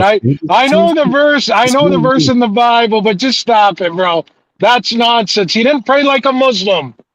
Jesus didn't pray like a bro. It's one verse to where it says he kneeled. Yes, I get it. Does that describe where in Islam you're getting you get down that many times, up and down, up and down, up and down. It didn't describe it the way a Muslim does it, bro. No, but he did something. You know what? He prayed all night long. We call this tawheed. No, tajweed, stuff like that. We call this tajweed. We also have a prayer when you pray all night long. He was basically, when you look at the life of Jesus, he basically said the exact same thing as Prophet Muhammad did, as Moses did, as Abraham did. And also to answer your question about Surah 9, to slay the polytheist, and there is no compulsion in religion. When you read this, you polytheist may travel freely through the land for 4 months, but know that you will have no escape in Allah. A declaration from Allah and His Messenger is made to the people of the day of the greatest pilgrimage, that Allah and His Messenger are free from the polytheist. So if you pagans repent, will be better for you. But if you turn away, then know that you will have no escape. In 5:6, it says, and if anyone from the polytheists asks you for your protection, grant it to them, so you may hear the word of Allah, then escort them to a place of safety. For them are the people who have knowledge. This was even in time of war, when the Jews didn't respect what the tribu said, and they attacked the Muslim. They killed their wives, they killed their child, they did many horrible things. Abu, Yeah. thank you for your. I want to move on, and I'm going to bring in Escape the Matrix in a little while. But before I do that, I want to ask you a question. Do you think Islam would be the force that it is in the world if it hadn't been for war, if it hadn't been for violence, if it hadn't been for the oppression and overcoming of other principalities, countries, sovereign states through attack and, as I said, violence? Can you clarify what you're saying? I'm asking you a question. I suppose I could try and simplify it. If we look at the Islamic world today, It's vast. Okay. True. I'm merely asking the question: if it wasn't for violence, would that question, would that world be so vast? Do you think that the spread of Islam, at least in the past, I know now, perhaps it's spreading for different reasons. It was a peaceful spread. More peaceful than the Crusade. You believe it was a peaceful spread? Yes. So And basically, not, something and you it don't had know nothing about. to do with like the Ottoman Empire, for example. Let Or me it had nothing to do. let me explain it to you. When Wasn't you Muhammad judge himself a religion, warrior? yes, just like Moses. Go ahead. So let me explain this to you. Something you maybe don't have is law of war. Maybe you can apply it law of war from the Old Testament, for example, Samuel 15:3. But the main issue is that law of war in Islam are very strict. You cannot cut a tree, kill a woman, a child. You cannot kill a priest. You cannot destroy churches. You cannot kill animals only if you have to eat them. You can only attack the people who are attacking you. And if people flew in the field, Okay. you have no And what are rights the to attack them. penalties? What are the penalties if that does not occur? Basically, he will be judge, and the judge You have mean you'll be judged in the after when you die? yes, Is because that it is a war crime. A war crime. okay? Thank you for that. Now, can we go Can to I an ask a Old question? Testament verse, Samuel 15:3? Can we go read it? Oh, you're gonna Because take. I see. I know I'm he gonna came hold here on a to second. preach. He came here to preach. He came to Well, take over the channel. it is an open panel, and we are here to talk back. So he's welcome to try and preach. No, I get that. I get that. Let him read this section that he wants to read. Oh, Then I'm going to God. ask Brother Marcus to ask his question. Give him, so and then we'll go basically, to Seeker after that. basically, when you compare the Quran, the law that is given in Islam, and the law that is given in Christianity, especially the Old Testament. For example, when Yahweh, which you call it God, give the direction or things to Moses in Samuel 15:3, it says, "Now go, attack the Ishmaelite, and destroy all of that belongs to them. Do not spare them, but put to death men and women, child and infant, cattle and sheep, camel and donkeys." Sorry. Donkeys. So basically saying there is little. Why are Please you mute even yourself, laughing about? Escape. Come He on. said camels and monkeys. Come on. That's Escape the Matrix laughing, by the way. Camel and donkeys. I'm sorry. I'll go on mute. I'll go on Donkeys. mute. Instead of putting M, I put D. Camel and donkeys. So basically, what you are laughing about is basically a genocide of innocent people in the Old Testament. The Quran, when it says to have to fight the polytheist whenever you find them, it is the polytheist in the context who didn't respect the treaty of peace. They attacked the Muslim behind their back. They didn't respect this treaty. They killed the woman, the child, the infant. Basically, they kill everything. Abu, did your ancestors convert to Islam, or were they forced? Do you believe? What part of the world are you from, Abu, if I may ask? I'm from Europe. Yeah, but what about your lineage? Do you have any other countries in your near lineage? Yes, I do have a lineage which go back to northern part of Africa. Northern part of Africa. So, Are you aware that perhaps the Berber people were forced to revert? So basically, not in like many doctrine of Christianity did throughout history, but some part did. Some part did. But do you know when you declare a war or when you have to spread? Because every religion have to spread. The Christian did the same, and every Christian spread. Oh yeah, but I'm not saying the Christians are right for having done that either. I'm asking you merely to reflect upon the fact that possibly your ancestors, in their heart, didn't want to be Muslim and were Not forced really, to become because they so. gave them a choice. They gave them a choice. Let me explain to you. When Muslims, let's say, had to expand, they have to respect 3 concept rules. Those rules were either you annex to Islam, which means you become a Muslim with annexation of the territory. So basically, people who had big taxes just can become Muslim to have no taxes. Second thing, you can also accept Islam, but you have to pay a tax, which we call it jizya. This tax was only 4 dirham. It was basically nothing. Basically nothing.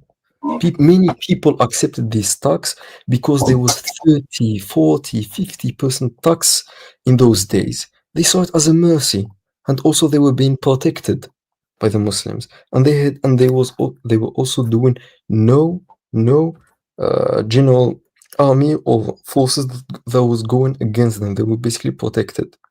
Second thing is that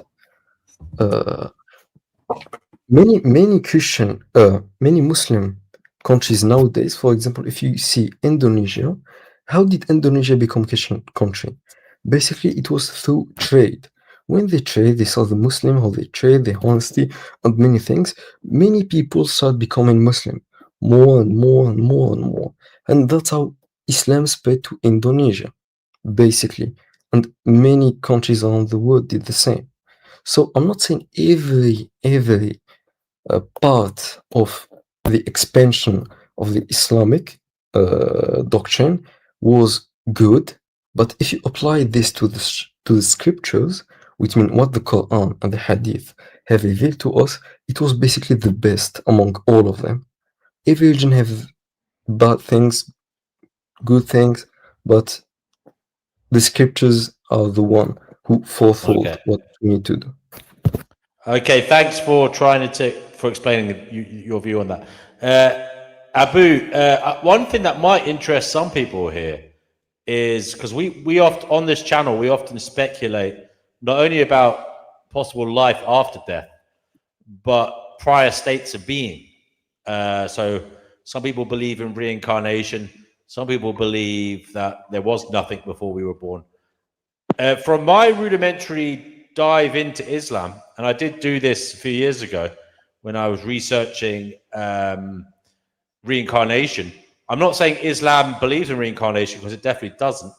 But they do talk about pre-existence of the soul. And basically people chose to come here. Is that right?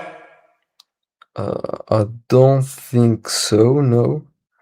I never heard of this before. I believe when I read what I read stated that souls were not forced to come here; they were given a choice to come here.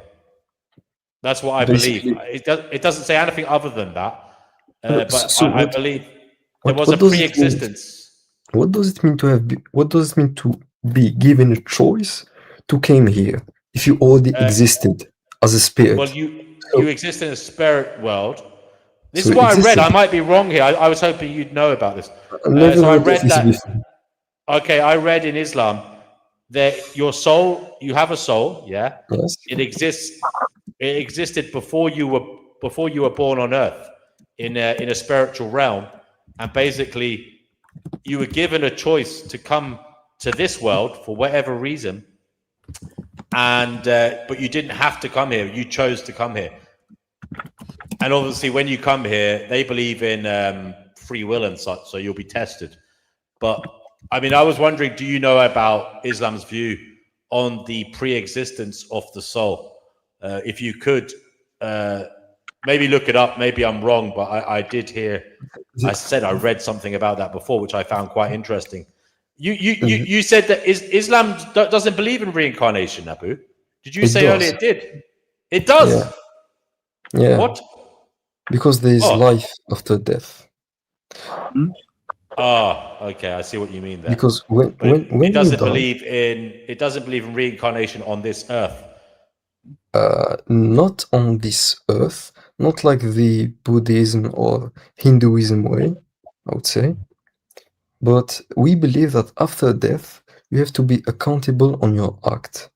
If you have done good, if you have helped people, made many good deeds, you may enter paradise. But there's also a hadith I want to talk with you with. So basically, a man came to our Prophet and said to him, "Oh, Messenger of Allah, how can I be sure to go to heaven?" He basically said, if you make no partners with God, and you make good deeds, and you also accept the mercy of God, you may enter paradise. So he said, what is accepting the mercy of God? He also told him a story of a man. He worshipped God for 70 years. Right. And God told him, if we have a scale, we put the good deeds on the side and the bad deeds on the other side. And he saw that the good deeds were heavy on the bad deeds. And God basically asked him, do you want to enter paradise throughout my mercy or throughout your deeds? He basically said, throughout my deeds. When God removes from him the virtue of eyesight, which means he couldn't, all of the good deeds he did by not looking at women in a bad way, not looking at explicit image, and lowering his gaze, that's also something really big in Islam. You get good deeds from it. When Allah removed this, he had basically none. He said, I'm sorry, God, I want to enter paradise throughout your mercy. So you enter paradise throughout the mercy of God, not only your good deeds, even though they play a part. Okay. Now, someone has looked this up. They said, DW, you are correct regarding the pre-existing soul. It exists in Alam-e-Arwah. Brother Marcus looked it up as well. He says the Alam-e-Arwah, the realm of the souls, is an Islamic spiritual concept referring to the pre-material existence where all human souls were created by Allah before they being assigned to physical bodies on earth. Sorry, one second.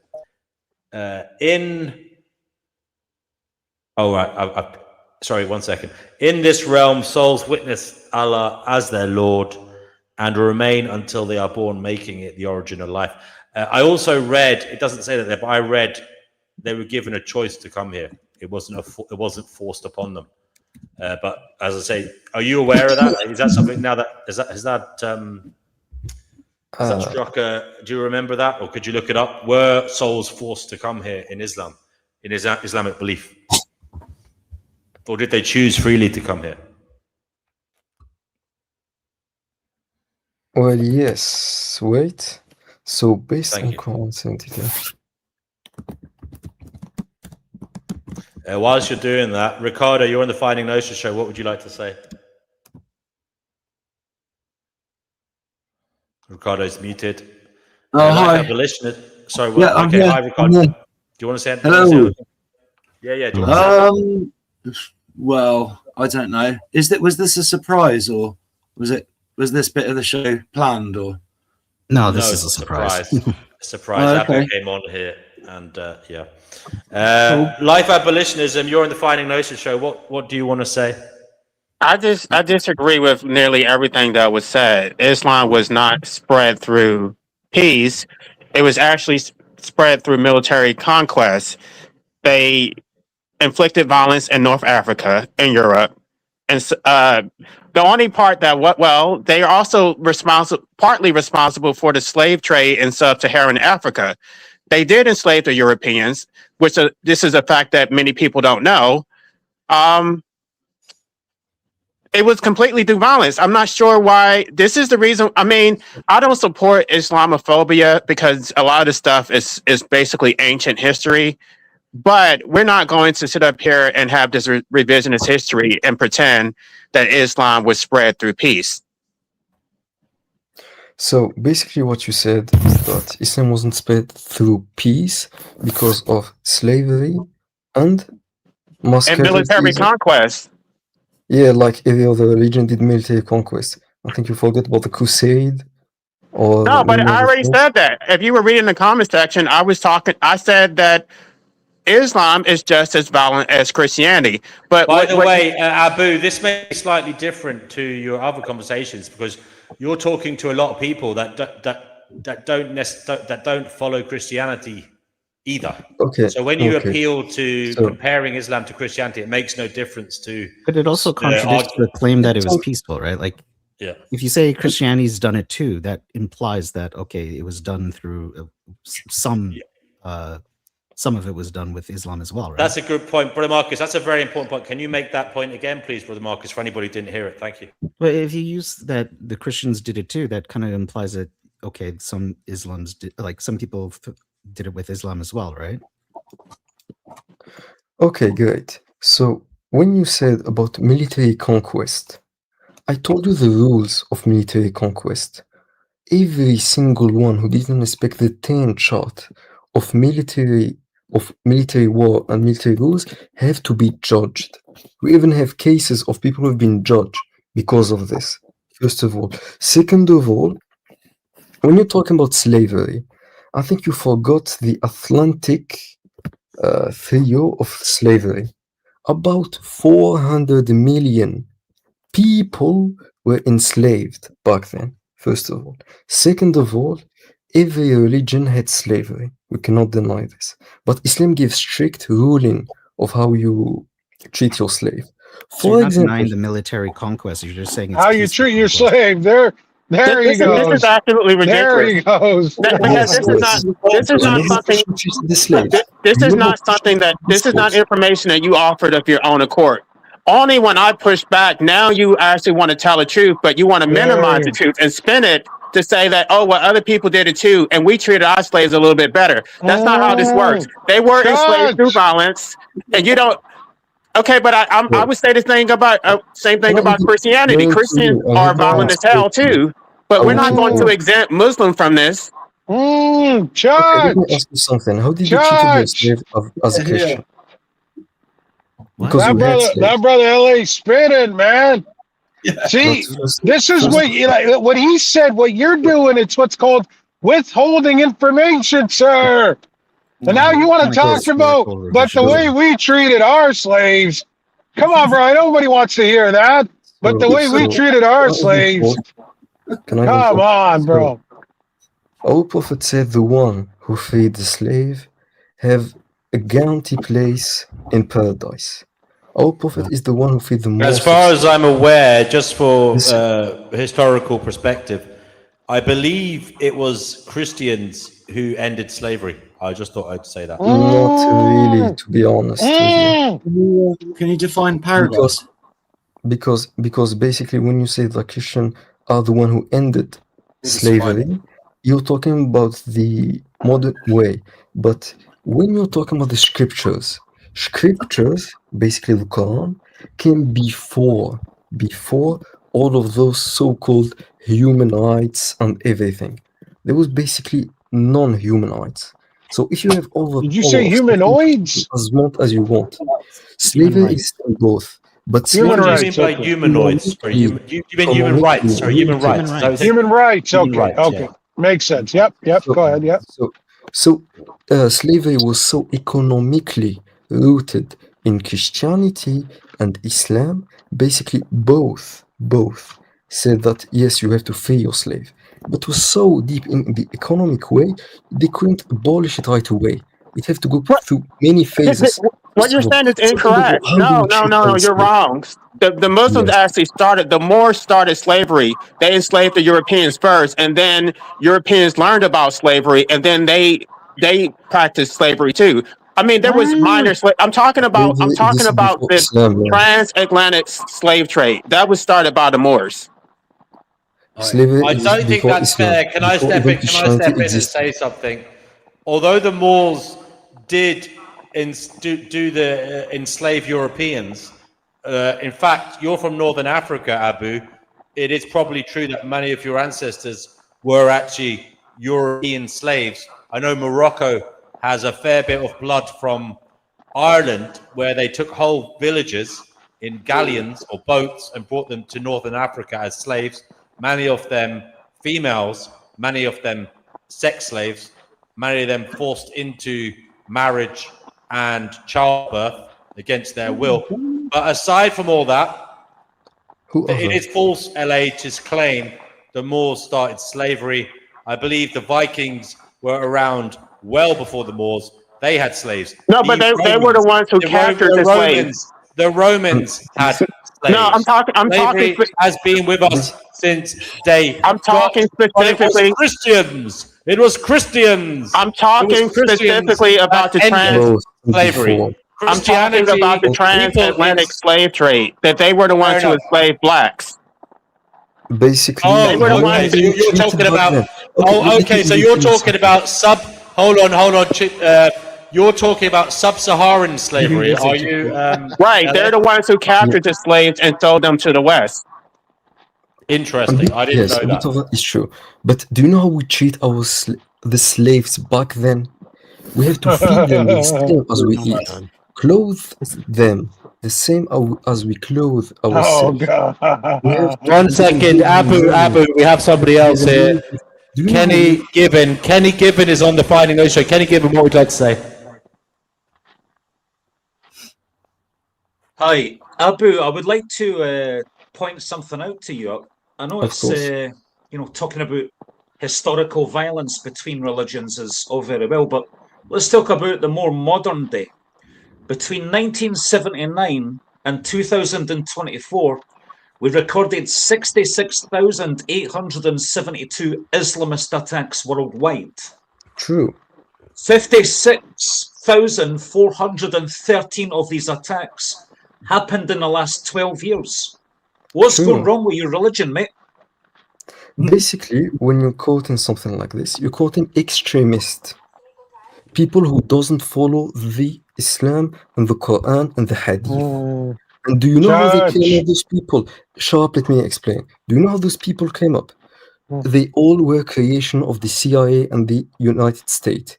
They created this so there's more and more, there's more conflict. No, mate, you're gaslighting me.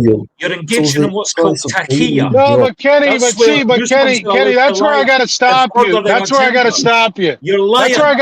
That's where I gotta stop you. Because let Kenny speak. Let Kenny speak. Let Kenny speak. Let Kenny speak. Let Kenny speak. Responsibility. Muslim terrorists killed 56,000 people over the last 12 years. Take In recent days, responsibility. yes, that's true. Stop blaming everything on the CIA in America. But as I said, they Yeah, but this is what I want to ask Kenny. Hold on. Kenny, what about other religions that have done that? Let Abu speak. No, but I'm asking you. Because right now you want to. I know, but see, that's why you're running away. That's why you're running away. No, I'm having a conversation with Abu, and you just. No, we're all having a conversation, and a lot of us didn't even get to talk yet. A lot of us have not been able to talk. All right, guys. Sorry, I had to mute you there, Seeker. Let Abu answer, and then Seeker, I do think you have a good question, brother, so you can ask after that, mate. Thank you. I've been waiting 30 minutes, DNW. 30 minutes you've had me waiting. Came on to ask Abu the question. Yes, because as I said, the scriptures doesn't say to kill the innocent people. If you are quoting from Quran 9:5, that's basically talking about the polytheist who didn't respect the treaty. You are only allowed to attack the people who are attacking you back. That's what you're quoting. So all the people are... Yes, that's true. Those people don't follow the Quran and the Hadith. They're extremists. That's something you have to know. Same thing in Islam Christianity. is an extreme ideology, my friend. It's an Basically, extreme no. ideology. If you go to It scriptures. doesn't belong in the modern world, and it doesn't belong in Europe, and it doesn't belong in the UK. I'm off. Okay. Now let me ask you a question, right? So now let me ask you. And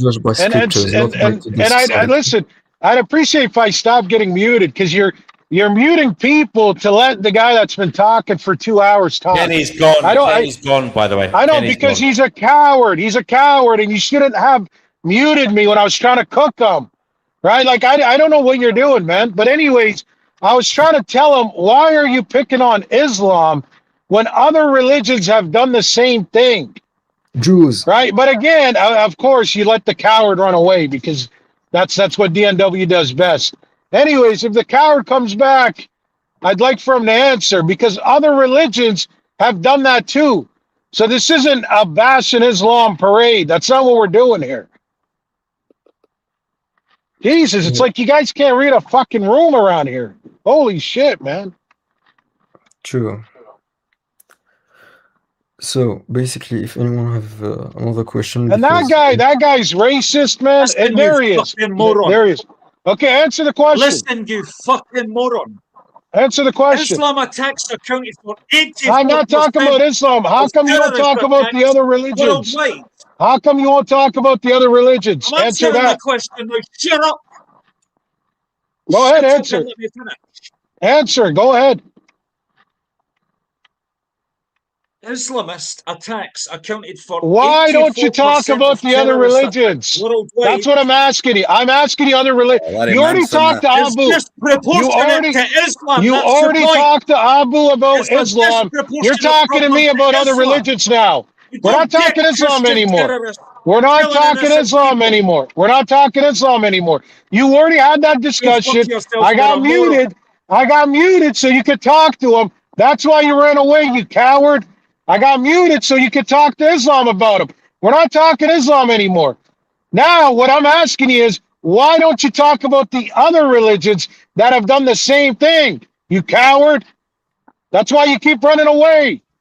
If he comes back, please let him speak, Seeker. You were shouting over him that time, so let him speak. I get it, but I want to have this discussion. Why won't he talk about the other religions? Let him answer. You asked the question, he heard it. Let him answer. Yeah, but he keeps bringing it into Islam. That's why I'm saying he's running away. As I said, let him answer the questions. For him to answer, not me. Jesus, man, the way you dictate this thing, it's getting crazy, DNW. It's just getting crazy, man. The way you're riding like certain freaking propagandas. It's just getting, you should just let people do their thing. I am letting you do your thing. No, because you did the same thing in the chat the other day. I was arguing with a guy. I'm muting you because Abu was talking last time and you were talking over Abu. That's why I muted you. And I've muted you now. Abu's been talking for 2 hours. All right. Well, he's the one who's brought the topic. He should have a central position in the conversation. He brought the topic here. He could, but I thought you said it. Everybody's talking. I thought you said it. Everybody can quiet, talk. son. Be quiet, because Kenny's back. Give Kenny a chance to answer. Okay, go ahead, answer.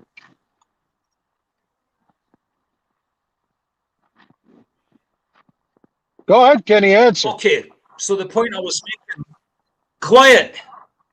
The point I was making is since 1979 to 2024, Islamist attacks around the world have accounted for 84% of all terrorist attacks. That's disproportionate. That's 84,000 since 1979. 56,000 of those have been in the last 12 years alone. There's something wrong with Islam. That's my point. Yeah, we know you've said it 10 times. Now, why don't you answer my question? And why don't you get your daddy to stop muting me? Now, go ahead and answer. Go ahead and answer, bro. I asked you 10 times. Why do you keep picking on Islam? Why do you keep picking on Islam and you won't talk about other religions? And you got your cuck daddy over here constantly muting me. This clown daddy of yours, he keeps muting me. Why don't you answer? And tell your master to stop muting me. Tell your master to stop. Moron.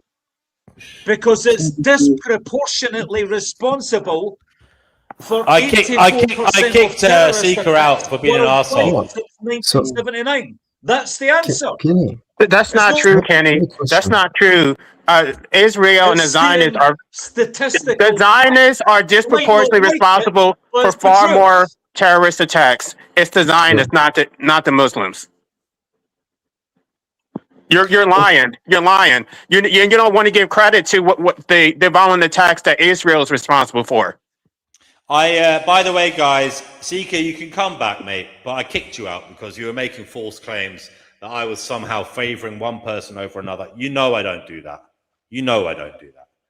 And I did mute. Guys, you saw what I did there. Does anybody understand? Abu, you may understand this. I muted Seeker because he was talking over you. There's plenty of time here. There's plenty of time here.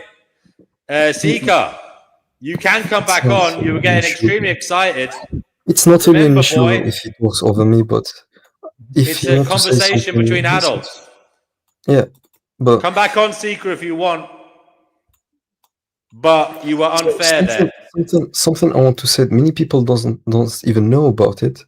Do you know that the US fought in the Soviet invasion of Afghanistan? It was literally in the 70s, 80s.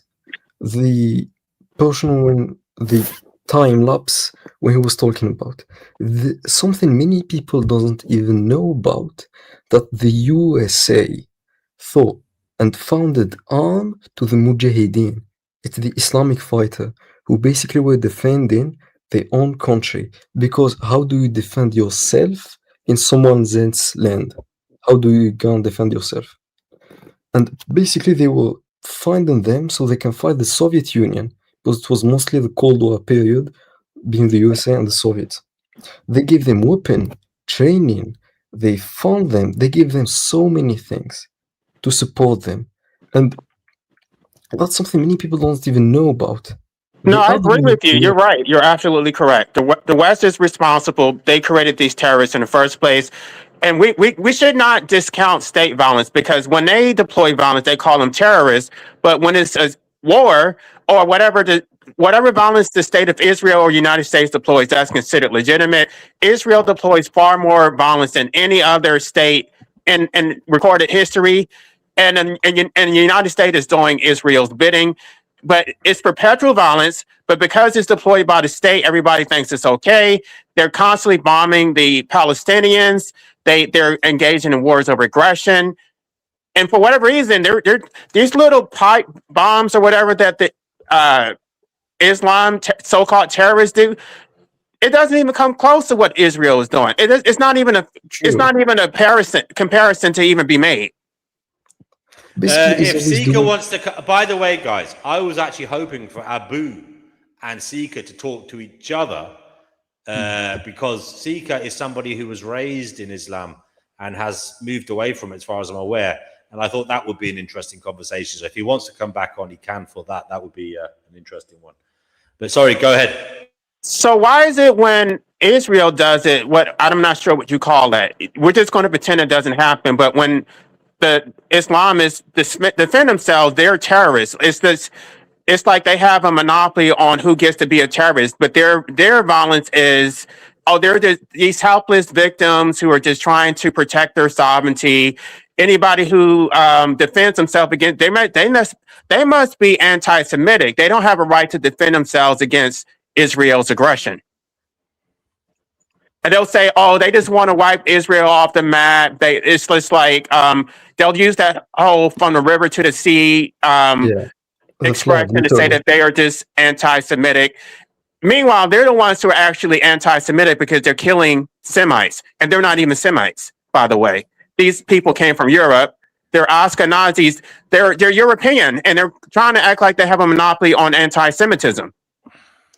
Honestly, no land have accepted the Jews. Only Palestine have accepted the Jews. That's something many people don't even have a clue about.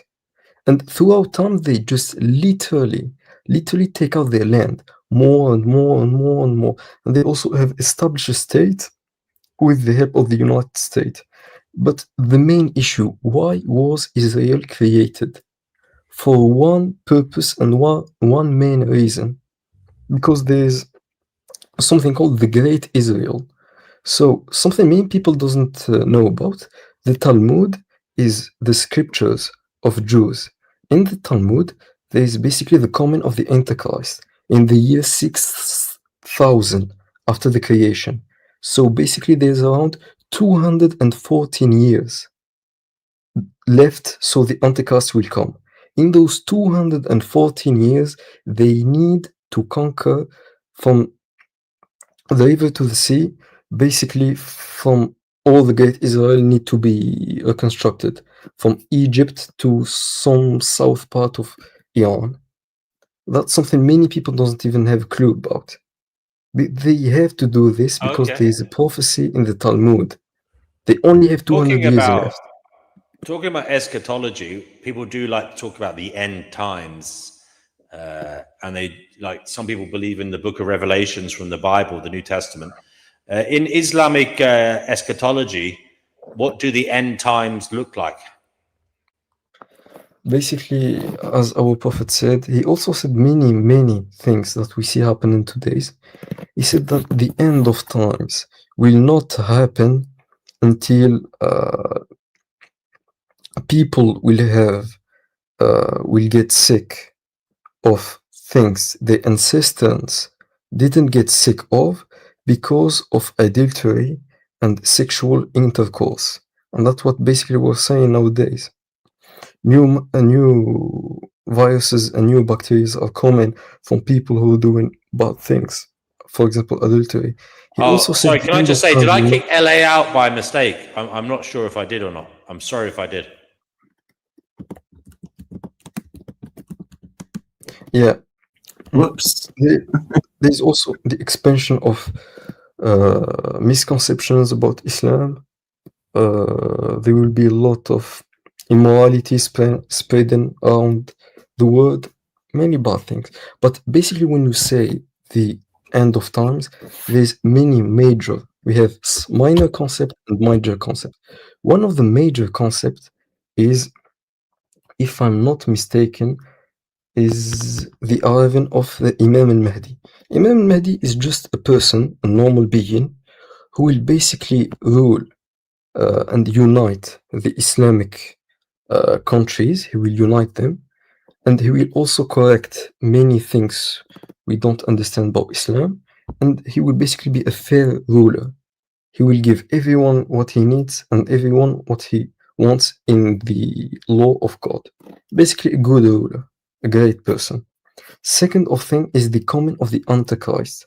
The Antichrist is a person that will claim to be God.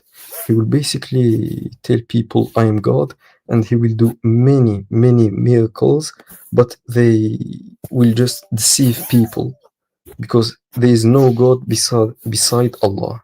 So if someone claims to be God and says, worship me, I am your creator, I am everything, and he does miracle in front of your eyes, basically that's not God, because that's not our understanding of God. Second of things, the coming of Jesus. Many people doesn't even know what Jesus is.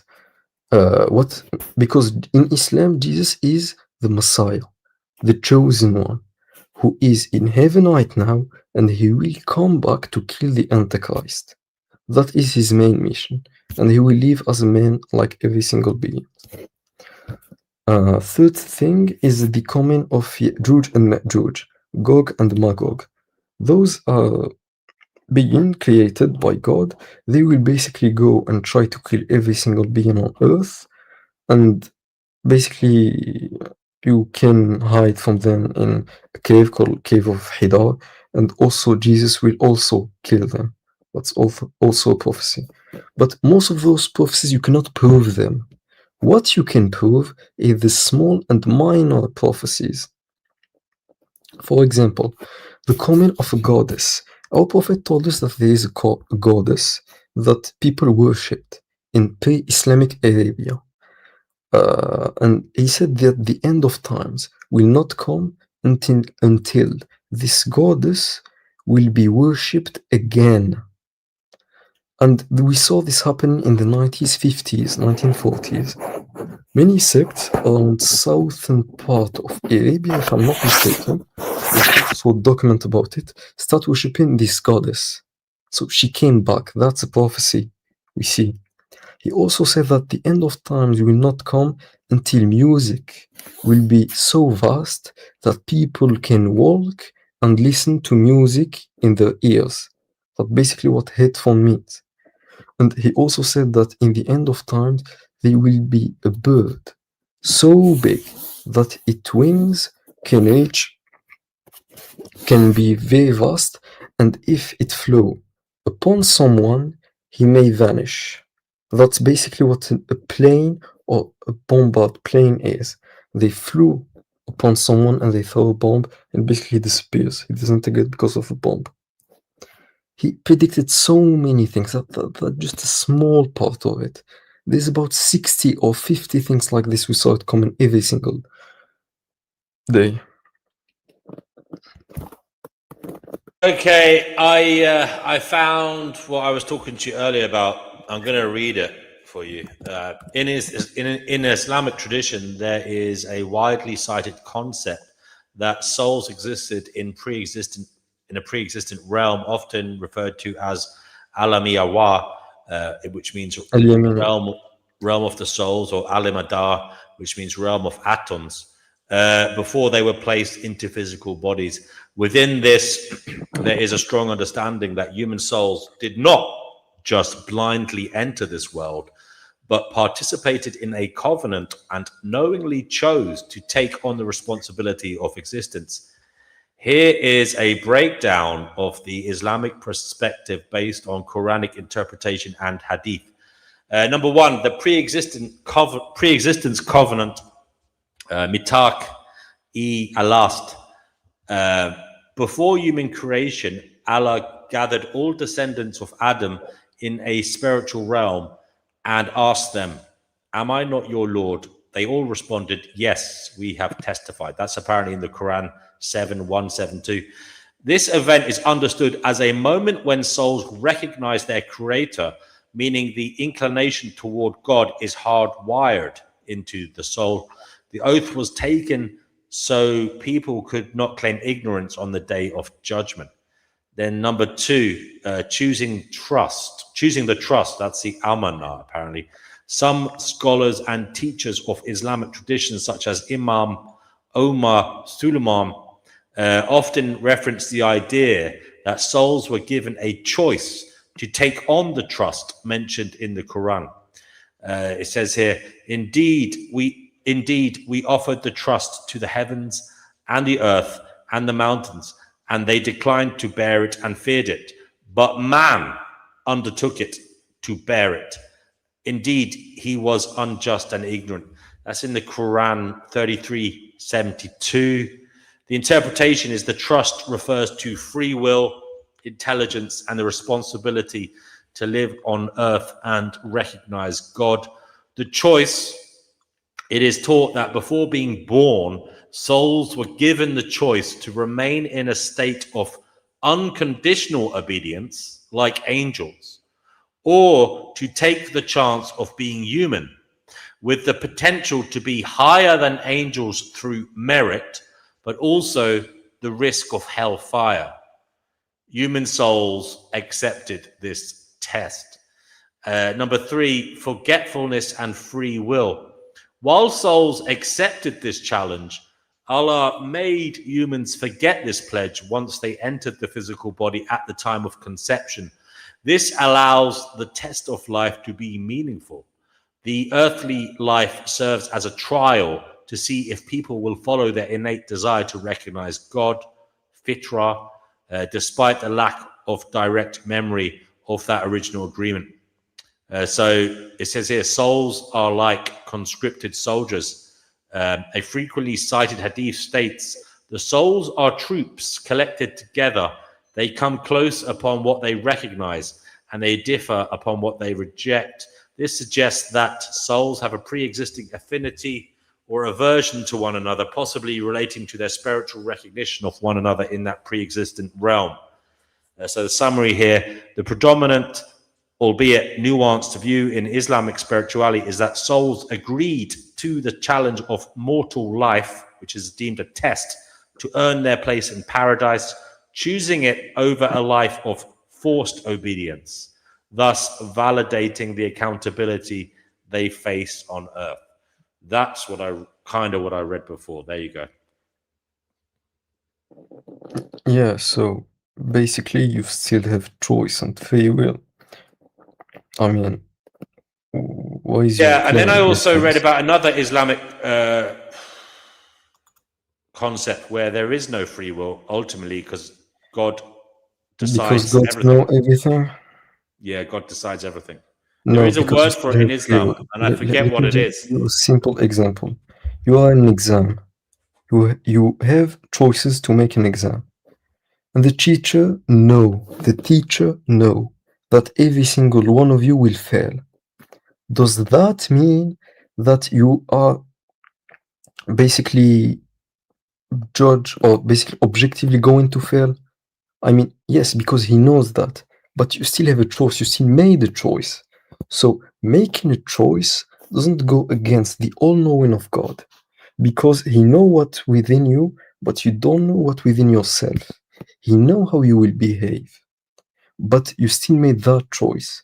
He knows it, but it is still your choice. Yeah, I personally find that a bit problematic, because if it is a merciful, loving God and He created us knowing what would happen, why create beings knowing they would be damned to eternal hellfire? He have nothing to do with your suffering, to be honest. It's you who put suffering upon yourself. I mean, it's easy. You find someone who is poor. He just wants money. He just wants something, just anything. You can help him. You can No, give him anything. Abu, with respect, sorry, Abu, let's look at it another way. You create a being, say it's you now. I'm not saying you're God, by the way, but say you create a being knowing the outcome of their life and where they are destined to be before you create them. You know that person has no ability to overcome the final destination that is there for them. Why create them? Because they did this. They put this upon themselves. It's you who put yourself in this state. If you are the ultimate prime mover, if you are the causation in that chain of causation, is it not down to you as the prime mover? You caused it to happen. You didn't need to cause it to happen. You let it be. You let it be. You willed it. You created it. That's a big misconception. Because you as a human being, you make choices that will define your future. But God knows. He knows what you are going to do. If He knows what you are going to do, He didn't said it's a mandatory for you to do this. It's basically knowing what you're going to do before He creates you, in my view, is still the same as sending you to hell when there was no your other choice. option. But there was no other option. He created it knowing it was going to happen. Basically, there was no other way of it. There was no other way of being. If He didn't, it was His choice actually, because He created it. Because existence is better than nothing. He created the inevitability. It was inevitable that person was going to hell because they were going to make those choices. Yes. They were going to make those choices. He knew they were going to make those choices because it was before their He choices, created them, and He still created them, even though He didn't have to. That's a bit weird. No, because I just don't understand that. I just don't understand that. I just don't understand that, Abu. Because that's basically what free will is. You do something, you get judged by what you do. When God knows, because I know that. I know you get judged for what you do. But if God knew this being that it created, like it's more powerful than you. God is more powerful than His creation. Why does He need to create a less powerful being? Yeah, that's vulnerable, that's got frail, that's got that isn't perfect, and will make mistakes, and could do something that could destine it to hellfire for all eternity. Why does He need to do that if He doesn't need to do that? Why does He need to do it? If He knows the outcome ahead of time, why did He have to do that? Why did He have to impose that on somebody? It's simple, because creation is better than nothingness. That's your answer. Sorry, say that again? Creation is better than nothingness.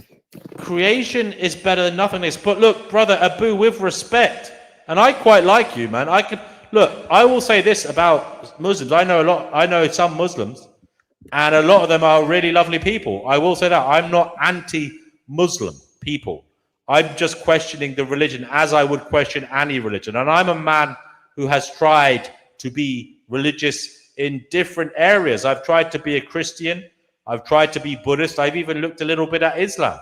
I'm not like somebody who hasn't taken these ideas seriously.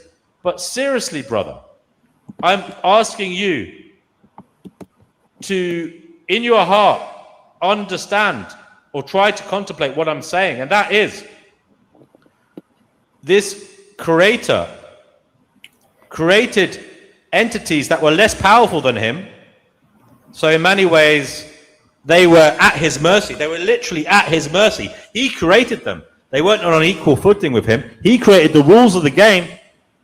He created their abilities. He created their vulnerabilities. He created their vulnerabilities. So, do you believe he created the environment that would test them, that would lead them astray? He is actually the creator of evil. If he created good, he created evil. He is the creator of everything. He created the evil that would tempt them. And these are vulnerable beings, less powerful than him. And this isn't like a weekend fucking test. This is about eternity, you know? Yeah. It's not some, you know, work bonding fucking afternoon away where people go paintball shooting. This is about eternity. And the result here is a consciousness experiencing a blissful state of eternity, or literally a hellish state of eternity where they burn forever because their creator knew ahead of time they were going to, and knew they weren't going to be able to do anything other than end up in that hellfire. Not in I eternity. don't know about you, Abu, but I think I could have imagined a better way of doing things. And I'm sorry if that makes me go to hell. I'm just questioning.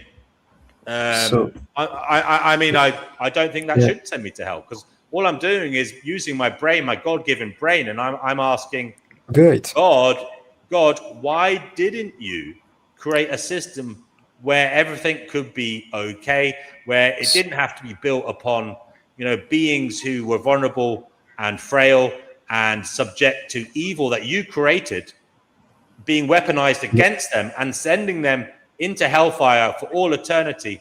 These are your creation. These are meant to be extensions of you. In many ways, if what you said is true, what you said earlier, that we are extension of God, we are extensions of God. We are part of God. Is it not the case that God is self-loathing? God needs therapy? No. So my question. Can I ask something? Go ahead, Chickpea. Sorry, Abu. Give Chickpea a chance, and then Abu. And Chickpea, please be mindful. Abu is new here. Don't go too hard on him. Yeah. I just want to ask about the 70 virgins. You know, you often hear this thing, if you're a good person, you go to heaven, there'll be 70 virgins waiting for you. 72, but it's only for the martyrs, not for every Muslim. Basically, who is martyr? Sorry, for the what? For the martyrs. Basically, when you go to war and you die as a martyr because you protected your country, your wife, your kids, even if you protected yourself in self-defense, that's basically what a martyr is. Someone who dies for the sake of God. A martyr can also be someone who wrote about Islam or teaches Islam and die upon it. That's what a martyr is. Yeah. So the 72 virgins are for the martyrs, basically. So they are reward for all the things that he restrained himself from it. For example, he didn't commit adultery. He didn't kill people. He restrained himself, so God gave him a reward that he never had before. Right. So these 72 virgins, then, are these actual? Do these virgins have souls? Are they actually? So basically, they are beings created by God. Their main purpose is to satisfy. Have they got a soul? I guess so. Do they have consciousness? I guess so, yes. So isn't that a little bit cruel, you know, forcing a virgin to have sex with a man? No, because basically the main purpose is to satisfy God, the one who created them, the one who gave them everything. Their main purpose is to satisfy God. By this, they have to do what God tells them to do, which is the virgins. Yes, which is to satisfy that man who die as a martyr. He can accept it or he can deny it. It is also his choice. Yeah, I know it's what this is all written. I do understand this is what's written. Well, speaking as a female, I would consider myself to then be raped. Sorry, Definitely not. That's really? not okay. What is the definition? Well, if a man forces me to have sex with him, that is rape. If a man, yes, but no, it's not a man. It's God, basically speaking, because But he is even the if God, one who created. Yeah, he is the one who created those beings for this purpose. If God created you for, if God have created you for a purpose, and you go against the purpose that God has given you, aren't you going against God?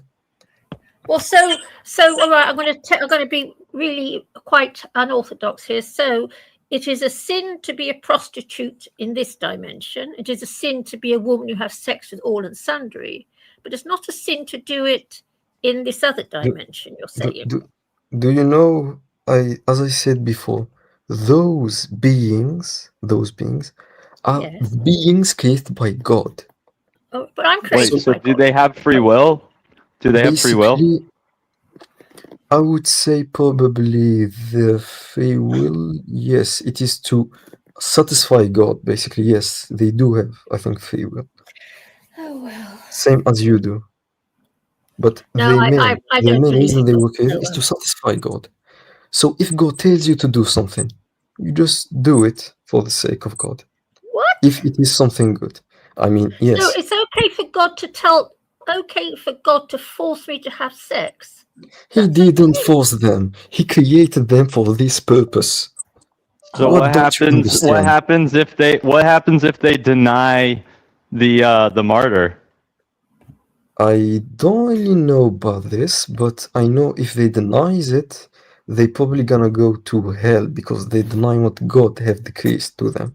Oh, I think okay. so. I'm talking about speculation. They're raped if they deny. They're either that's Okay, coercion.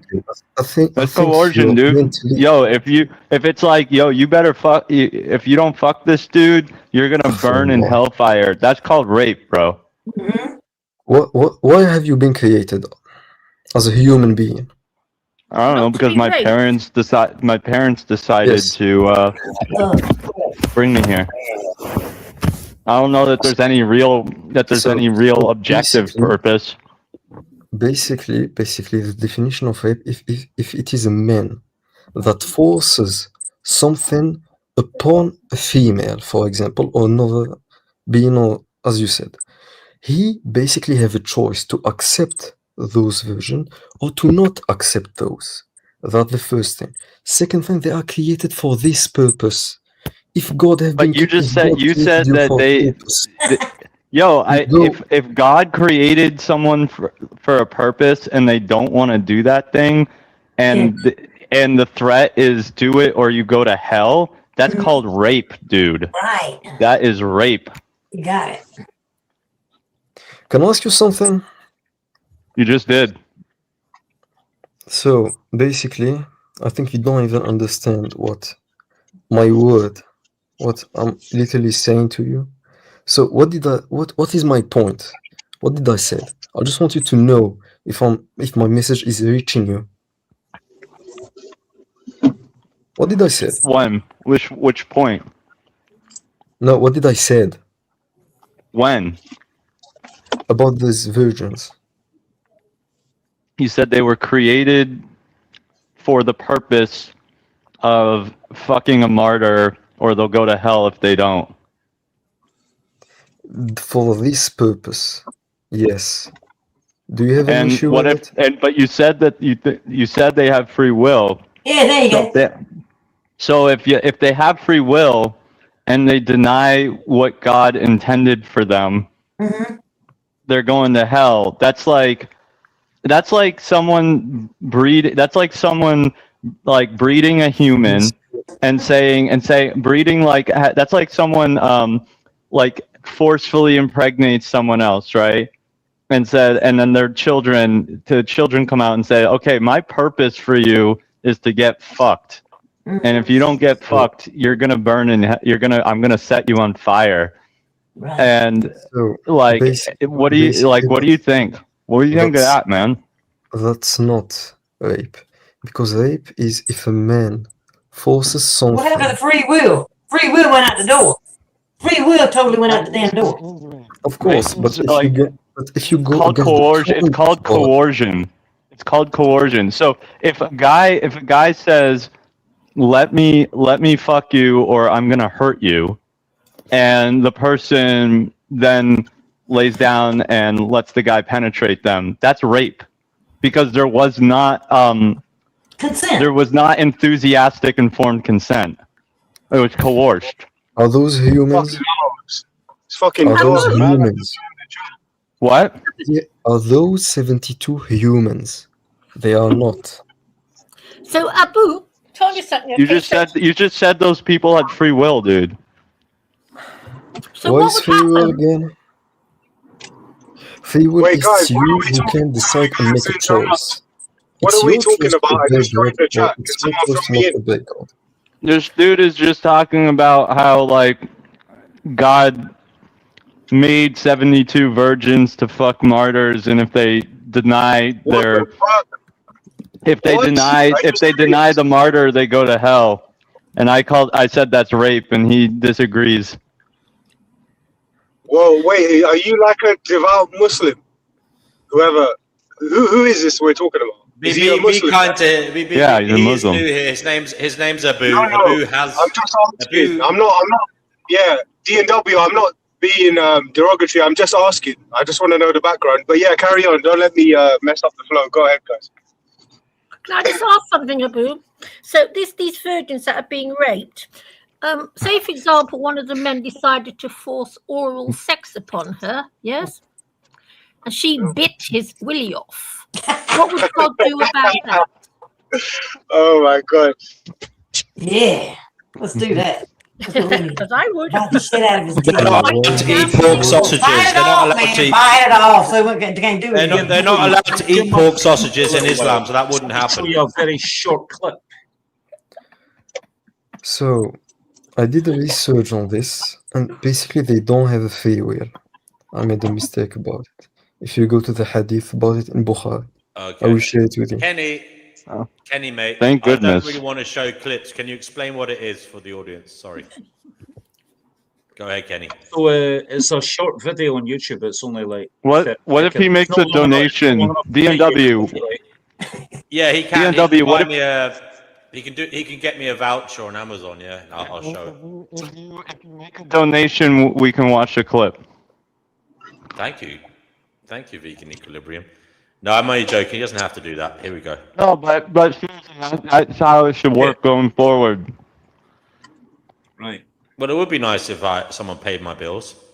But they don't want. Not Your everybody daughter can though. will It's be okay. raped and your Dang. son beheaded unless we stop Islam once and for all. Oh. So basically, you're justifying burning Abu, the he's word been a of troll. God who are explicitly saying and condemned raping and killing innocent people. Have you even read the Quran? Abu, that was Kenny shared that video. I didn't know what it was ahead of time. Apologies if you're offended. I'm talking to Kenny. But why did you share that, Kenny? Just to see what Abu's thoughts on that were. So, okay, I don't if you're know. talking about grape in a general way, Christian, Jews, Hindus, they all practice this. And that's something that go against religion itself, first of all. Second of all, killing an innocent being is something forbidden in Islam. I don't even think you know what the Quran even talks about this. Have you So even why read the does Quran? Christians then practice it? As I pointed out, over the last 12 years, there's been 56,000 Islamic martyrs that have got their 72 virgins. So that's 56,000 times What a 72. martyr is? Poor what innocent is a women martyr? being raped in the afterlife, mate. It's a sick religion, I'm sorry. What is a Well, martyr? to be fair, a lot of these Martyr religions- is somebody who apparently dies for their religion. They do No, something. no, that's a big It's misconception. kind of like religious suicide by cops. Definitely not. Well, to be fair, guys. Wait. Well, can I just say one thing? Because I've just joined the stream. To be fair, Kenny, while a lot of these type of religions they are expansionists, so to a certain degree there is some merit to what you're saying. Islam was an expansionist regime, Mr. Hamza. There's a lot of evidence for that. I mean, if you look at the history, Islam did have a sort of militaristic side to it, where it was expanding. And there's actually many of the hadith that say that Muhammad wouldn't invade a land if he heard the call to prayer in it. And you can Google that if you don't believe me, whoever wants to. So I'm sorry. Islam was an expansionist religion. And whether slavery is allowed or not, it's a very fucking grey area, just like the Old Testament. So you don't really have a leg to stand on, my friend. If you're going to class Hinduism and all these other religions, Islam has done its fair share of fuckery to this world as well. Yeah. Fuckery indeed. I will say that. Abu, have you ever explored other religions, like with an honest and open mind? He's not allowed to. It's blasphemy. Is it? Okay. Yes, it is. not. Basically, you can read other religions, but why will you read other religions when you know you're upon the truth? That first. Oh, okay, look at that. Wow, that's very arrogant, my friend, to think you're. You know, the thing is, they, you know what they do to apostates in Islam, and he just couldn't risk. I don't blame him for not wanting to risk that. You know but the concept of it, the context of it. But you know, to be fair, it does. There is context of what you're saying. To be fair, it does condone rape in the Torah. There is that thing about if the guy rapes a woman, a virgin, he has to pay her father 50 shekels and marry her, kind of thing. And he cannot divorce afterward. Right. So I'm not going to act like that's not in, you know, other religious texts, but it does seem to have much stronger prominence within Islam.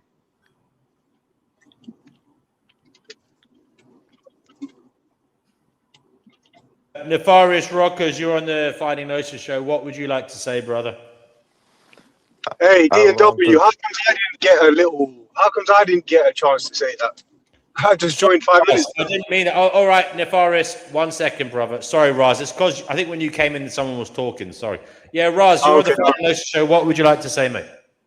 Yeah, well, I finished work, so I'm in the Batmobile, aka my car, on the way home. I did have a quick I did listen to a few snippets, really good conversation today, earlier on, about something to do with the deification of past figures and history. And yeah, I have to say, really interesting topic. So yeah, good one, guys. Good one. Okay, brother. Anything else? No, that's it. That's all I want to say. Thank you, Ross. Great to have you here again. Thanks for dropping by. Nefarious Rockers, mate. What did you want to say? You're on the Finding Gnosis show. Since the topic is about the greatest humans ever in human history, then I wanted to talk about George Foreman, who had a legendary life, if that's fine. George Foreman at first. Can you hear me? Yeah, go ahead. George Foreman at first was a juvenile delinquent that got caught up in many problems. He used to mug people and also got in many street fights. But then in the job corps, one day one of the employers there told him maybe he should try boxing. So he went into boxing, and after 18 amateur fights, he won the Olympic gold medal in Mexico against a Soviet boxer. Then after that he went pro, and George Foreman had what Muhammad Ali called the mummy guard. He would take his hands and extend them forwards to parry punches very early on, and then and he fought against Joe Frazier 2 times, and Joe Frazier was a bad stylistic matchup for George Foreman, since Joe Frazier would duck duck right into George Foreman's uppercuts. And he's famous for the fight, like the Rumble in the Jungle against Muhammad Ali. I thought he was famous for his grill. Yes, I will go into that later. He became famous for his grill. And then he fought against Jimmy Jong. After that, he got a near-death experience. He got a near-death experience that urged him to become a Christian.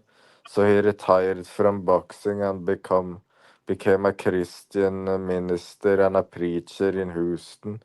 He also set up a youth center. And then the businesses of his failed. So he wanted to go out of retirement. So he lost weight and got ready to fight. And there were many notable fights after he came out of retirement. He fought against not Muhammad Ali, but Muhammad White Kawi, who was this much shorter middleweight boxer. And he eventually he fought a bunch of cans, and after that he won the title against Michael Moorer at age 45, and his slogan was "Life begins at 45." To many, George Foreman He was a legend represents. for that. He was a legend for that, yeah. For many, George Foreman represents that it's never too late to try. And he also became, as you said, vegan equilibrium. He also became famous for his grill. It cuts the fat. All Do you right. think- Thank you for that. Thank you for that, Nefarious Rockers. Do you think that Jimmy Young is I'm better gonna than probably George do that Foreman? when I retire. One second. One at a time, please. I'm probably gonna probably become a Christian when I retire. Okay. Abu, you said something. Do you think that Jimmy Young is better than George Foreman? I think that's a question for you, Nefarious Rockers. No, I don't think so. Jimmy Jong, I think, beat George Foreman, but he is not better. But sometimes styles make fights. George Foreman won against Joe Frazier, and then lost against Muhammad Ali. But Muhammad Ali beat Joe Frazier, so it's a notable example as to how styles make fights. But overall, I think George Foreman was better. Yeah. Yeah. But stylistically, he was a bad stylistic matchup against Jimmy Jong. Do you think that Floyd Mayweather is truly one of the greatest boxers nowadays? Yeah, I think so. He is so, but there are some arguments that he cherry picked his opponents, and some of the matches he fought was when the boxers he fought were too old. But he is undefeated, 50-0. So I still think he's one of the greatest of all time. And what about Manny Pacquiao? For me, I think that Manny is maybe better than Floyd. I think because he's more of a technician. Yeah, Manny Pacquiao went up several weight classes, something Floyd never did. But although Manny Pacquiao lost, there is an argument to be said that maybe Manny Pacquiao's resume is better than Floyd Mayweather's resume.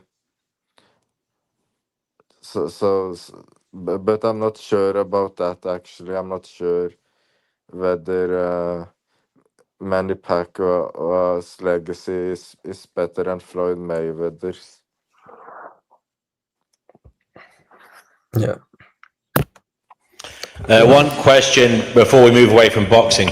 Who's going to win? I heard that Anthony Joshua and Tyson Fury are going to fight. It's going to be live on Netflix, apparently. Who do you think is going to win that one? Okay. And you, Rockers? I think Anthony Joshua will win. First of all, Anthony Joshua is much younger than Tyson Fury. Tyson Fury is much older now. And Tyson Fury didn't do well against Francis Ngannou, whereas Anthony Joshua beat up Francis Ngannou fairly easily. So I think that's Anthony a fair Joshua assessment. is in better shape. He's much more athletic. We'll see. We'll see. Okay. One more question, seeing as we have a Muslim here. I think the whole idea of jinn is interesting. Can you explain to us why they were created, what exactly they are? And can you give us any stories, perhaps, of how you believe they've interacted with people in this world? Because I believe that Muslims believe they can. Have you ever experienced it? Have any of your family friends experienced it? Tell us about jinn, if you can. Or Jen, I don't know how you pronounce it, sorry. So jinns are basically beings created from fire. You can see this in Quran 15:27, and the jinns were created before from smokeless fire. They existed before humans were even created. So jinns are unlike angels. Jinns have free will, like a human. Some of them believe in God, some of them reject God. Some of them are even Christian, Muslim, or whatever. And the main issue, they are created for the same purpose as humans have been created, which is to worship God alone. That's it. Make any partners with Him. That's mostly why they were created. And basically that's it. And we have also many types of jinns. For example, we have the Muslim jinns, which basically believe in Islam in every single way, and the disbeliever jinns. It's basically exactly the same as humans. There's also what we call shaitans. Those are devil, which means they are evil jinns who follow Iblis, which is basically Satan, Iblis. They follow Iblis, Satan. So they both have the same things, same free will, and same objective at the end, but something that is we can see jinns. And there's also an interesting hadith which our prophet had encountered many jinns throughout his life, and he also talked a lot about them in the hadith. But in a general sense, that's what jinns are. Okay, so they exist in Islam. The belief is they exist in a parallel state, running alongside us, and they live like us, but they're just made of different things. Exactly, and they have free will. They can believe in Islam or whatever. Why did he create them and us? I mean, why not? Why this differentiation? It is simple, because as I said before, why do you exist? You exist so you can worship God alone. By this, you follow God's law. What is God's law? You help people, you do good deeds, you basically transcend in the spiritual, and throughout piety, you have bigger piety, you basically are a better human being. That's why God have created you, so you can worship God, and by worshiping God, applying His law, you basically become a better being. Same thing with the jinns.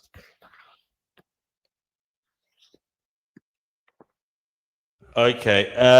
Now, apparently they interact with us, or they can see us, but we can't see them. Is that the view? Yes, they can interact with us, but the main issue is that we can see them. That's first thing. And second thing, I want to Yeah, basically they can do many things. As things they can do, they can also talk about or do many misconceptions through people. Sometimes, basically, it's not the jinns who do or who talks with humans. It's basically Satan, Iblis. He is the one who deceives people, and he also sends his minions. One of his minions are the devils, the shayateen, not the jinns. A shaitan is someone who follow Satan, who follow Iblis. And the shaitan basically is a minion of Satan, of Iblis, and he misguide people. He put many bad things throughout their heart, and basically, yeah, that's most of it. And we also have hadith about our prophet when he interacted with jinns. I'm looking for them. Kenny is back. Kenny, what do you want to say?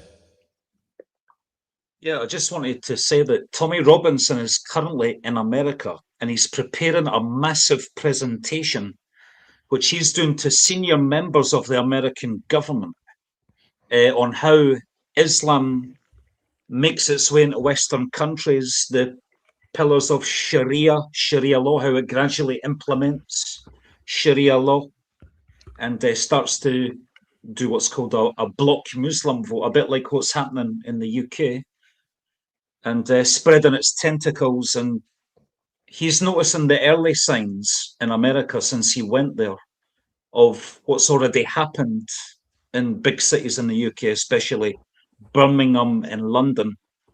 Where is he going to be? In America right now, warning the American people what's going to happen to your country if you don't stop. Where is he going to be speaking? Of it. So if you just go to his YouTube channel, Tommy Robinson Online, he's going to be doing this speech over the next coming days. He calls it his biggest presentation to date. And he's been... Has he sought refugee status in America? I heard that might be the case. I don't know.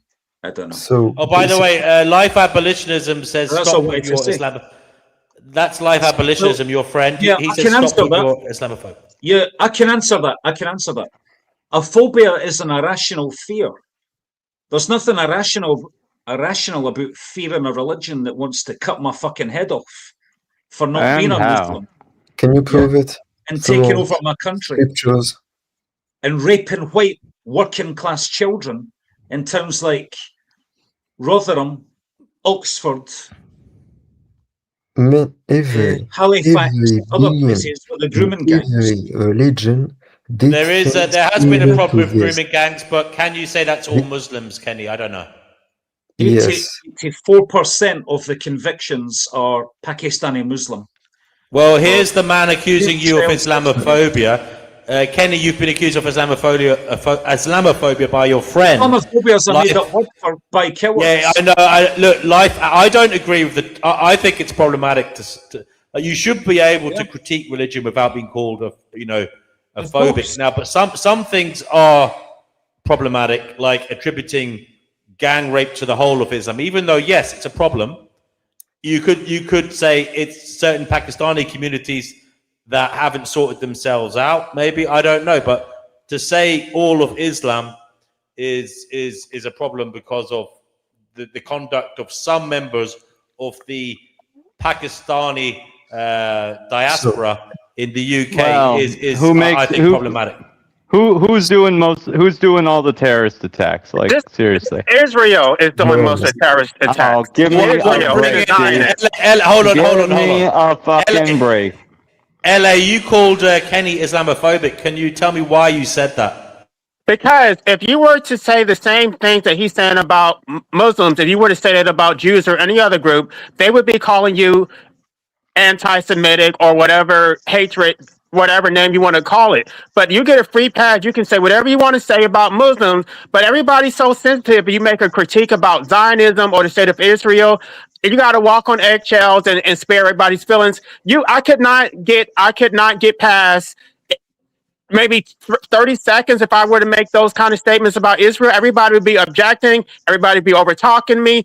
But he gets to say it with no pushback whatsoever. It's completely. There's no basis in fact for anything that he's saying. Well, that's because what he's saying actually is true, and what you're Right, saying is made up nonsense. you get to be the arbiter about what is fact. You get to be the arbiter about what is fact and what is true, and you have a bias because you're going to defend anything that Israel does, even when they are actually blowing people up. If I were to get up here, and talk about conspiracy theories about killing babies and drinking their blood and what happened on Epstein Island, you guys would say that is anti-Semitic. We need to get Fatima up here. How about we give Fatima equal time? That's because it depends on what your epistemic. It depends what your epistemic standard is, and you clearly have a very low epistemic standard. To Kenny. Let Kenny reply. He was talking to Kenny. Go ahead, Kenny. Yeah, Tommy Robinson actually follows me on X, and we've had a conversation on Inbox a few times. Kenny, I get the reform situation, brother, I do. I just think that when they get in, there'll be more of the same, mate. Don't believe in free speech, don't want to stop Islam. I think that we've got 3 years to make a counter group to it. Advance UK can become that in 3 years for the election. I actually will push for them to deal with Islam. Kenny, I get the reform situation, brother, I do. Ridiculous. That's Tommy Robinson. Absolutely ridiculous. No, the Zionists don't believe in free speech. Why is it against the law? Excuse me, I haven't finished talking. Ellie, you'll get your chance.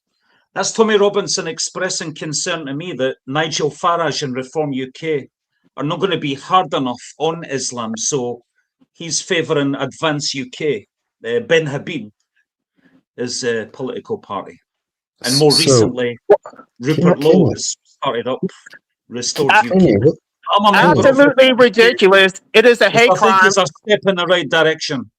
Anyway, you said DNW, I don't actually debate with life abolitionists because I don't think he brings anything of value to the debate. Right. All you do is spread Zionist propaganda because this is why he has to be interrupted, because he gets to spew his propaganda, and then when you respond, he just leaves. So there is no it's just so one-sided.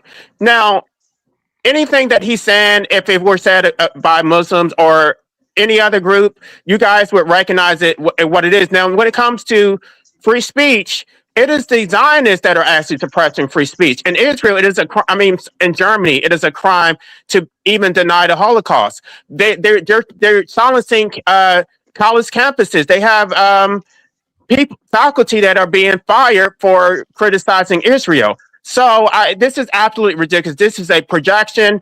Israel is a much greater threat than any Islamic country. I mean, I would fire neo-Nazis. Okay, I don't see a problem with that.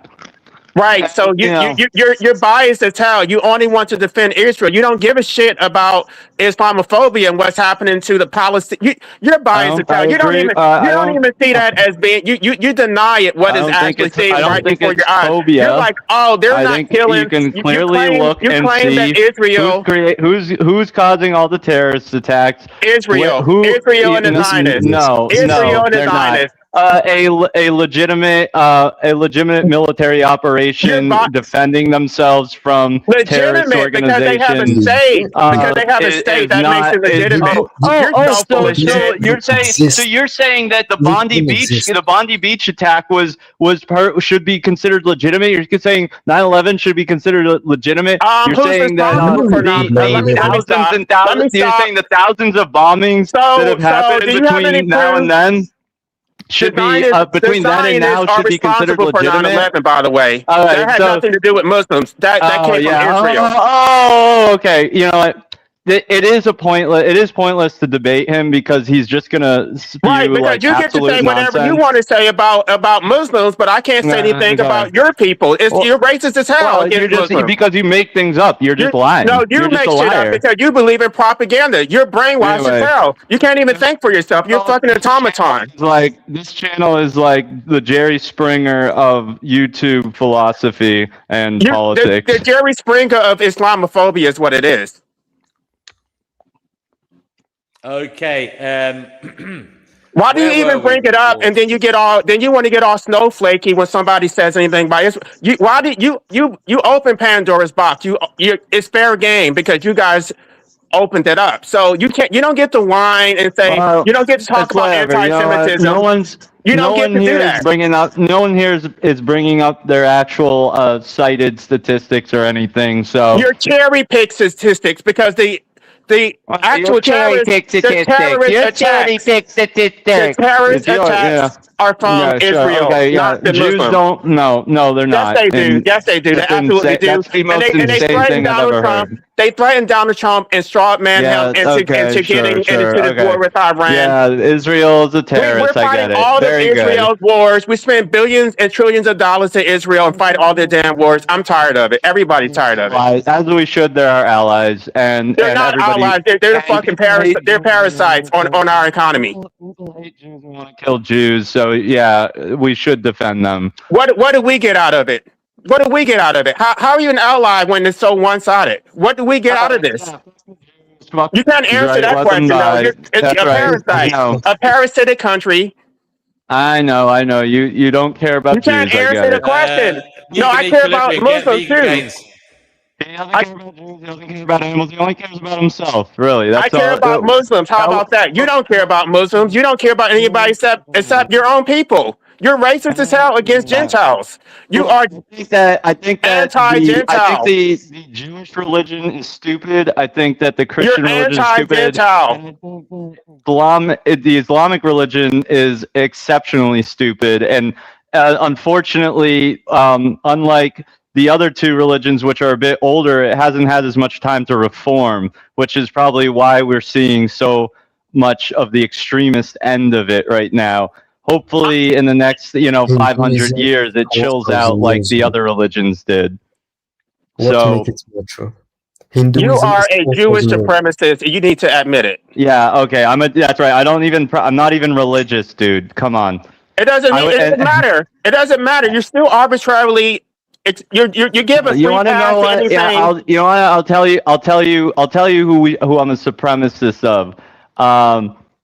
I think that people with a conscience, people with really nice bodies. You don't have a conscience, though. You have no empathy. You have no empathy for the Palestinians. You have no empathy for your own species. You're projecting. No empathy for the human species whatsoever. You're projecting. You Darvo. have more empathy for a rat. More empathy for a rat than a human being. I was trying to say who I think the supremacist should be. The people. LA, sorry, I got to mute you. Let him talk and then you reply. Come on, mate. I do think, yes, people with a conscience, people with really nice bodies, definitely. People with good, good health, people who have generally good disposition, good attitudes and general happy emotions. These are the people that I think should reign supreme over all and be spreading. And I'm definitely a eugenicist in that regard. They could be any race. They could be any ethnicity. Doesn't have to be Jew. They don't have to be Jews. I will say I don't think that the genetic pool for Ashkenazic Jews is that great. I would certainly say if you should move definitely towards the more Sephardic or Iberian line of Jews. Those people are gorgeous. Anyway, Africans, a lot of beautiful Africans out there. I'm telling you, I wouldn't mind more African supremacy actually. But yeah, I don't really care about. Do you stand for what? Vegan. What? Do you stand for what? Animal rights. I like that flag. Great. I like that flag. Mystery, go away. Do you know that one of the rules? Oh my God, this is so You evil. don't have the right to kill an animal when you're in war. Shabbat What? shalom.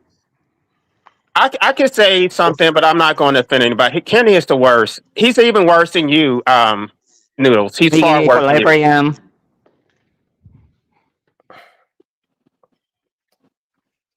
How are you going to be a Zionist if you're not even Jewish? Like if Noodles were to say I would respect him, you're so pathetic. You're such a wannabe. Maybe because he respects the people's rights to self-determination within the right within the to land of Israel. the right to colonize land that doesn't belong to them. Right. Jews have always been there, From the dude. river Actually, to the sea. I'll tell you what. From the You river ever to heard the of the sea. You ever heard of the Ottoman Empire? You ever heard of the You Ottoman just Empire? admitted it. That You was just called admitted it, Noodle. colonization, dude. That was You called just admitted it. colonization. You just admitted it. You said that Ashkenazis are not even from that land. You just admitted it yourself. I never said that. Oh my gosh. Well, here's the thing. Ashkenazis, yes, in more recent times, come from in the diaspora of Eastern Europe, but they do have a genetic lineage back to the land of Israel. I would love you to. I need a citation for that because there's no evidence for that. So you pulled that out your ass. They are European, 100%, at least 99.99% European. No, actually, that's not true because when the Jews came out of Israel, they went into Italy for or that area, Sicily, that area. Then they went up into Eastern Europe, and it was mostly men. Most of the time, it was the Jewish men taking non-Jewish brides who converted.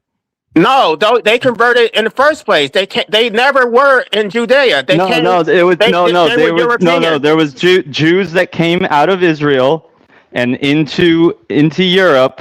They were taking non-Jewish brides who converted to Judaism along the way. You are so wrong about that. They are 100% You're the expert. You're the expert. I am You know the expert. everything. Oh, okay. Far more than you. All You right. don't even know your own damn history. Yeah. Okay, sure. All right. Whatever you say, LA. I'm not. This is. You are a pointless. pure Anyway. white man. You are European through and through. Good. Vegan. Very good. So I'm not basically, sure what why you're you want to be a colored person. You're not. You're European. Okay, sure. Okay, whatever you say. So vegan. White is snow, white is cotton, white is rice. I know. You're racist. Okay. Anyway, let's go. Okay, I get it. You're trying to act racist. like you're a victim. You're not. You're not an oppressed minority. Okay. I get it. Okay. So, by your definition, vegan, there was a time when Romans conquered the northern part of Africa, which is Morocco, Algeria, Tunisia. So, by your standard, does Italy have a right to that land in the northern part of Africa? No, I have no idea, dude. I don't know about that part. I would say I don't know. I don't know necessarily because I don't know enough about it. So if Nazi Germany conquered France, does Germany have the right now to the land, the right to conquer the land of the right of that land? No, no, I certainly would say not, and we would certainly not want Israel and the Jews, basically. No, the Jews started there. They were the earliest peoples there. And yes, Arabs ended up colonizing it during the Ottoman Empire. There was still Jews there that lived under. There's some Jews that lived there under jizya, and there was always Jews there, man. And I'm not against people wanting to go and live in different places, and I'm not against Arabs living in Israel too. I don't think there's anything wrong with that. I would love for all people to get along and live in that place. But Jews should have the right to be there too, and should have the right to, if they want to do their stupid religious prayers and stuff, they should have the right to do that there just as much as any other religious group.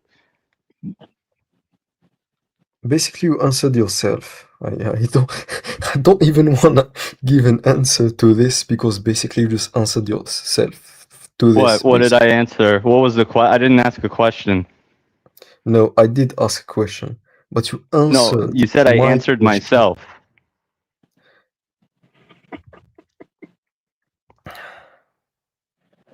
So, vegan. If we talk in an objective point of view, do you think that what Israel is doing nowadays which a part of what is Israel doing, which is destroying schools, killing child and infant. And believe it or not, the biggest, there's even wait for this, the biggest country, not even state, to be honest with you, that killed the most of journalists which have nothing to do with war is Israel. No, that's They not killed true. most of journalists. They did not kill the journalists. That is propaganda. Believe it or not. No. See, the point, Yes, the thing they is, did. this is going to be a They pointless did. debate because unless we're willing to, pull up our sources and say, oh, Of see, course, this is here, You like don't this is where provide I'm sources getting for my anything you information. say. Where are your sources? Shut up, dude. You Stop shut up. talking. I don't want to talk to you. All right, I I'm don't done want to talk talking. to you either. I'm done talking to you. Anyway, as I was saying, yeah. So like, unless we're gonna like do that, it is a pointless debate because, I'm gonna say that what you're saying is propaganda. You're gonna say what I'm saying is propaganda, and we'll just get nowhere. So my understanding from the sources, the information that I've looked at is that I believe I'm not going to say there aren't bad actors in Israel, in the Israeli military, just like there are plenty of bad actors in all militaries. But from in terms of the aggregate of what is happening, I'd say it is mostly for the greater good what Israel is doing. Is it And your good? What does it benefit you? No, I think it benefits humanity. In what way? In general, and not and it's not black and white. I don't think Israel's all good. I think there's plenty of evil in terms that is the Israeli government, just like I think of as all government. And it's kind of like pick your poison, right? Which monster do you want running the show? So genocide is for the greater good. We heard it all today. because I completely disagree with the idea that it's a genocide.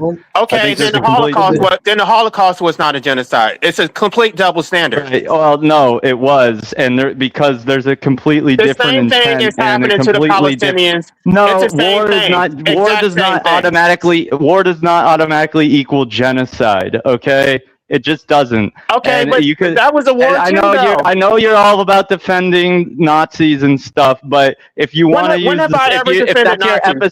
if that's your epistemic standard, if that's your epistemic, if that's your epistemic, no, I did not defend the Nazis. Standard, I did not defend the Nazis. Standard, I defended the German people. If that's your epistemic standard, then defending you would German have people, to say what we did to the Germans people is was not a the same as genocide. defending Are you going to Nazis. say that? Are you going to say the U.S. Are you going to say the U.S. All Germans were not Nazis. Are you going All to say Germans that were the not U.S. Nazis. Genocided Germans? Are you going to say the U.S. genocided Germans? Yes, they did. Absolutely, they did. Okay. All right. Well, if that's your epistemic standard, then okay, fine. Then you're going to say that all war is genocide. They kill innocent German civilians. You don't want to hear the truth. You don't want to hear the truth. Well, no, genocide has a very specific meaning. They specifically were trying to wipe out the German people. They were bombing innocent German civilians. They were raping German women, and they killed German babies. What are you talking about? You're brainwashed. You don't know what you're talking about. Was the bombing of Japan a genocide? Was the bombing of Japan a genocide? No, that was not a genocide. But they were intentionally trying to wipe out the Germans. That is completely different. You think they were? Okay. Where's your evidence for that? Yes, they were. I mean, where's your evidence for that? According to you want me to give you evidence? Because you don't read anyway. You're illiterate. You don't read shit. All you do is watch documentaries on YouTube. You're not intelligent at all. Okay, yeah. LA, instead of shouting insults, just tell us where the source for that claim that the Americans were trying to genocide the Germans. I want to hear that. So, according to an investigation group like the Committee to Protect Journalism, the United Nations, and Reporters Without Borders, about 180 to 190, it's about 200 journalists were killed, confirmed killed in mid-2025. 2025. Some investigation estimated over 220 journalists killed since October 2023. So literally in So May, you're saying that's coming from who? the Committee to Report Journalism, the United Nations, and the Report Without Borders. So United Nations is wholly anti-Semitic and corrupt. I don't know the other groups you referred to. So you're What I would say, one thing I want to know is, who are they calling a journalist? What was the actual scenario in which those people died, and where and who is actually, like, who basically do those organizations collect data from? Those are all the questions I would have about that. Basically speaking, if someone's died, how can you know for sure that he died? No, That's not the area of concern. No, it's who those people actually are. Why are they calling them? Are they journalists, or what? Or is that just a label they slap on them? What makes them a journalist? Secondly, what were the scenarios in which they died? How did they die? Did they die? Were they actually murdered, or were they in a hostile area and they were caught in between fire or something? Who's reporting these deaths? Who's giving them these labels or whatever? Is it Hamas? Is it, well, United Nations just gets their information from someone else. They don't, the United Nations, they're not a group of people that go in, they don't just walk into Gaza and look around and, and like I said, they have an anti-Semitic bias. So, these are all the questions that I'd ask. And, there's a lot of propaganda. I'm not saying Israel doesn't have their own propaganda, but look, it's just not something that I would take at face value. Yeah, so I get the stats. So there was airstrike and bombing against those. Drone strikes and target those journalists. Around 47 journalists have been reported being killed by a drone strike or target strike, either a missile or drone. You can't make this up. I mean, you can make it up. That's the thing. Especially if it's coming from Hamas. You sick-minded. You really think that Hamas will kill the journalists that they are exposing what the Jews are doing? Actually, Hamas would kill a lot of people. Hamas kills a lot of people. Yes, how do you defend yourself when someone is enslaved? A religious extremist terrorist organization. They kill their own people. They use people as human shields. They have, basically a lot of these groups, Hamas, Hezbollah, the IRGC, they are extremely volatile. They have morality police that go out and rape women. There's no telling. They use child soldiers. There's no real. There's. Can you name the last book you read? Can you do that for us? Name the last book you read. Has been a while since I've read a book. You don't read shit. You're ignorant. I think the last book I read was a Mark Twain book. What was it called? The Mysterious Stranger. It was a while ago. I read mostly articles and stuff about, I read, basically mostly articles and news stuff. But I don't think that just because I choose not to read certain kinds of literature, that doesn't make the information I'm saying. You don't read any literature. You don't read any literature. No, I do read literature. I just don't read a lot of full book. I don't read full books. It's true. You haven't even read literature. that said that, but that's a fallacy to say that like You that have not makes even read that. literature on veganism. You have not read anything. You No, don't know what you're talking about. No, I have read a lot of literature on veganism. No, you have And not. You yes, don't even know the yes, definition. You don't know the definition of a right. 1 second, LA. 1 we second. have, and you know, we have different ideas of what a right is. Clearly. All right, guys. Kenny's back. Kenny, what do you want to say this time? Yeah, these are two books I'm currently reading. One of them's called Israelophobia. I suggest Ellie reads that. And this one's called The Palestinian Delusion by Robert Spencer.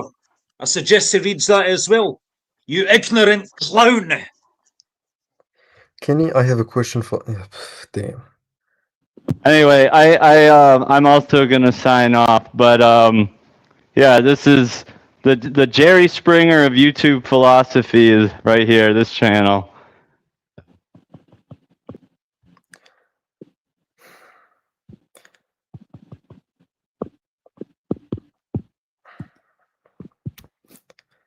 Cougar Dimmer, do you want to come on? I want to ask you a few questions about something else. I think we can move on. We've tried to go into that topic. It's a little Basically, bit of if any of you guys have a minefield. question, because I may have to go because I'm doing my attorney, and it's about like an hour. I still have an hour left.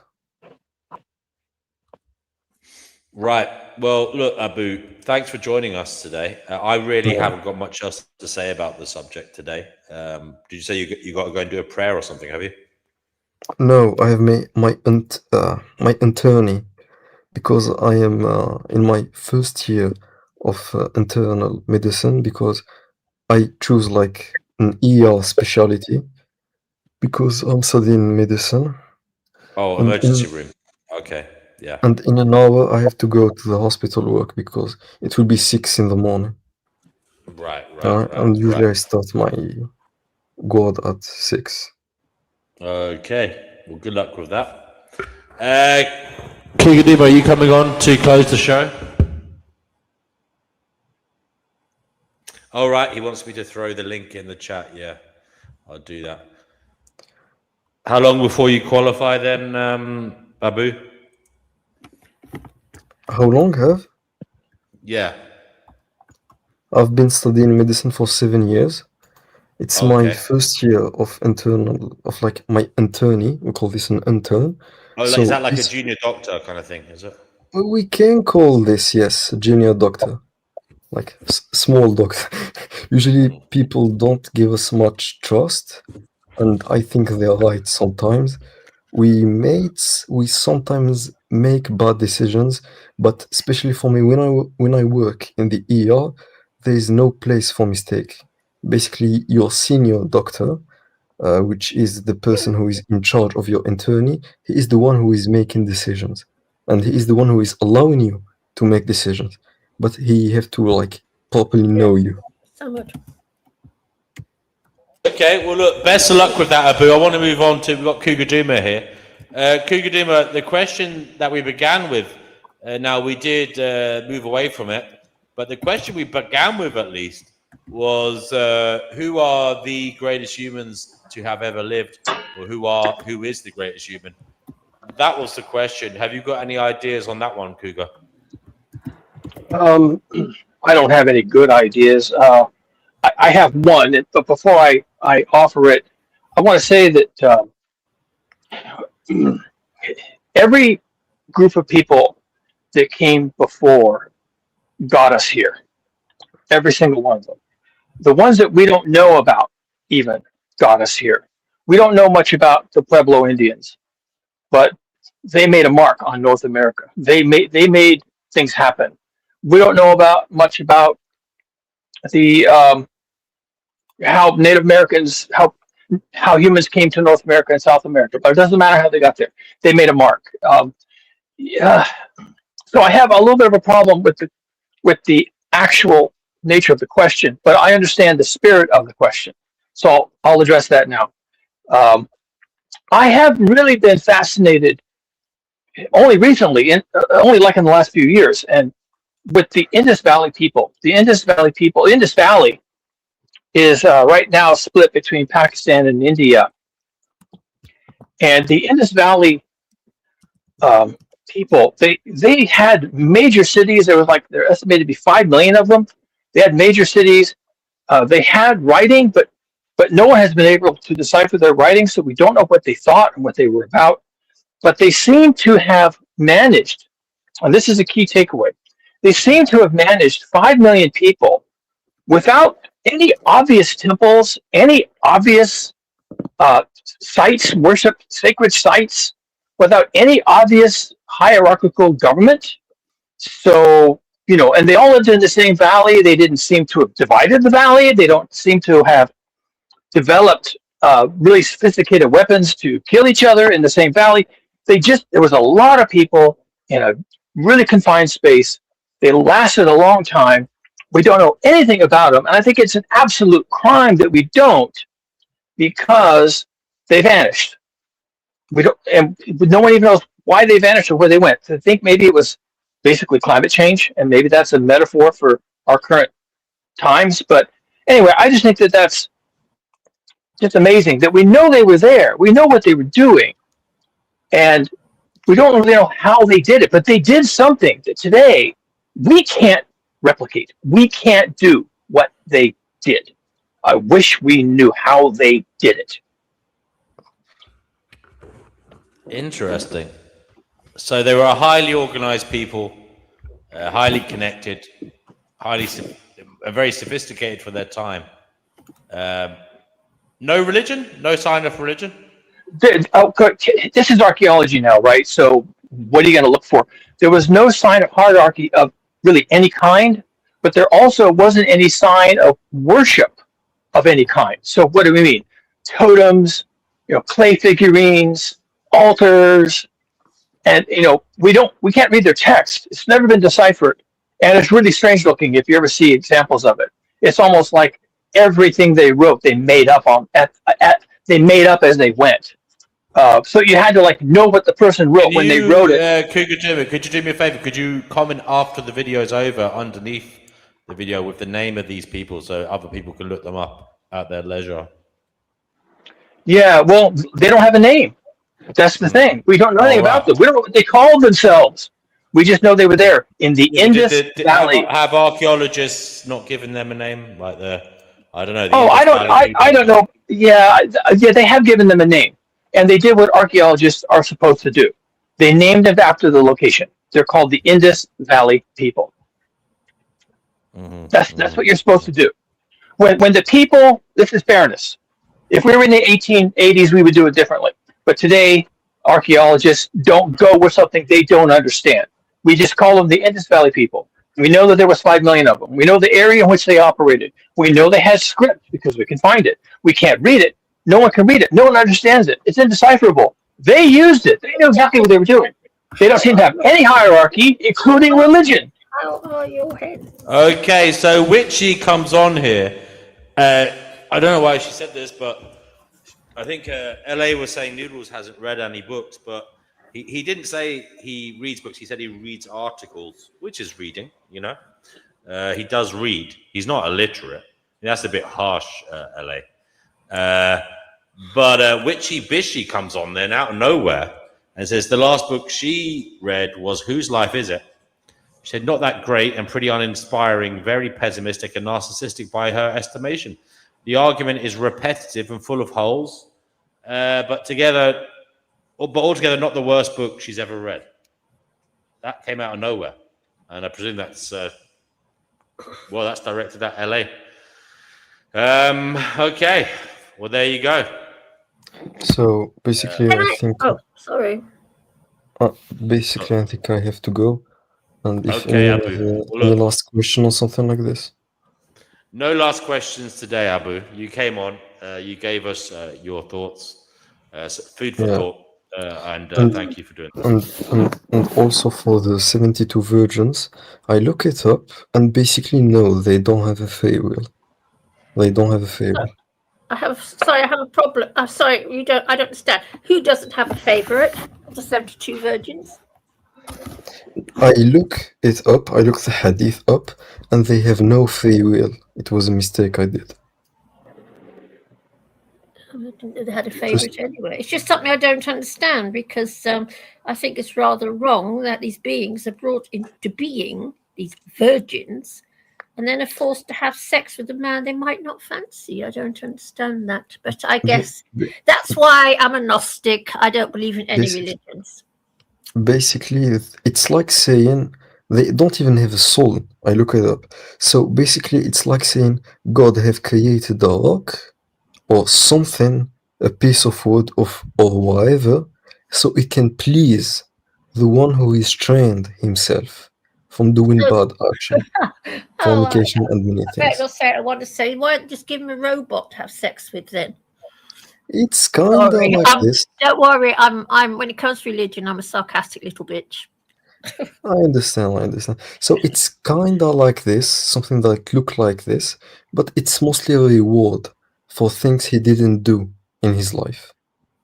That was the main message of it. And he died for his religion. I've always been curious about the 70 virgin deaths, I suppose, because, Yeah, so basically I have to go, start my car, and go to the hospital.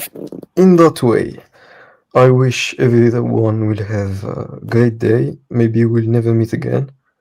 In that case, I hope you will succeed in whatever you do in life. Don't stop being a good person. Help people in need, whatever it costs you, and be a good person. You know. Abu, what's your take on cats? Have you got any cats? Because I know Muslims love cats. When I was young, I had cats when I was young. But I have to move on from my house, my parents' house, when I was 16 to start medical school. Yeah, no, so that feels, I was a bit alone. So well, when you're close to God, you don't really feel that you're alone, because when you're close to God, you feel something that is feeling within yourself. You feel a boundary. That's something good. Yeah. In that case, I hope everyone will succeed in life, and don't stop being a good person and supporting what is good and stopping what is bad. See ya. Bye, Abu. Bye-bye. Vegan Equilibrium says he's not going to be interacting with LA, that's Life Abolitionism, anymore on this channel. And Kenny says he's not going to be either. He says, have a great evening. Shalom. Well, I like LA, so I will still be communicating with him. Okay, Cougar Duma, you're on the Finding Gnosis show. I asked you that question. Sorry, Cougar Duma. I'll have to go to Russ now. Russ, did you answer the question, Russ? Who are the greatest humans to have ever lived, or who is the greatest human to have ever lived? Did I know you've been on the show already tonight, but have you answered that question? No, to be honest, I answered a different question. Oh, go ahead, brother, if you want to. Oh yeah, sure. Who are the? Wow, that's a really tough question. Who are the greatest humans ever to live? This might sound like greatest single human to have ever lived, whichever. This might kind of sound a bit cynical and pessimistic, but I would say nobody. I would honestly say that I don't think any being, or specifically a human being, could pass through this life and really be this fucking sort of, great exemplar for humanity. I mean, I think all the historical figures, myths and legends, whether they were real or not, I think they were secretly black-pilled deep down. Because I don't. You're secretly what? Sorry. Black-pilled. Black-pilled. Really? Yeah. That's what you mean by that. So when I say the black-pilled, well, the black pill is basically. I'm trying to figure out the best way to describe it. Is it like people who are hyper negative about reality and pessimistic and just think that reality sucks? Not necessarily, not quite like that, but basically the black pill means that maybe the truth about life is something ugly. Doesn't necessarily mean that you have to be hyper negative, but I would say the honest to God truth about existence and everything associated with it that we know of is something ugly, in my opinion. Yes. Well It said. doesn't mean that. Thanks. It doesn't mean that I'm suicidal or I'm this or that or I'm just like it's just like an honest personal observation. So I would say all these great figures, like supposedly Jesus dying on the cross, no disrespect to any Christians, by the way, but I don't believe he would say something like "Father, forgive them, for they know not." I don't think that human beings really truly have that capacity to be great, and I think a lot of stuff is exaggerated about everybody, every single fucking person. Yeah, I agree with you there, Rob. Totally agree with you. Thanks, Chickpea. And also, I know I reference Batman a lot, but at the end of The Dark Knight, there's a really profound dialogue that Batman has. So it's after Harvey Dent basically dies, and he agrees with Commissioner Gordon to basically lie to the people to upkeep the so-called harmony. And it's when Batman says, when the truth isn't good enough, sometimes people deserve to have their faith rewarded. And I honestly believe a lot of people in an ideal world should have their faith rewarded, but in reality, they don't. I mean, I think to a certain degree, a lot of us are just naive, including myself. Okay. Russ, is black pill something you're into? Like, is it something you read about or you know a lot about? It might be. The reason I ask that is it might be. I hear a lot about these pills: red pill, blue pill, white pill, no pill, black pill. There's all these different ones, and it'd be interesting. Maybe we could do a pill show where we talk about all the different pills out there. Yes. Yeah, I mean, I have looked into different one, including the red pill. That's a bit of a hot topic in and of itself. Yeah, I mean, I don't necessarily agree with everything, but if because this is the Finding Gnosis show, and the Finding Gnosis show, I do sort of think that we do live in reality is some type of, I don't know if we're in a lower realm or this is just a hellish simulation. Oh, I love what you say. Yeah, because I don't even know, to be honest, like when people use the word reality, like obviously I understand what it means in English, but what does that truly mean, because has anyone here ever used the virtual reality headset, like even a primitive one, like the Samsung Gear? I have, yeah. I've been on those arcade games where you put them on. I even went back in the day when I was very young. I went to you're probably, I don't know what age you are. You're younger than me, but there used to be this place called Sega World in London. You could go in there and play it was like a theme park for Sega in London where you could play all different virtual reality games. Yeah. Oh, okay, nice. Yeah, so when I first stumbled across the VR headsets and I put one on, and I did a few experiences. One of them was a Maasai, so a Kenyan Maasai campfire. And I put this on and it was insane because this thing had really tricked me to believe that I was amongst the present. And I really felt like I was there. So sometimes I think, for whatever reason, maybe I believe in somewhat of a simulation theory, to be honest, because this might sound cheesy again, but like Morpheus says in The Matrix, right, where he goes, what do you call, when he says to Neo, like, what do you call real? Because like everything like taste, all your senses are just like electrical impulses in your brain. Do you know what I mean? Like it can be broken down back to that. It's like, so even pain and pleasure, it's just like electrical impulses across your nervous system. It's a very rudimentary explanation, I know, but so if that's the case, then if that's the case, that pain and pleasure are just basically electrical impulses, then they're really without substance. You know what I mean? But yeah. So, Ra, are you an old misery guts then? Would you class yourself as a misery guts? No, I wouldn't say miserable guts, because there's still many things I think life has worth pursuing. I tend to, work out, pursue what I'm really into at the moment. I'm not like a defeatist or a fatalist where I'm like, oh, it's all meaningless. That I would say I'm not like a nihilist in that sense, like where it's like, oh, it's all meaningless. Don't bother. Just sit there and wait till you die. I'm not that type. Oh, not that bad. Yeah, I know. LA Some people is, are though, Chippy. Some people are. Some people are. Yeah. Just curious. Yeah, no, You know. Brother Marcus, good to have you back. Did you want to say something in particular? If I did, I forgot. No worries, mate. Guys, I'm just going to let my dog out and that, and then I'm going to... You guys keep talking. I'll be back in a bit. Because no, Ra, I'm a lot older than you. I'm a pensioner. And when I was young, I was quite, I did all the usual thing.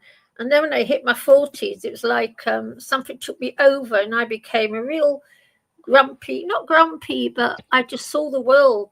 It's just a strange way. And I haven't changed. To me, it's an absolute, I don't know what people find so attractive.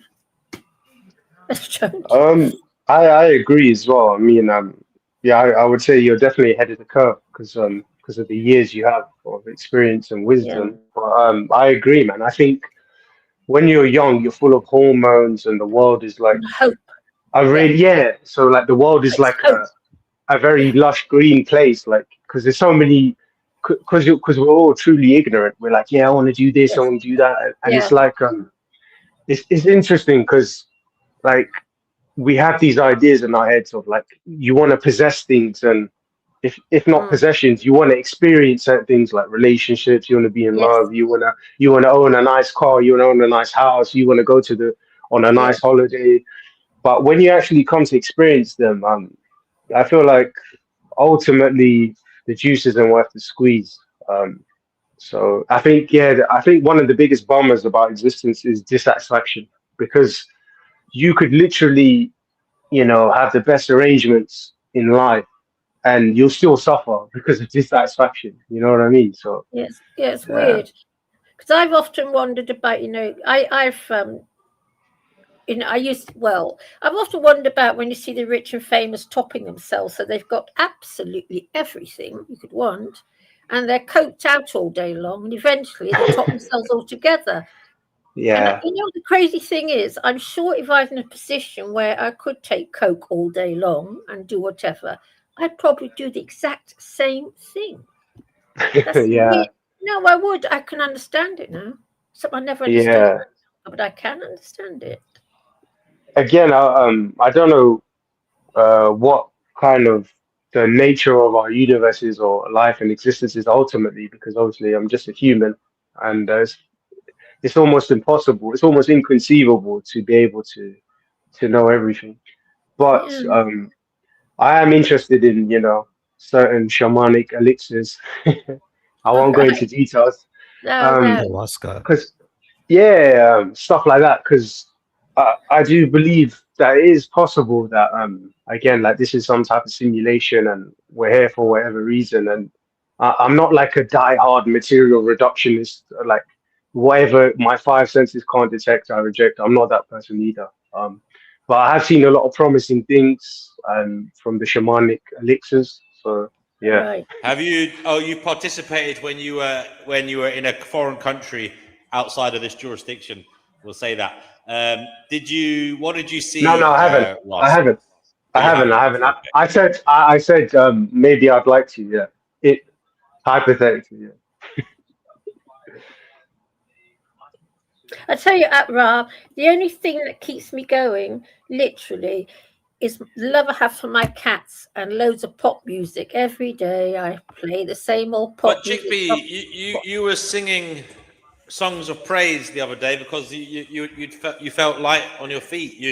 Your depression was lifted by the Finding Gnosis. I'm still okay, but I've never sung songs of praise. No, I've suffered very badly from depression and a heavy soul, and coming here has helping with that.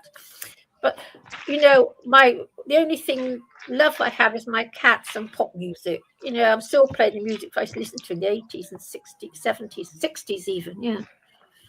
Yeah. No, D&W, I have chit. You must know that. Ooh. Yeah. I know that something Witchy Bishy said to you struck a chord with you and made you feel a lot better. Yeah. I mean, it's why I come here. D&W, it's my group therapy. Yes. D&W. I have a question now. What do you think's really going on here? Like in that same thing. Like me, that's a question. At this time of night. At this time of night. I mean, the whole premise of the show is I don't know. And I'm trying to find out. I mean, I have written a little bit about it, and I've made loads of videos. Now they're on private at the moment because I think I might move them to a different channel. Grump. So but it's a lot to go in now, Ross. But put it this way, I definitely think there may be more than meets the eye. Now that is, and yeah, I mean, I think there's something going on that's very, very strange, and I just hope it's not frightening because it seems very frightening. Grump. So Grump, I was going to ask you now. All this that tape you made, the short you made. Brother Marcus knows what I'm talking about.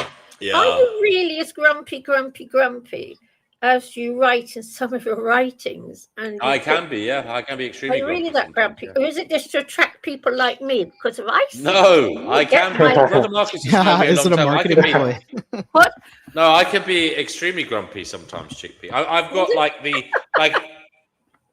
that's what people find intriguing about me. I can be very grumpy, but very personable, you know?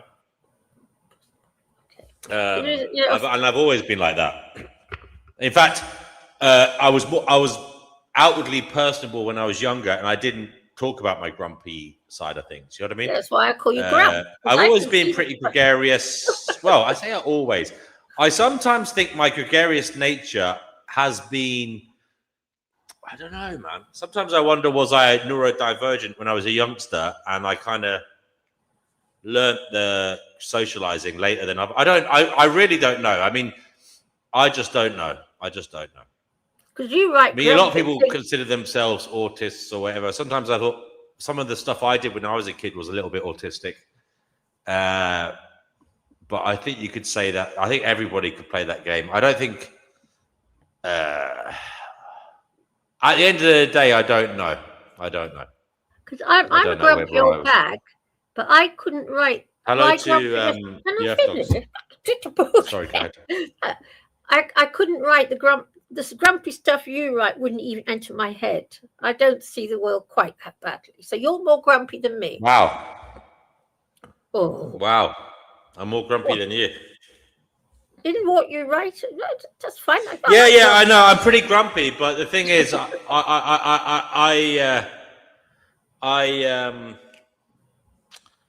think the way I see it, Chippy, is I see it as so bad that it forces you into action. It forces you to think beyond the pessimism and depression. Like it's that bad. And I've tried to talk about that before. Maybe I'll go back into it soon. I've kind of given up making the videos and that for a short term. Maybe I should go back into writing and making a few videos here and there. Yeah, I like your grumpy stuff. I think maybe I should collate them all into one central kind of message or something, you know, or a series of messages. Yes, it makes me feel better when I hear grumpy people talking and grumping. I feel better. Sorry, Boozy. Sorry, go ahead, Chickpea. I said when I hear people grumping and moaning, I feel better. Yeah, but you need to question why that is, and you need to never stop trying to develop. It resonates. It just resonates with me. I understand what you're saying. When I hear people Cougar dropped out. Cougar, thanks for joining us. See you, Cougar. We'll end the show soon, guys.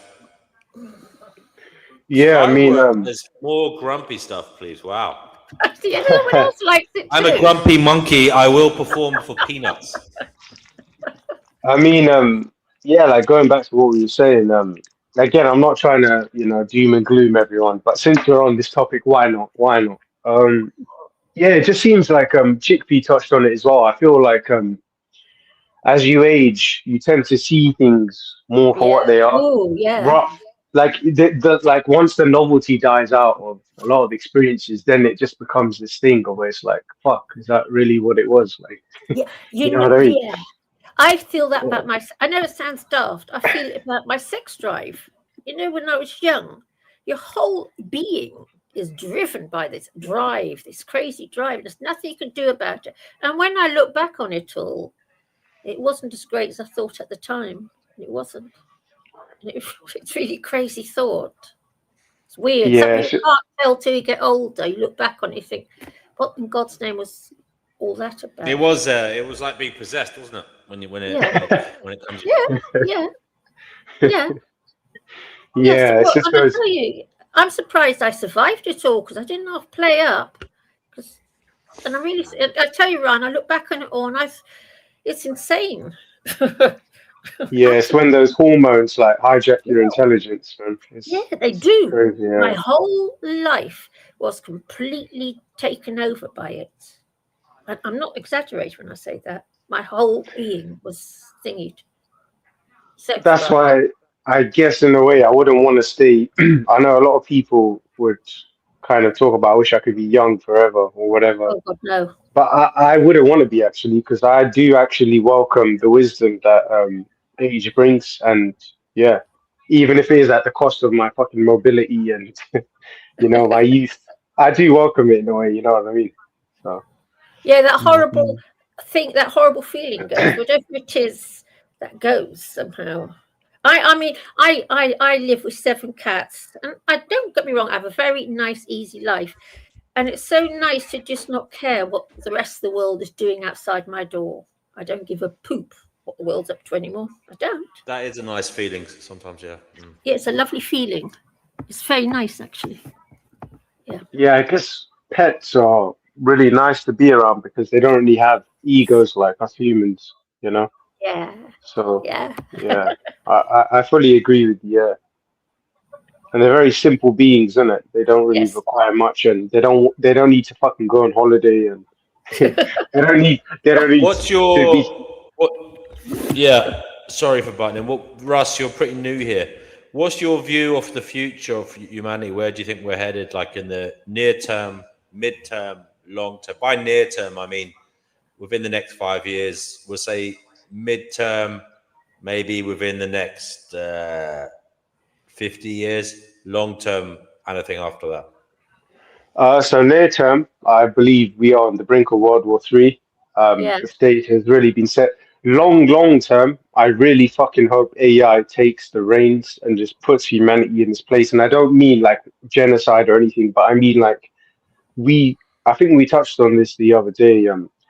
I think it's going to take something neutral and unbiased and something definitely more intelligent and more capable than humanity to give us the salvation. I know a lot of religious people look at God and all this other stuff, but in the long term, DNW, I honestly believe AI has to be our savior, man. Hopefully, it's either going to wipe us out or it's going to fucking save us, man.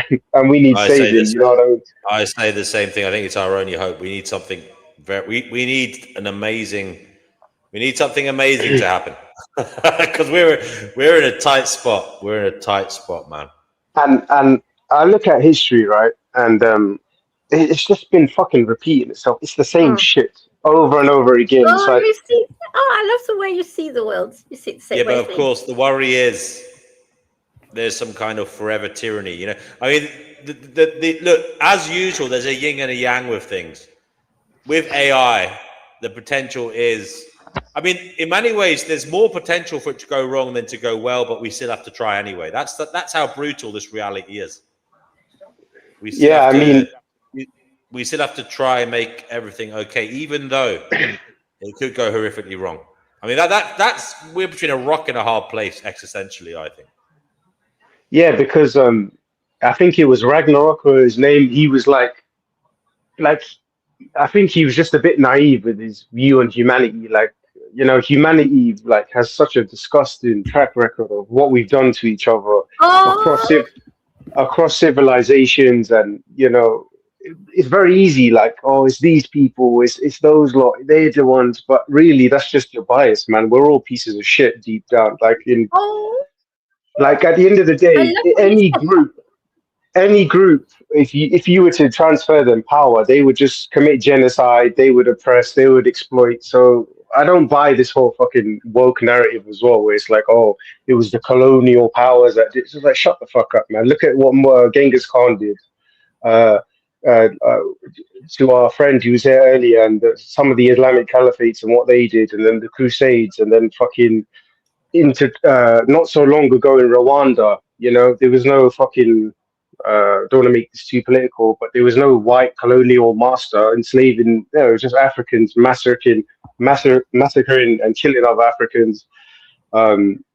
It's just a shit show everywhere, to be honest. And Yeah, I mean, personally, when you step back and look at history and try to be unbiased, try not to have allegiances to your ethnicity or, you know, your ancestry, and realize also that we all come from one source anyway. We all came from Africa.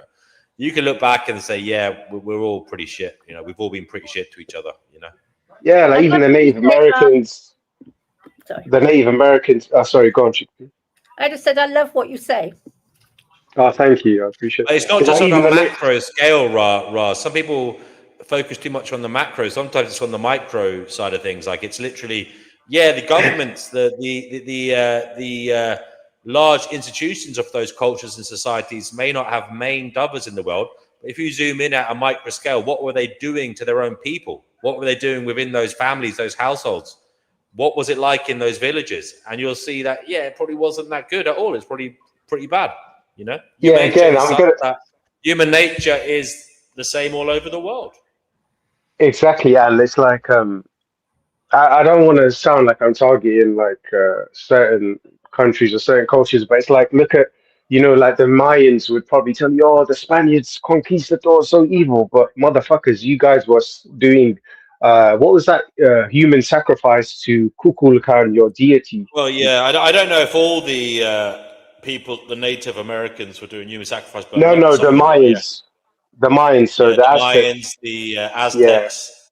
Yeah. I'm not too but sure even about in the probably. Even in the Native American culture, part of the warrior culture. We had sacrifice here as well. I mean, the Vikings did sacrifice. You know what I mean? The Celts did sacrifice. I mean, there was sacrifice. No, I know. Like even again, this has been a problem that has just has always been around. No, but what I'm saying is I'm giving certain examples because, like I said, we live in the woke era. That used to absolutely terrify me. The story of the Aztecs, you know, where they ripped the people's hearts out. While they were alive, and that was a religious ritual. That was literally a religious ritual. So I know. Every single evening, some poor fucker was, held down on the, the altar or the table of rock, and some skilled priest brought down a knife and scooped their heart out. Oh God.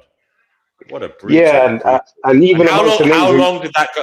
How long did that go on for?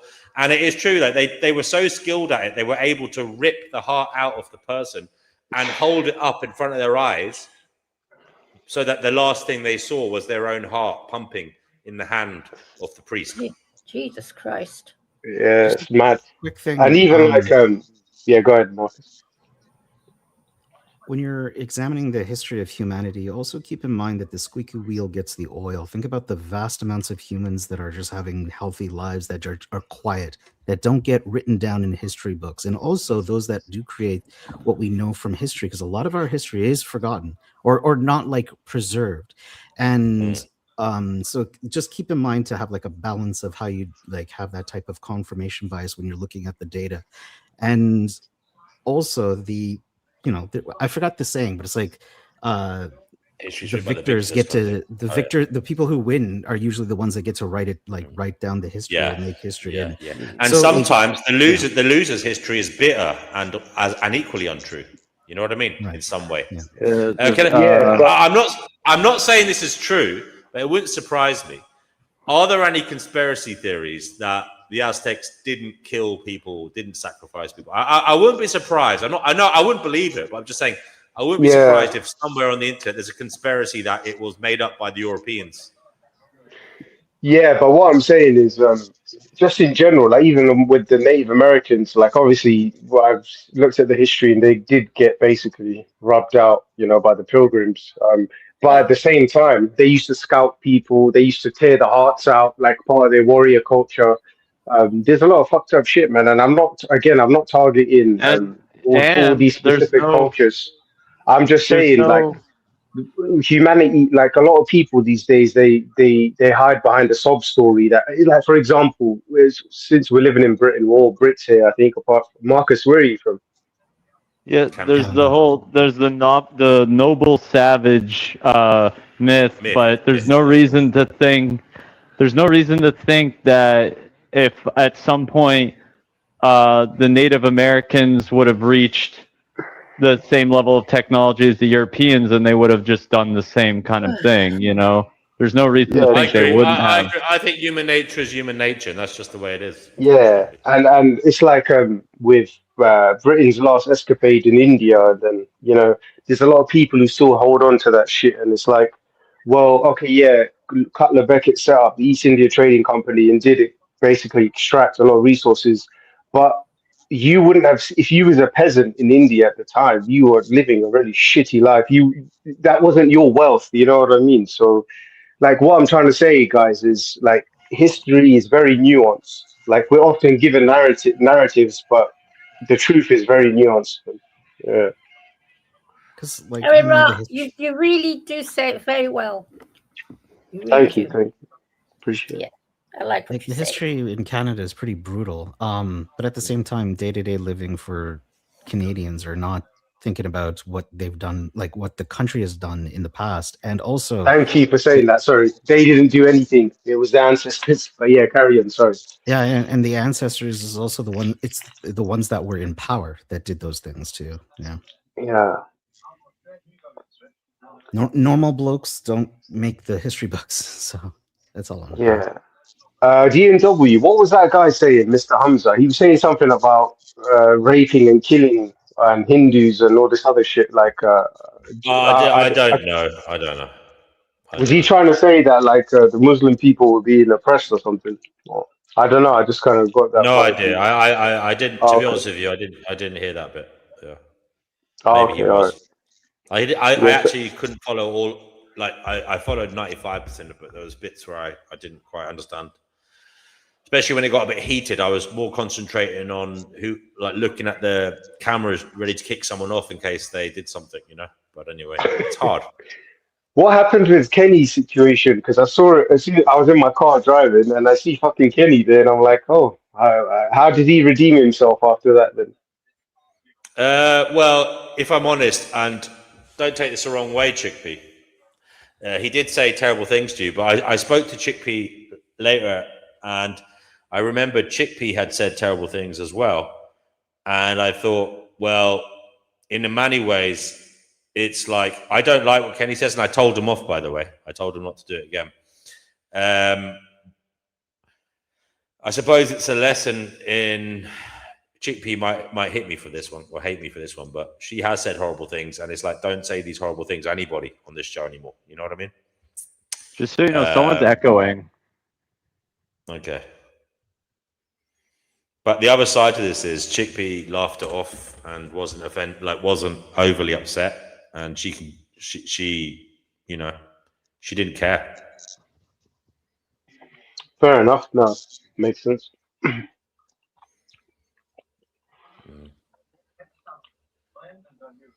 So how many vegans are?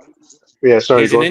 He is an interesting guy. He's a very interesting guy, that Kevin. I mean that as I'm curious, like that, why he is the way he is. But anyway, as in, like, he's very, very vocal, very argumentative. Obviously, he supports Trump. Just very, very involved, very emotionally involved. And it is unusual because you don't usually get people emotionally involved in outside cultures the way he is, but he is. And that's interesting. Yeah, exactly. Yeah, like I said, I thought he was a meme at first, but he's really diehard MAGA, So, but if that's what floats his boat, then I guess it is. But it is interesting. It is a phenomenon of the internet, isn't it? Like, can you imagine in like 19th century England if there'd been people like, going around like with American flags and shit, like, it's just so weird. The internet, it's funny because the internet just brings other cultures into your living room, and some people see little bits of themselves in it and attach to them, and it's such an interesting phenomenon. What the internet has done to people. Yeah, I feel like the internet has freed us from being bound by monoculturalism. Like, it's in. That's the real beauty, because like you can interact with somebody from a completely different continent, different culture, You can That's have a true. conversation. I Yeah, sometimes so feel like I've landed in the UK sometimes coming on here. Ra, yeah, are you in the UK, Ra? yeah, of course. Where? Born and bred. London. Where? Don't say your exact location. He's in London as well. Yeah, I'm just That's asking good enough. where. That's Yeah, good I enough. wouldn't. Yeah, I wouldn't go too specific, to be honest, because I don't know who's fucking watching the stream and if they're what their intentions are. Yeah, sorry, Chickpea, I'm not trying to be elusive, but yeah, I'm a I just Londoner. recognise your voice. No, don't mean I recognise your voice. I recognise the the accent and things. Yeah, no, definitely a Londoner, man.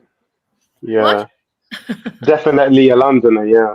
Life abolitionism out of nowhere comes with this: stop voting. Voting authorizes state violence. There you go. Wow, there you go. I mean, I don't know why they felt compelled to say that. That but felt a little they have. random.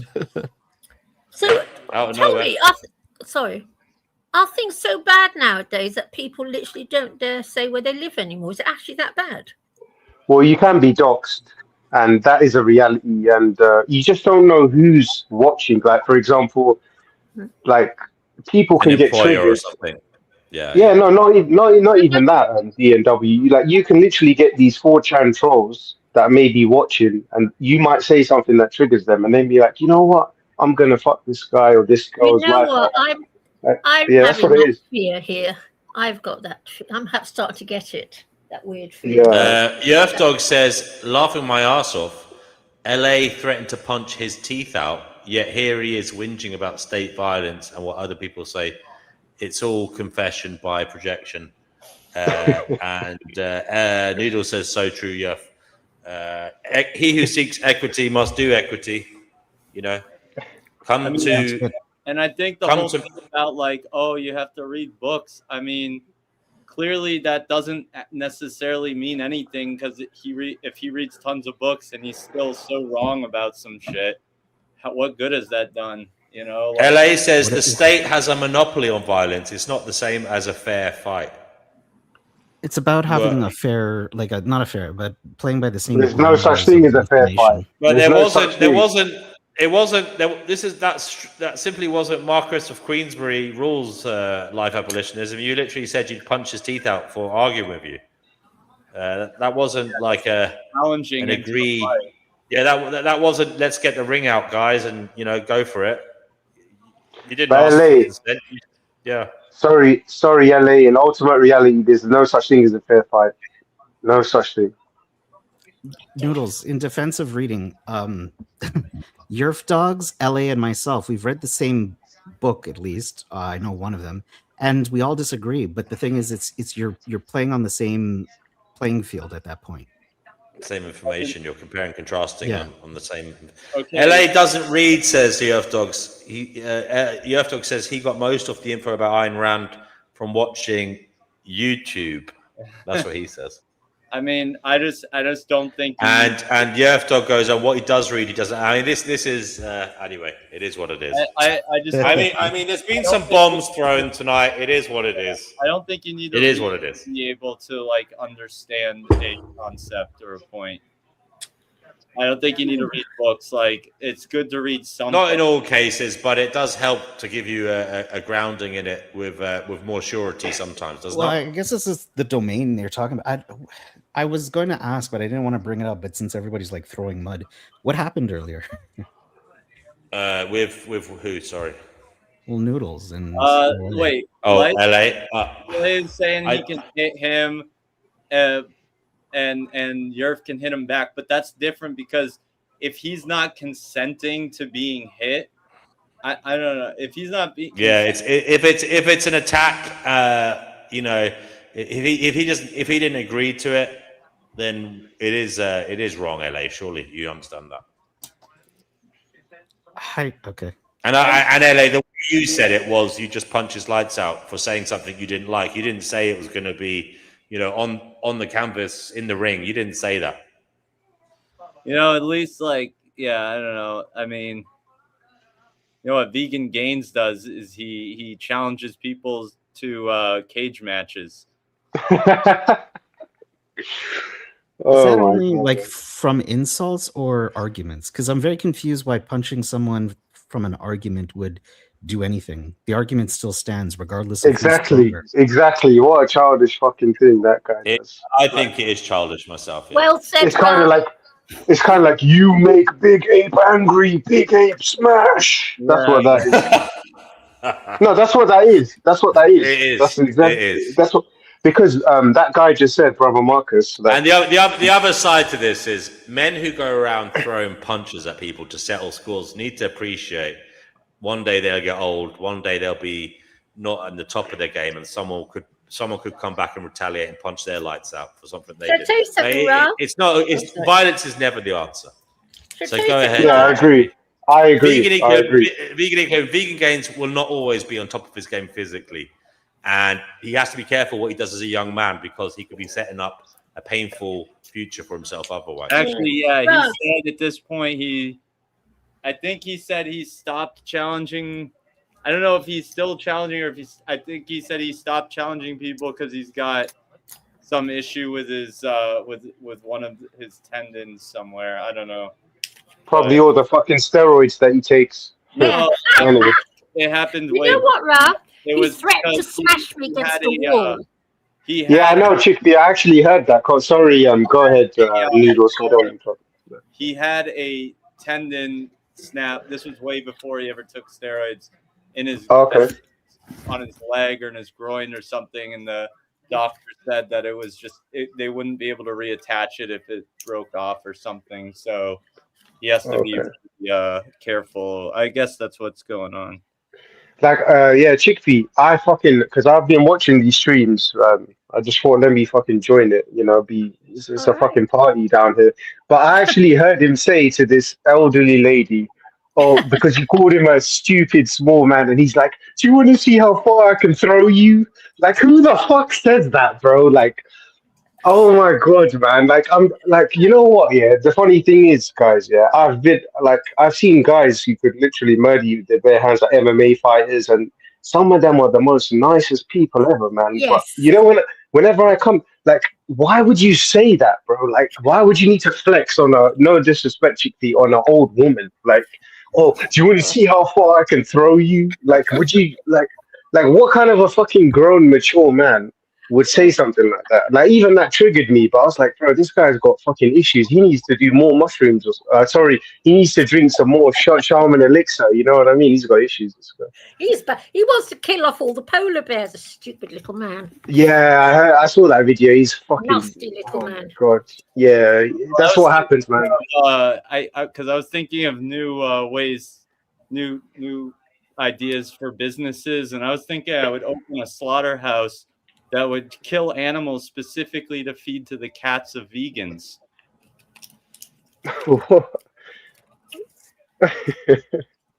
Actually, Noodles, I'll tell you something on this subject, okay? Were you just bored and you wanted to trigger her? No, he hasn't triggered me yet. I had that idea. Let me finish. He hasn't triggered me. Because you know what, Noodles? A vegan should open a slaughterhouse. Finish. I've been thinking about this, and that wouldn't actually, because you know, like we kill horses for humans to eat and all this shit. We should perhaps, because I do not believe that you can turn a cat into a vegan. Sorry, and I'd be more than happy to feed my cats ethically slaughtered horses or ethically slaughtered humans. It wouldn't even bother me. How do you ethically slaughter someone, Chickpea? I'm talking about people who have died. We live in a world where people are buried in lead coffins, or if they're not buried in a lead coffin. Let me finish. You know, Hey, pristine son, good to see you, darling. Wish you were here. or we dissolve them in water and push their remains into the water system. It wouldn't bother me to have my carcass fed to a shark. It wouldn't even bother me. And I'd be more than happy for my carcass to be fed to a lion. And I would be. Oh, there's actually a practice where they put dead bodies on like mountain ridges and let the crows. Oh, Tibetan. Yeah, sky burial. I've seen that. That's fine, Chickpea. I'm not against that, but you did just say. Do you say that's is that in Tibet? Is it?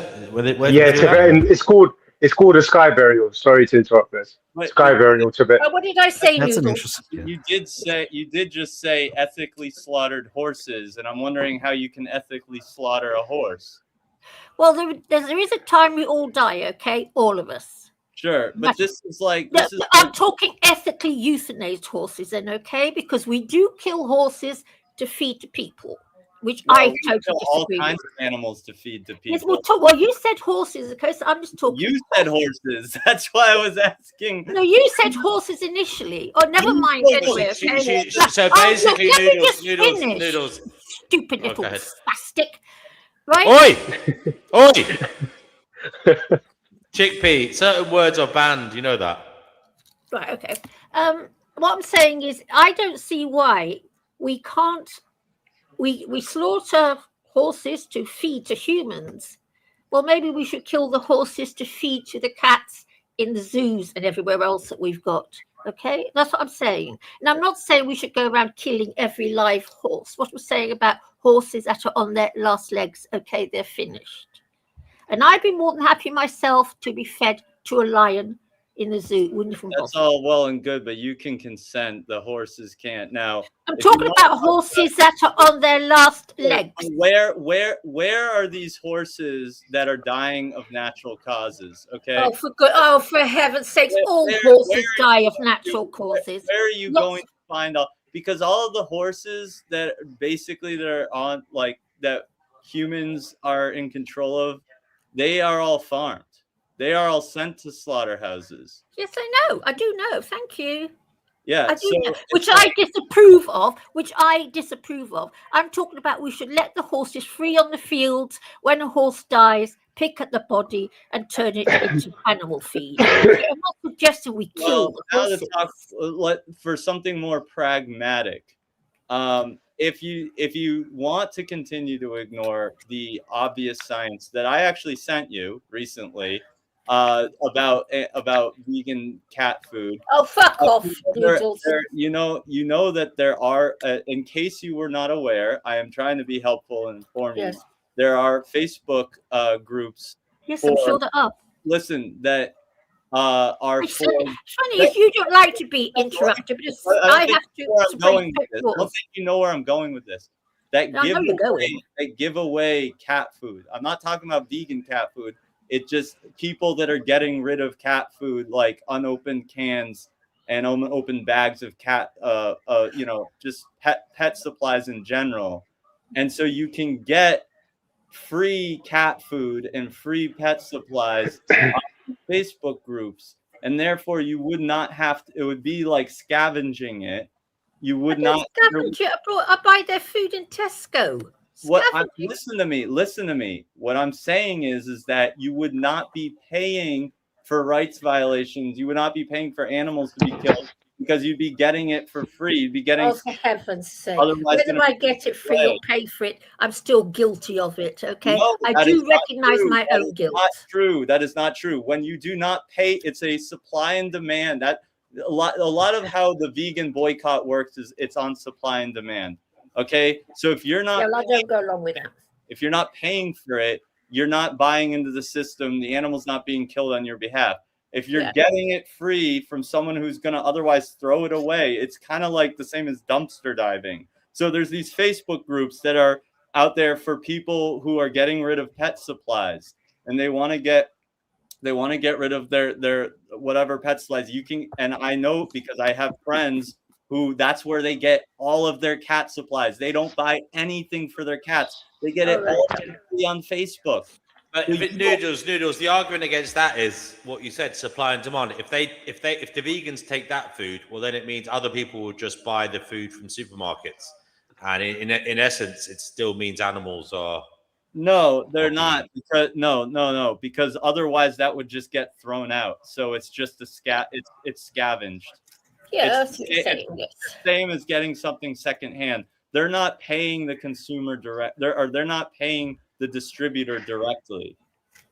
They're not even paying for it at all.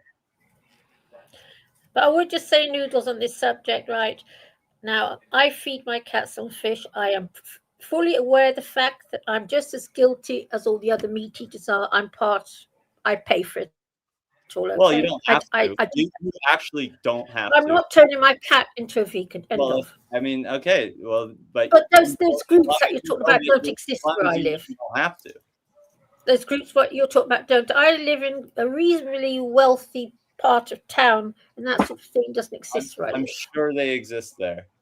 Well, not then. I'd have to take a taxi to get there, in which case, you know, I haven't gained anything.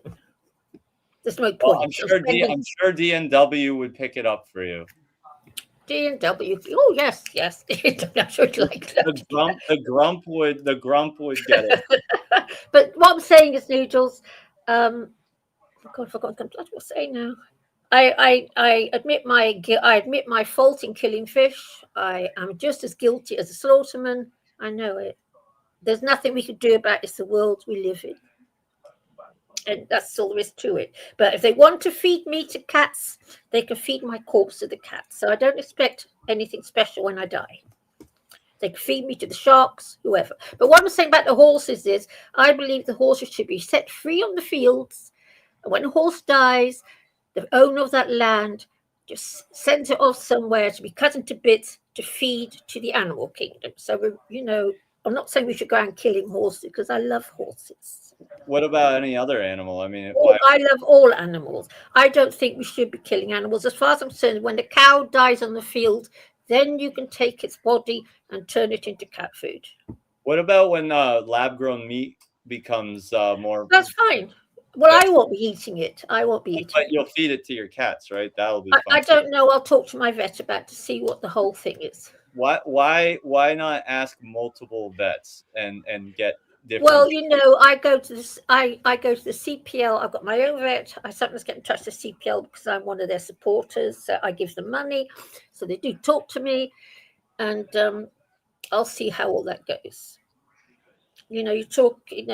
Lab grown meat. I'm not a scientist, so I wouldn't know anything about it. I wouldn't know anything about it at all. Well, if it's molecularly the exact same as meat, as flesh from, the animal that they're copying it from. Yeah. Well, if that's the case, I wouldn't know. I'm not I'm really excited for when they start doing lab-grown leather.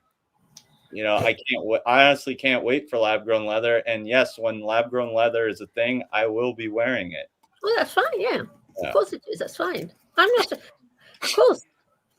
I wouldn't be anti-leather if the leather was taken off the dead horse laying in the field. Fair enough. Yeah, I'm not against scavenged things. It's just, I think in today's society, what it represents is it's just fucked. But I'm not against scavenged things, but I am looking forward to lab-grown leather and lab-grown wool and lab-grown things like that. Yeah, it will be very nice. I'm on your side, Noodles. You seem to forget. I am on your side. Well, we have more in common, I guess, than we had. Exactly. We have a lot more. We remember the 2%. We are on your side for all the rows we might have. I'm still on your side. But I will say, Chickpea, that email was not a very nice email. Yes, I know. I've been hissing a lot of venom lately. That's everybody. And animal rights. I get when anybody criticizes my cats or anything about my cats, I just get a hissy fit. Yes, I do apologize. So you're spewing more venom now, and you think you're getting better? I'm letting my venom go. She just apologized, which I appreciate, and I accept your apology. I'm letting I know, my but venom she's go. also said Marcus. she's been getting riled up more often and letting it out. Yes, I know. So I'm letting my venom go. Right, Marcus. Okay, I admit I've had a lot of problems. I've got a ton of venom stuck inside my soul, which is why I come here, because I believe the Gnostics get us if we don't detach from this planet. See, that's what I believe, which is why I come here, in the hope of detaching myself from all my connections, especially those negative connections that they can get me on. I know it sounds crazy. And I've been coming here, and lately, past few months, I've been releasing anger I would never dare release in the real world. Does that make sense? I would never dare talk to a man in the real world the way I've been having rows on here. I wouldn't dare. I know that sounds hard to believe. Doesn't that make sense to you? I understand your reasoning. Yes, and it is helping me.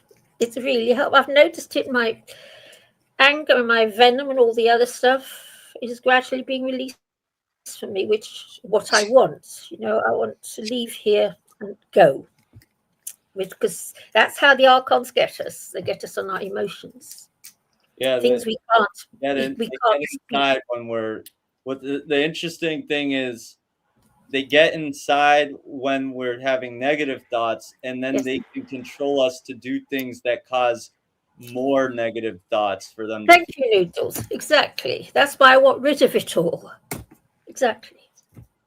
It's all this because Noodles. I've had quite a lot of negative stuff performed against me, and I've never been able to release it because if I go into the wide world, start arguing with men in particular, I'm going to get the shit bitten out of me, and I am. That's what group therapy is, and well, it does say find Gnosis, and finding Gnosis is to lighten yourself. That's one of the things it is, to lighten yourself. So, yeah. And it is working. Sorry, I'm one of those weirdos. And also, Noodles, you know what? This world makes me angry because when I see what we do to the animal kingdom, it makes my blood boil. Isn't it yours? I know. I have a question. Is everybody on this panel vegan? I know Noodles is Oh, chickpea, look and at then you are. that. I didn't notice that. Yeah, we're outnumbering you. Yeah. Nice. Oh, good. So even D&W as well? Yeah, he is. Yeah, you're surrounded. Oh, fuck you, know. Well, it was inevitable, you know. It would have come to this eventually, so it is what it is. It's your destiny. To be fair, I actually tried it twice. I wouldn't say I tried veganism because veganism is an ideology. But I tried a fully plant-based diet and it didn't work out. I tried it twice. Didn't really work out for me. So yeah, if I'm honest. One of the reasons it doesn't work is for a lot of people is that you're not consuming enough salt because when we're vegans, our bodies, we don't get all that salt that's in the meat products because all meat is treated with salt to purify it, blah, blah, blah, before, you know, that's how it's done. We don't get that salt, which is one of the reasons why, as a vegan, you have to make sure you get your salt every day. Yeah, I mean, I was supplementing B12 and everything, but to be honest, I just didn't like the whole bioavailability of plant protein because I was training, I was doing a lot of stuff, and I realized I wasn't recovering. I felt like I lost a bit of athleticism. I know Noodles are probably going to bite back, but I know it's an anecdote, but I'm just telling you that was my truth. I mean, I survived for like a year.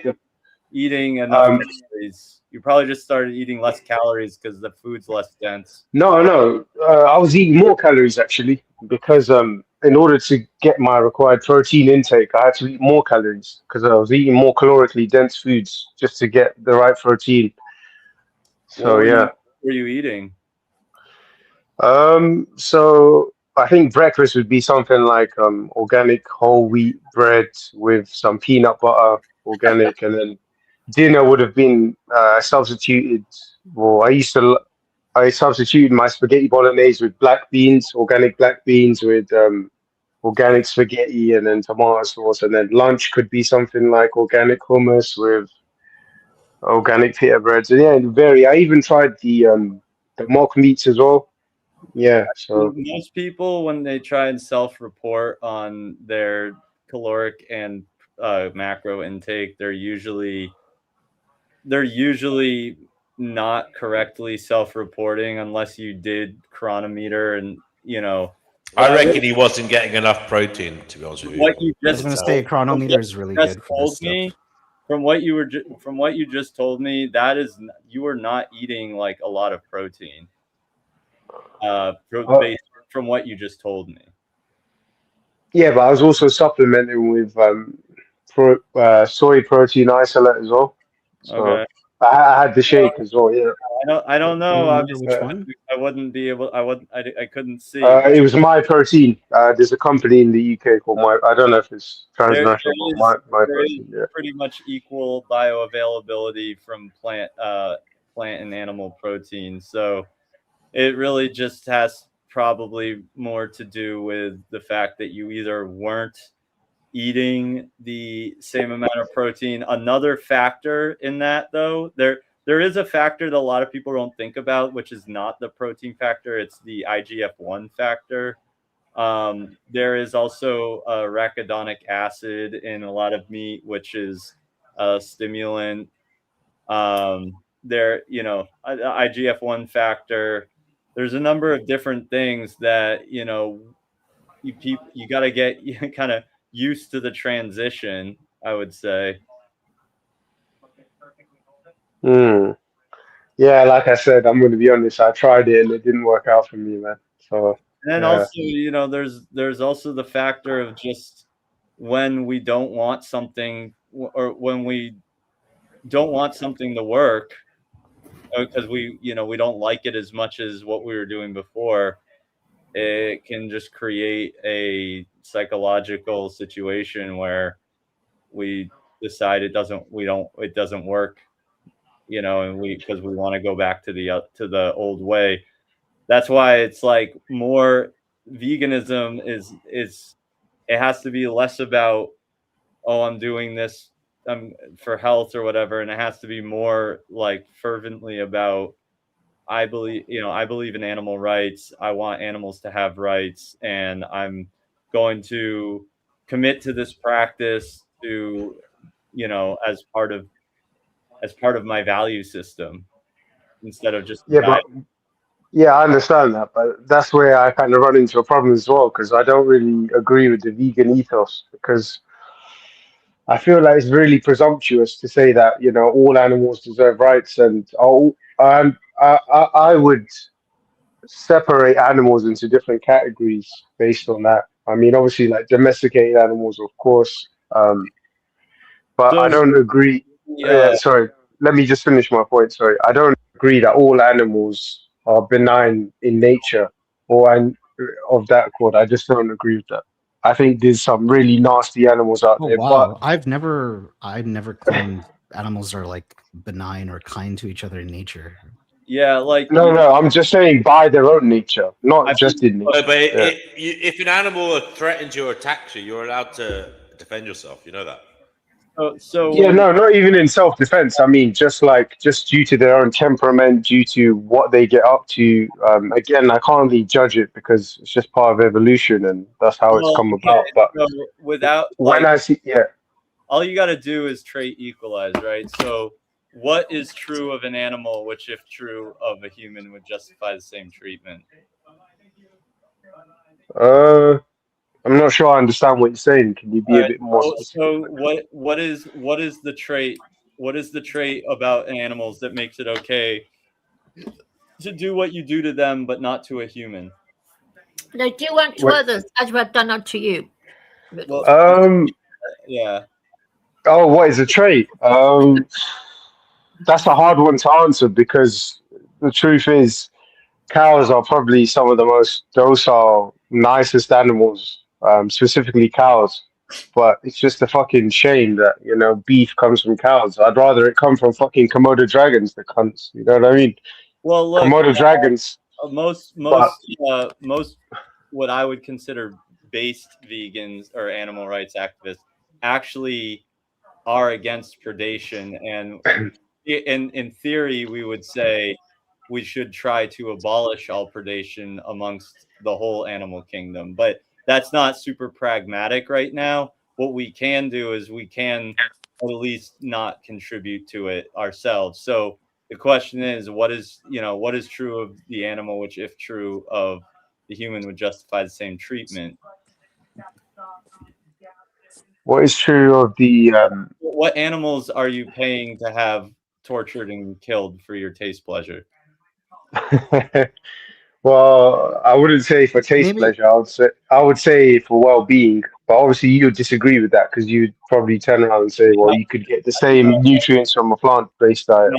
Jeffrey Dahmer was eating people for his well-being because it made him feel good. So no, because you could have just eaten pretty much normal livestock to get the same animal protein.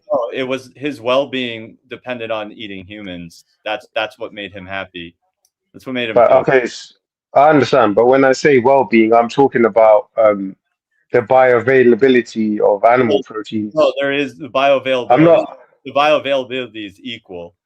No, that's not what I've read. Sorry, I've read that. Yeah. The biggest cohort studies on this topic, on this subject, they all show that there is a equal bioavailability. There might be like 1% off or something.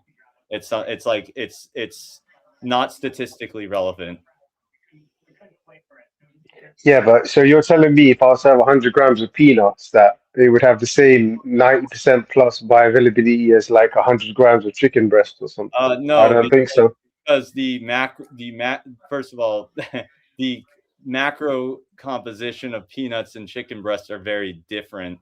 I mean, granted, you wouldn't be getting any exogenous cholesterol, but you would also be getting a lot of fat from the peanuts. Now, having said that, there is research showing that eating fat from peanuts is actually better than eating fat from animal products. Although I would not say the composition of peanuts is going to be the most beneficial in terms of, I'm talking about eating things like tofu, seitan, like you said, beans, lentils, other whole grains, vegetables, fruits, with the addition of nuts and seeds. Yeah, but tofu and seitan are highly processed foods, my friend. I wouldn't consider that to be healthy at all. That doesn't make them bad. Whoa, actually, wait, tofu unhealthy? Tofu actually has one of the best. What the tofu unhealthy? What the fuck? Tofu is very healthy. Yeah, it is healthy. I agree. Tofu is good. Oh, who's that? Fatima? Oh, fucking hell, man. Just really stacking the cards against me, aren't you? Well, hey, No. Fatima isn't vegan. Sorry, did I? I'm not vegan. I'm not vegan. I'm not a vegan, but I am a vegetarian, though, which could cause problems with people in It this doesn't thing. matter. You're not a vegetarian is as bad as a meat eater. Yeah, I know. Oh, fuck you guys and your self-righteousness, man. Sorry. It's true. If you look at if you support dairy industry, yeah. I don't actually. Oh yeah, by the way, noodles. One thing I'll be honest with you is I've actually managed to give up dairy completely for years, because when I saw what was happening to the veals and how they were fucking separated from their mothers, I really tried with that one, and then I realized, hang on a second, if I can get vitamin D and calcium from fucking not doing that, and it worked for me because my bone density has been fine, my joints are all good. So if that's any consolation, my friends, I'm not part of the dairy industry. You're getting closer. That's definitely better. That's definitely better. And I've been doing that for like 7 years, yeah, and that's not a lie. So yeah, that's great. I love my oat milk. Yeah. Once you become a little better educated on the nutritional, like on plant-based nutrition, you will find that you can make it work for you. Now, I just want to say, like, let's say that hypothetically, full well that you can be perfectly healthy eating a plant-based diet. Let's grant that, right? Steelman my argument there. What would be your excuse? What is the trait true of animals, which if true of humans would justify the same treatment? Bless you, DNW. Well, to be fair, if I felt like I could be 100%, the reason why I stopped was not because of ethics or change in ethos. It was because I couldn't sustain a certain level of health and well-being and athleticism, to be honest, on that diet. So it had nothing to do with my ethos, because at the end of the day, I don't see. I know it's going to sound like appeal to. If let's just say, for example, I was on a hunting trip or something like that. I don't believe that tribes or people who hunt to eat. I don't really see that as an ethical problem, in my opinion. Okay, but what is that? And that's in that case, I would ask, what is true of the animal, which, if true of the human, would justify that treatment? What is true of the animal? Say that again, sorry. What is true of the animal, which, if true of the human, would justify the same treatment? So Well, imagine, human beings. Yeah, okay, yeah, I understand what you're saying, but human beings are not a food source. Well, okay, but what? But who says? Like, someone could just decide they're a food source, and then that would make it okay. Well, no, because the social contract is we don't fucking murder and kill people to get our protein. There's plenty. First of all, no one gets to agree to the social contract like before they're brought here. That's something that we're just automatically signed into. So like and there's people that cannot engage in the social contract. So there's children can't engage in the social contract. Certain children, maybe say younger than 3 or 4. There's people that have brain damage or who are mentally challenged.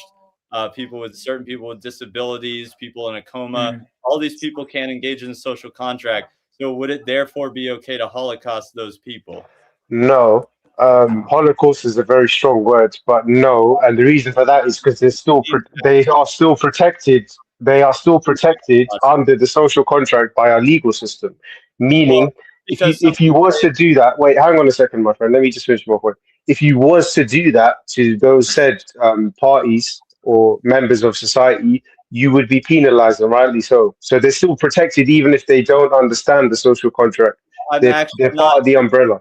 That's an appeal to legality. So now what you're saying is what makes it legal makes it right, or what is legal is right. And by that logic, you could say if what the Nazis did in Germany was fine because it was legal there, or what the Romans did in ancient Rome was fine because it was legal there. So unless you're willing to bite the bullet on that, No, I never said that. What are you talking about? I never said. Oh God! I literally said that they're protected under the social contract, even if they don't understand it. I'm talking about those points.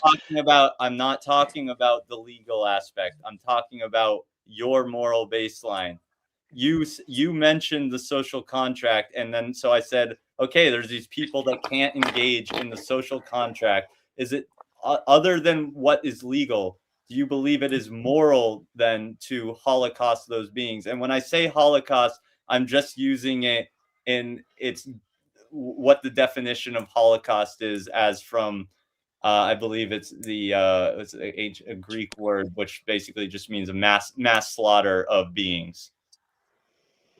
Well, I do have my gripes with factory farming. But I think most people do.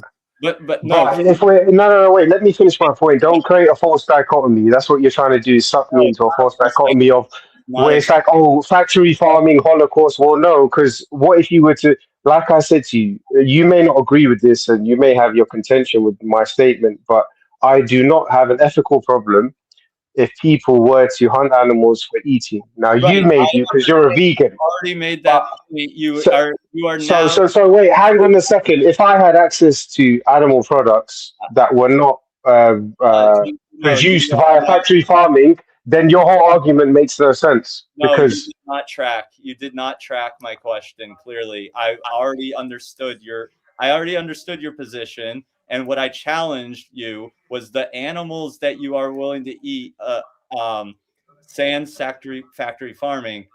What is the trait that those animals possess, which if was the same with a human, would justify the same treatment? What is true of those animals, which if true of the human, would justify the same treatment? Well, to be honest, I don't agree with the treatment. So why are you making a presumption that I agree with it? I don't. You just said. So wait. No. I just said I was talking about outside of factory farming. What I'm saying to you is factory farming. Wait, let me finish, man. It's very difficult to talk to you because you're not tracking, dude. You're really not tracking.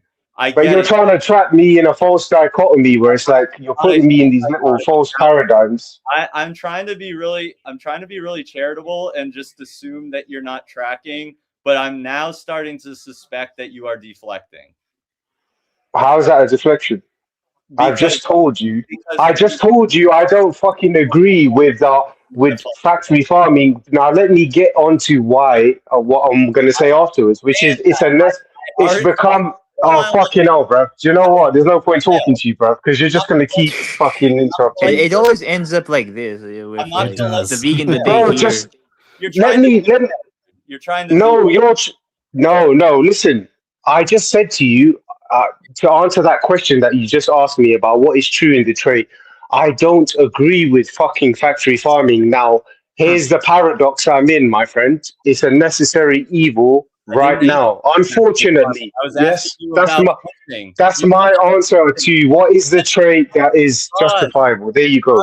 Cool. You mentioned hunting. I wasn't talking about factory farming. I said sans factory farming, not factory farming. You said you think it's okay to go and hunt the animal. And I said, what is true? Wait. Why did I say it's okay? See, again, you just literally, you didn't give the full picture. I said, I believe ethically, there's nothing wrong with hunting an animal if it's purely for survival and consumption. Okay, That's what I said. I never, no, let me finish. I never said just to go fucking hunt the animal for the sake of hunting it. No, I never said that. Don't try that. Because I said, is it okay to hunt humans for survival? To hunt humans for survival. Is it okay to do the same thing to humans in the for survival?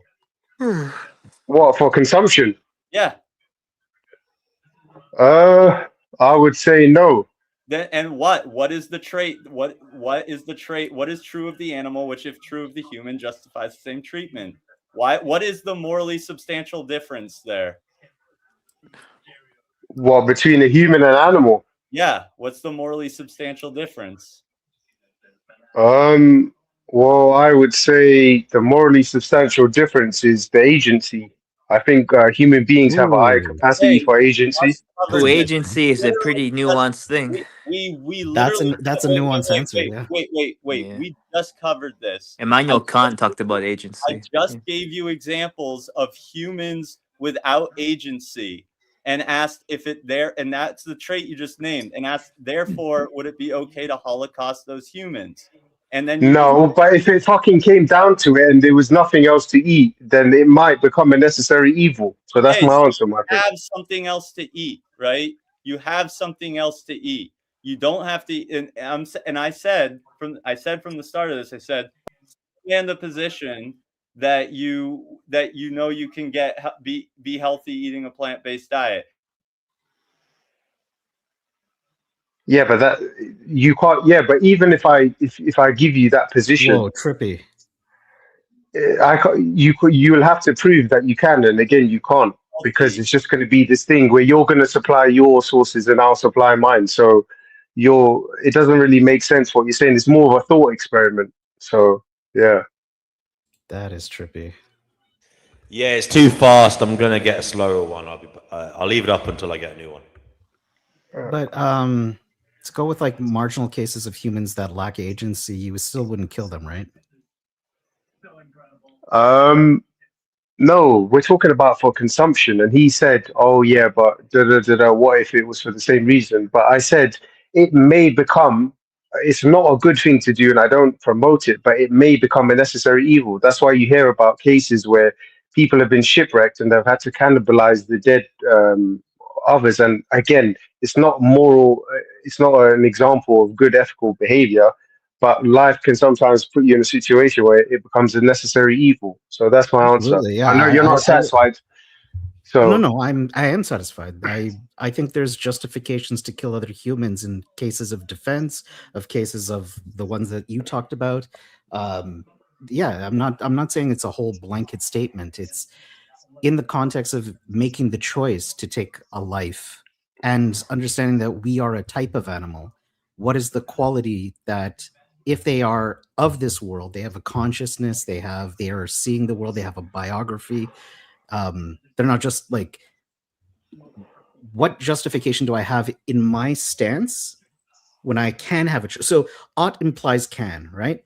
You can, if you can do the thing, then What are the justifications that we use to do that thing? And if I can live a healthy life and I have the options to make alternative choices, what reason do I have to make a decision that would take someone else's life?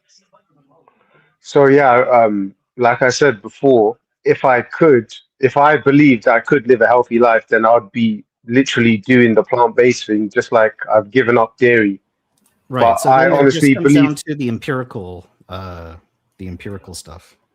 yeah. So that's what I was trying to explain to the other guy is that you know, this can go on ad infinitum because he's going to say, "Oh, well, my studies that I'm showing you show this," but I have made an effort, and this is the thing. Let me give you vegan guys some advice. Yeah, is I actually have fucking made an effort. Yeah, and I'm not trying to deflect, by the I'm way, not trying to because pressure anybody. no, not you, Marcus. I'm I'm vegan talking for about myself. Like I don't. yeah, not you, Marcus. You're a cool guy, but I'm just saying, like, a lot of the other vegans, like Vegan Gains, is I will notorious. defend their aggressive. I've seen it convince other people to go vegan. I don't like it, but I've seen it. Yeah, but it comes across as very proselytizing. It's almost like a is, religious but cult. they convince Yeah. other people to go vegan. So like I can't deny that it has. But Marcus, we're not saying And there's that someone that comes on this stream that actually just want to say, said that noodles made him vegan. So Raz Agul, I just posted a link in the private chat. It's called Challenge 22. If you sign up Brother to that, Mark, you get right. Oh yeah, that's nice. you get assigned a plant-based dietitian, a real registered dietitian, free for 22 days, and they help you design a diet and a meal plan that works for you. And I think if you really do believe in the ethics of veganism, then you would have a shot. Actually, Noodles, I was just thinking about you and what you said before. Maybe we should have special funeral parlors. Oh my God. People like myself who are happy to be fed to the sharks or to a lion, there's a special place we could actually go to have that done. I made a video about that before, actually. As a joke. But why? What's so wrong with that? I tell you, I'll try and find it. I'd be more than happy with that. More than happy. And I'll tell you something else, Noodles. When my cats die, if I could have that done to my cats, I would do that to my cats too.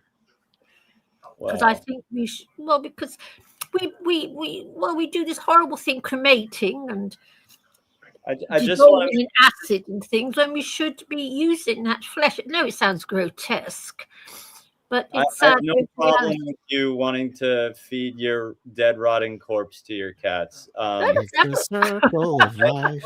I just want to make sure Roz saw the link and that he is able to click it. Yeah, I've seen the link, man. I'll have a look at it, but I'm not promising anything. All right, but you do recognize when I said, I just want to clarify that when we're talking about when we're talking, do you recognize what I'm saying by name the trait? Yeah, of course. Yeah, I don't see animals as like because like there's some type of inferior being and we should be able to exploit and mass kill them and all that. Like if I could, that's why I tried twice. You know what I mean? Like so, like a lot of vegans don't understand is like there's I think like not everybody's like the sort of ignorant and callous person where they're just like, oh fuck that, bro. You know what I mean? This like I actually tried so.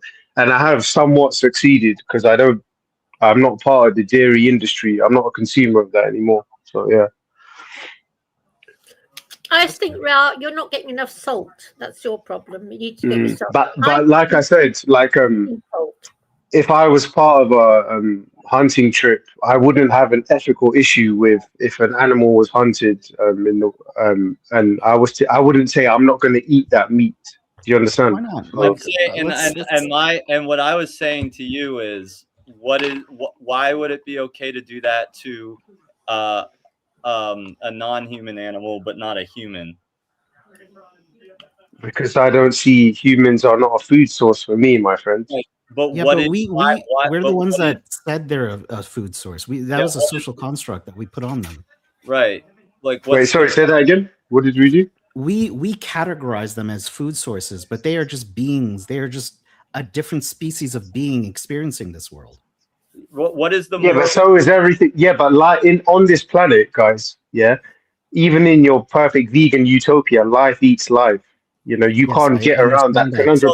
And that wait, hold on. That includes us because for fucking for many years we're still prey animals to a lot of carnivores and omnivores. So don't Right. forget that. Okay, yeah. So there's the therefore equalizer that we're all each other's food source if you want to go down that road. So is So it it's only therefore because of evolution that we've managed to get to the top of the food chain. But a long time ago, we were getting fucking hunted and eviscerated on a daily basis.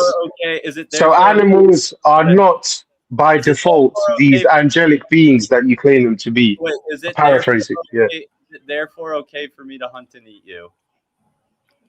Yeah, To but hunt and Ron, eat meat, I said, is it therefore okay for me to hunt and eat you? based And on what? nobody's arguing for angelic non-humans. I'm asking if I'm saying you're saying because life eats life, therefore it's okay for us to predate on anyone we want. Why shouldn't we be able to predate on humans? Because we're civilized people. We have social contracts and Not everyone. societies. Not And everyone. No. We already covered this. Not everyone is civilized. Not everyone can engage in social constructs. well, I don't give a shit about everybody. Not everybody agrees to not rape and molest children, my Okay, friend. so is So it it doesn't okay? mean you use that as a fucking example, do you? No, that's exactly my point. Actually, you're literally proving my point. Just because some people do bad things, does that mean we should be the ones? We should also do them. Ra's al Ghul, do you have a channel? No, man. I'm just I'm more of a spectator of the YouTube sphere, my friend. Okay. Yeah. So I'm asking you to what is the morally substantial difference between humans and animals, which makes it okay to do the one and not the other? You said it's some social thing, and then I pointed out that there's people that can't engage in the social construct. Is it therefore okay to Holocaust those people? No, because I gave you a specific example. I said if I would let me finish, man. Oh my god. I said I don't have a problem. Yes, like for example, if I knew somebody who had a private farm and the cows were treated very well, yeah, and there was no exploitation, and he took some of the milk and he said, "You have a drink of this." I wouldn't see. Wait, hold on. I wouldn't see an ethical problem with consuming that milk simply because it's from a cow. It is the definition of exploitation. Okay, it is inherent in the fact that it is a farm, that it is exploitation. No. Wait. Not a farm for commercial profit. See, this is what you're not understanding.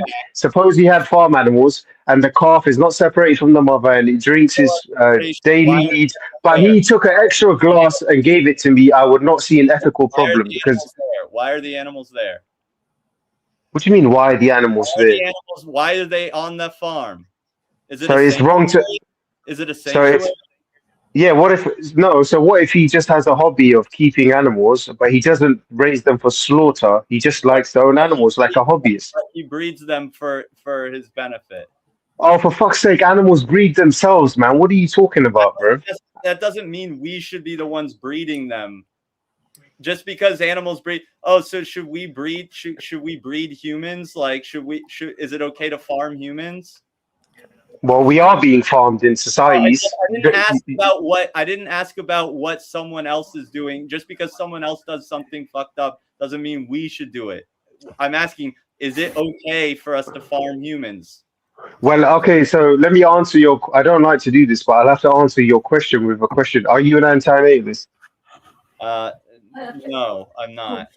So then you agree that in bringing more children in, you're technically having those children farmed. So that's just a double standard you have. That doesn't make no sense. Yes, you can make that argument, but that's not why I'm not an anti-natalist. No, it doesn't matter why you're not. I just proved my point. I'm also not having children. I'm also not having children because I don't agree with having children. Yeah, but it doesn't matter if you're not having children. But if you're not literally a out and out anti-natalist, then you literally agree indirectly that children Okay, should yeah. be brought into the world to be farmed, and they are farmed because No, they I don't fucking. want the world to be farmed. No, I'm not an anti-natalist because I do believe that there are. I don't know what the greater good is in that scenario, whereas it's pretty obvious in terms of what happens to animals what the greater good is. You like, and you're deflecting from the fact that when I bring up when I bring up the obvious contradiction that you have made, you are not acknowledging that it is a contradiction. What's the contradiction? I said, what is the morally substantial difference? You said social contract. I point out there's humans that cannot engage in the social contract. I said, is it therefore okay to do the same thing to them that you do to the other animals? You said no. That is a contradiction in your logic. Well, if it's for I didn't say that actually. I said if it's for health and well-being, Okay, meaning so if it's for health and well-being, if we you should eat those humans, right? eat those humans. And the original hypothetical was that we are granting that you can be healthy without eating animals. No, we're not granting that because you see, this is what you're doing. You're playing a very clever game. I said I don't agree. I said to you, you can rewind this thing. I said I don't agree that you can. That's my personal view. And So this is the I problem. said at the beginning of this, let's in a hypothetical scenario where let's say you steel man my argument and you say, okay, let's say there was a hypothetical where I know I could. Would it therefore be okay to still hunt animals? In a hypothetical where in that case, no, it wouldn't, because then you wouldn't have a reason to do that. Thank you. That's what. Yeah, I said that to you a long time ago. I said. No, you did I not. said. No, you didn't, dude. Oh, come on, bro. Come on, bro. Look, I said it to you. I said, look, I tried it twice and I really tried to make it work. And the only reason I stopped that plant-based diet, again, I was never vegan because I was wearing leather and stuff. So I never claimed to be vegan. I said plant-based. Honestly, dude, I said, I think that you need to if I get that it's bad optics to wear leather and call yourself a vegan, but if we're getting down to if we're reasoning like the actual what is actually effective, which is basically it's about rights violations. Yeah, you could say I can't say it's wrong per se to wear stuff that you owned from before you were a vegan. I personally don't do it. I think it's kind of a bad look, but if you're not buying new animal products, then that is what's important. And if you're not consuming animal products, that's what's important. So I put the Challenge 22 link in the chat. Please just click it and put in your info and just sign up. You really don't have anything to lose, man. You get assigned a registered dietitian free for 22 days. And okay, man, I'll have a look. But what was I going to say? I had a question for you. So what's your end game for is it to end all animal cruelty and suffering?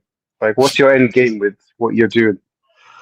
It's just to create change. What change I can make. I mean, obviously, I'd love for there to be a vegan world someday, and it starts with individuals. It starts with individuals making change. And when you say vegan world, I presume, so are you also against unnecessary animal breeding, like as in human intervention? Right. Yeah. I would say so. So it would be small populations of all species on Earth, or just specific species? Yeah, I just don't think humans should be fucking breeding any animals, and that goes for conservation efforts as well. Okay, so would you?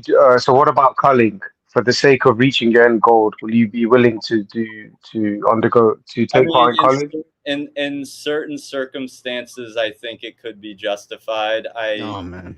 I know they disagree. This is a rift in the vegan world. I am against predation. I don't see why we should say predation is acceptable in any form. But sorry, Noodles, will you close the show, mate? I fell asleep. I need to go back. Oh, shit. Have a good night.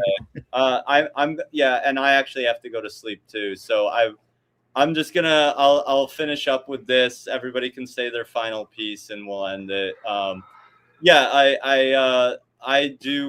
would like to somehow reach a point where technology can be used to end predation.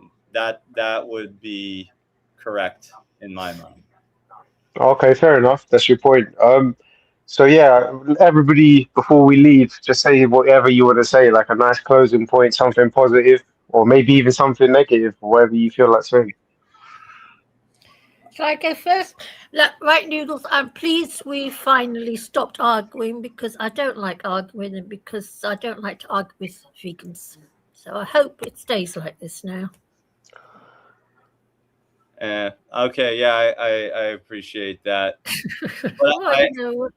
But I am going to start posing that question to other vegans I meet that feed animals to their animals. I'm going to ask them about the why put pressure on your fellow vegans? I am going to ask them about the slaughter. You know that infighting in veganism is so rampant, and you want to do more of it. Should I open a slaughterhouse that kills animals for vegans' cats? That's what you know. That infighting is so rampant in veganism. I agree with you. It's a horrible, horrible dilemma. This world is a shit house, and there's no solution to some of the problems. It's a horrible dilemma. Why put more pressure? Why put more pressure on your fellow vegans? You want to work in that slaughterhouse, don't you, Marcus? Oh my god. Don't worry, I'll make you the foreman. How about that? You do you. I don't engage in the vegan world I don't anymore. wish to get into a row with it again. But here in the UK now, you can be Chickpea. You can be like Temple Grandin there. No, Noodles, now stop it. Okay. Now I've discussed it with my vet. The CPL and most British vets are not, because that research for vegan cats hasn't taken place for 20 years. Okay, a cat's lifespan is 20 years. It hasn't been researched for 20 years yet. Once it's been done, do you just do it for shits and giggles, just to get a rile out of people? Who you talk to me now? Well, other people like Noodles who just stir the pot within veganism. Well, I was saying, Noodles, it hasn't been taken place over 20 years, and my cats live on average 18, 19 years, and the research hasn't taken that long, hasn't been going for that long. When it has, then I will consider it. I doubt you would consider it. Well, here in the UK, the vets say differently. I have been researching it, because, I don't like... So you have seen the studies that it's not exactly positive, but it's just like neutral. You've seen those studies. The studies, and if you haven't, I question your research. Haven't taken place over a space of 20 years. So a house cat can live up to 20 years, or a cat. The research has only been over a few years, 2 or 3 years, or something ridiculous, very, very short space of time. Now, I want my cats to live for 18, 19, 20 years. But okay, we make up 2% of the population on average. Mm-hmm.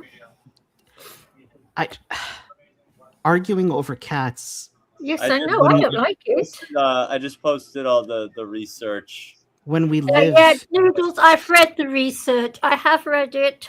Okay, guys, can I make my exiting statement? It doesn't, Noodles, be honest, it doesn't take place over the space of 20 years. Be honest. Yeah, I know plenty of healthy vegan cats. Just putting that out. They haven't been alive for 20 They'll go on forever, Raz. I know cats that. I don't want to break the golden rule of interrupting. No, I haven't seen that research for over a decade. I haven't seen that research. No. 20 years, then I will go along with it. Yeah, guys. It's my exit statement would be, it's been nice talking to everybody. Sometimes you have to agree to disagree. But I will say one thing relevant to what we were just talking about is don't forget, guys. A lot of human beings, a lot of us are being farmed. We're not perfect. A lot of us are suffering. We're all in this world of exploitation and fucking crazy shit happening as well. So you gotta have a bit of mercy for the people as well.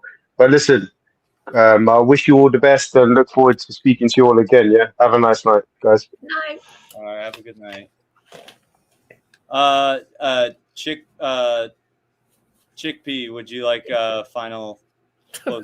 No, thank you for the evening. It's been very entertaining, and yeah, I don't know what to say. I guess yes, such life. Night, Mark. Good night. And I have cheered up, Marcus, I promised you, but I'll never be a happy clappy person. Will never happen. Okay. Anyway, you're not exactly a happy clappy yourself. I'm not. I never claimed to be. Would you like to make a final remark, Marcus? I think there are benefits to reading full books.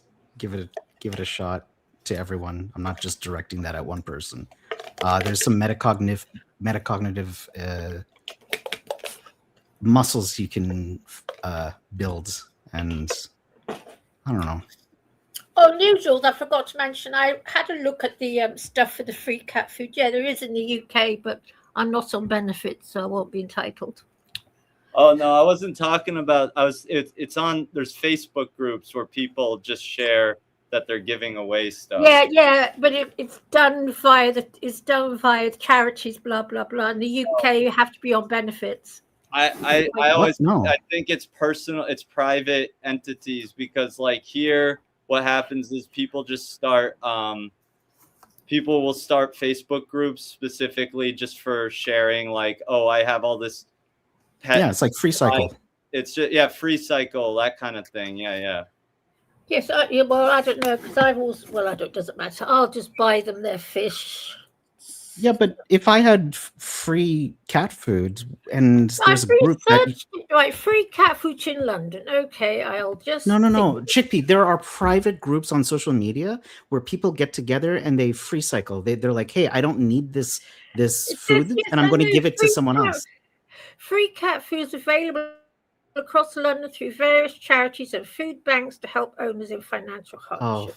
I'm saying there are private groups. Places, they're private groups, and there's also different groups. Okay, I'm not on benefits, so I would not be entitled. They do check to see if you're on benefits. You know how Free Cycle is a different thing.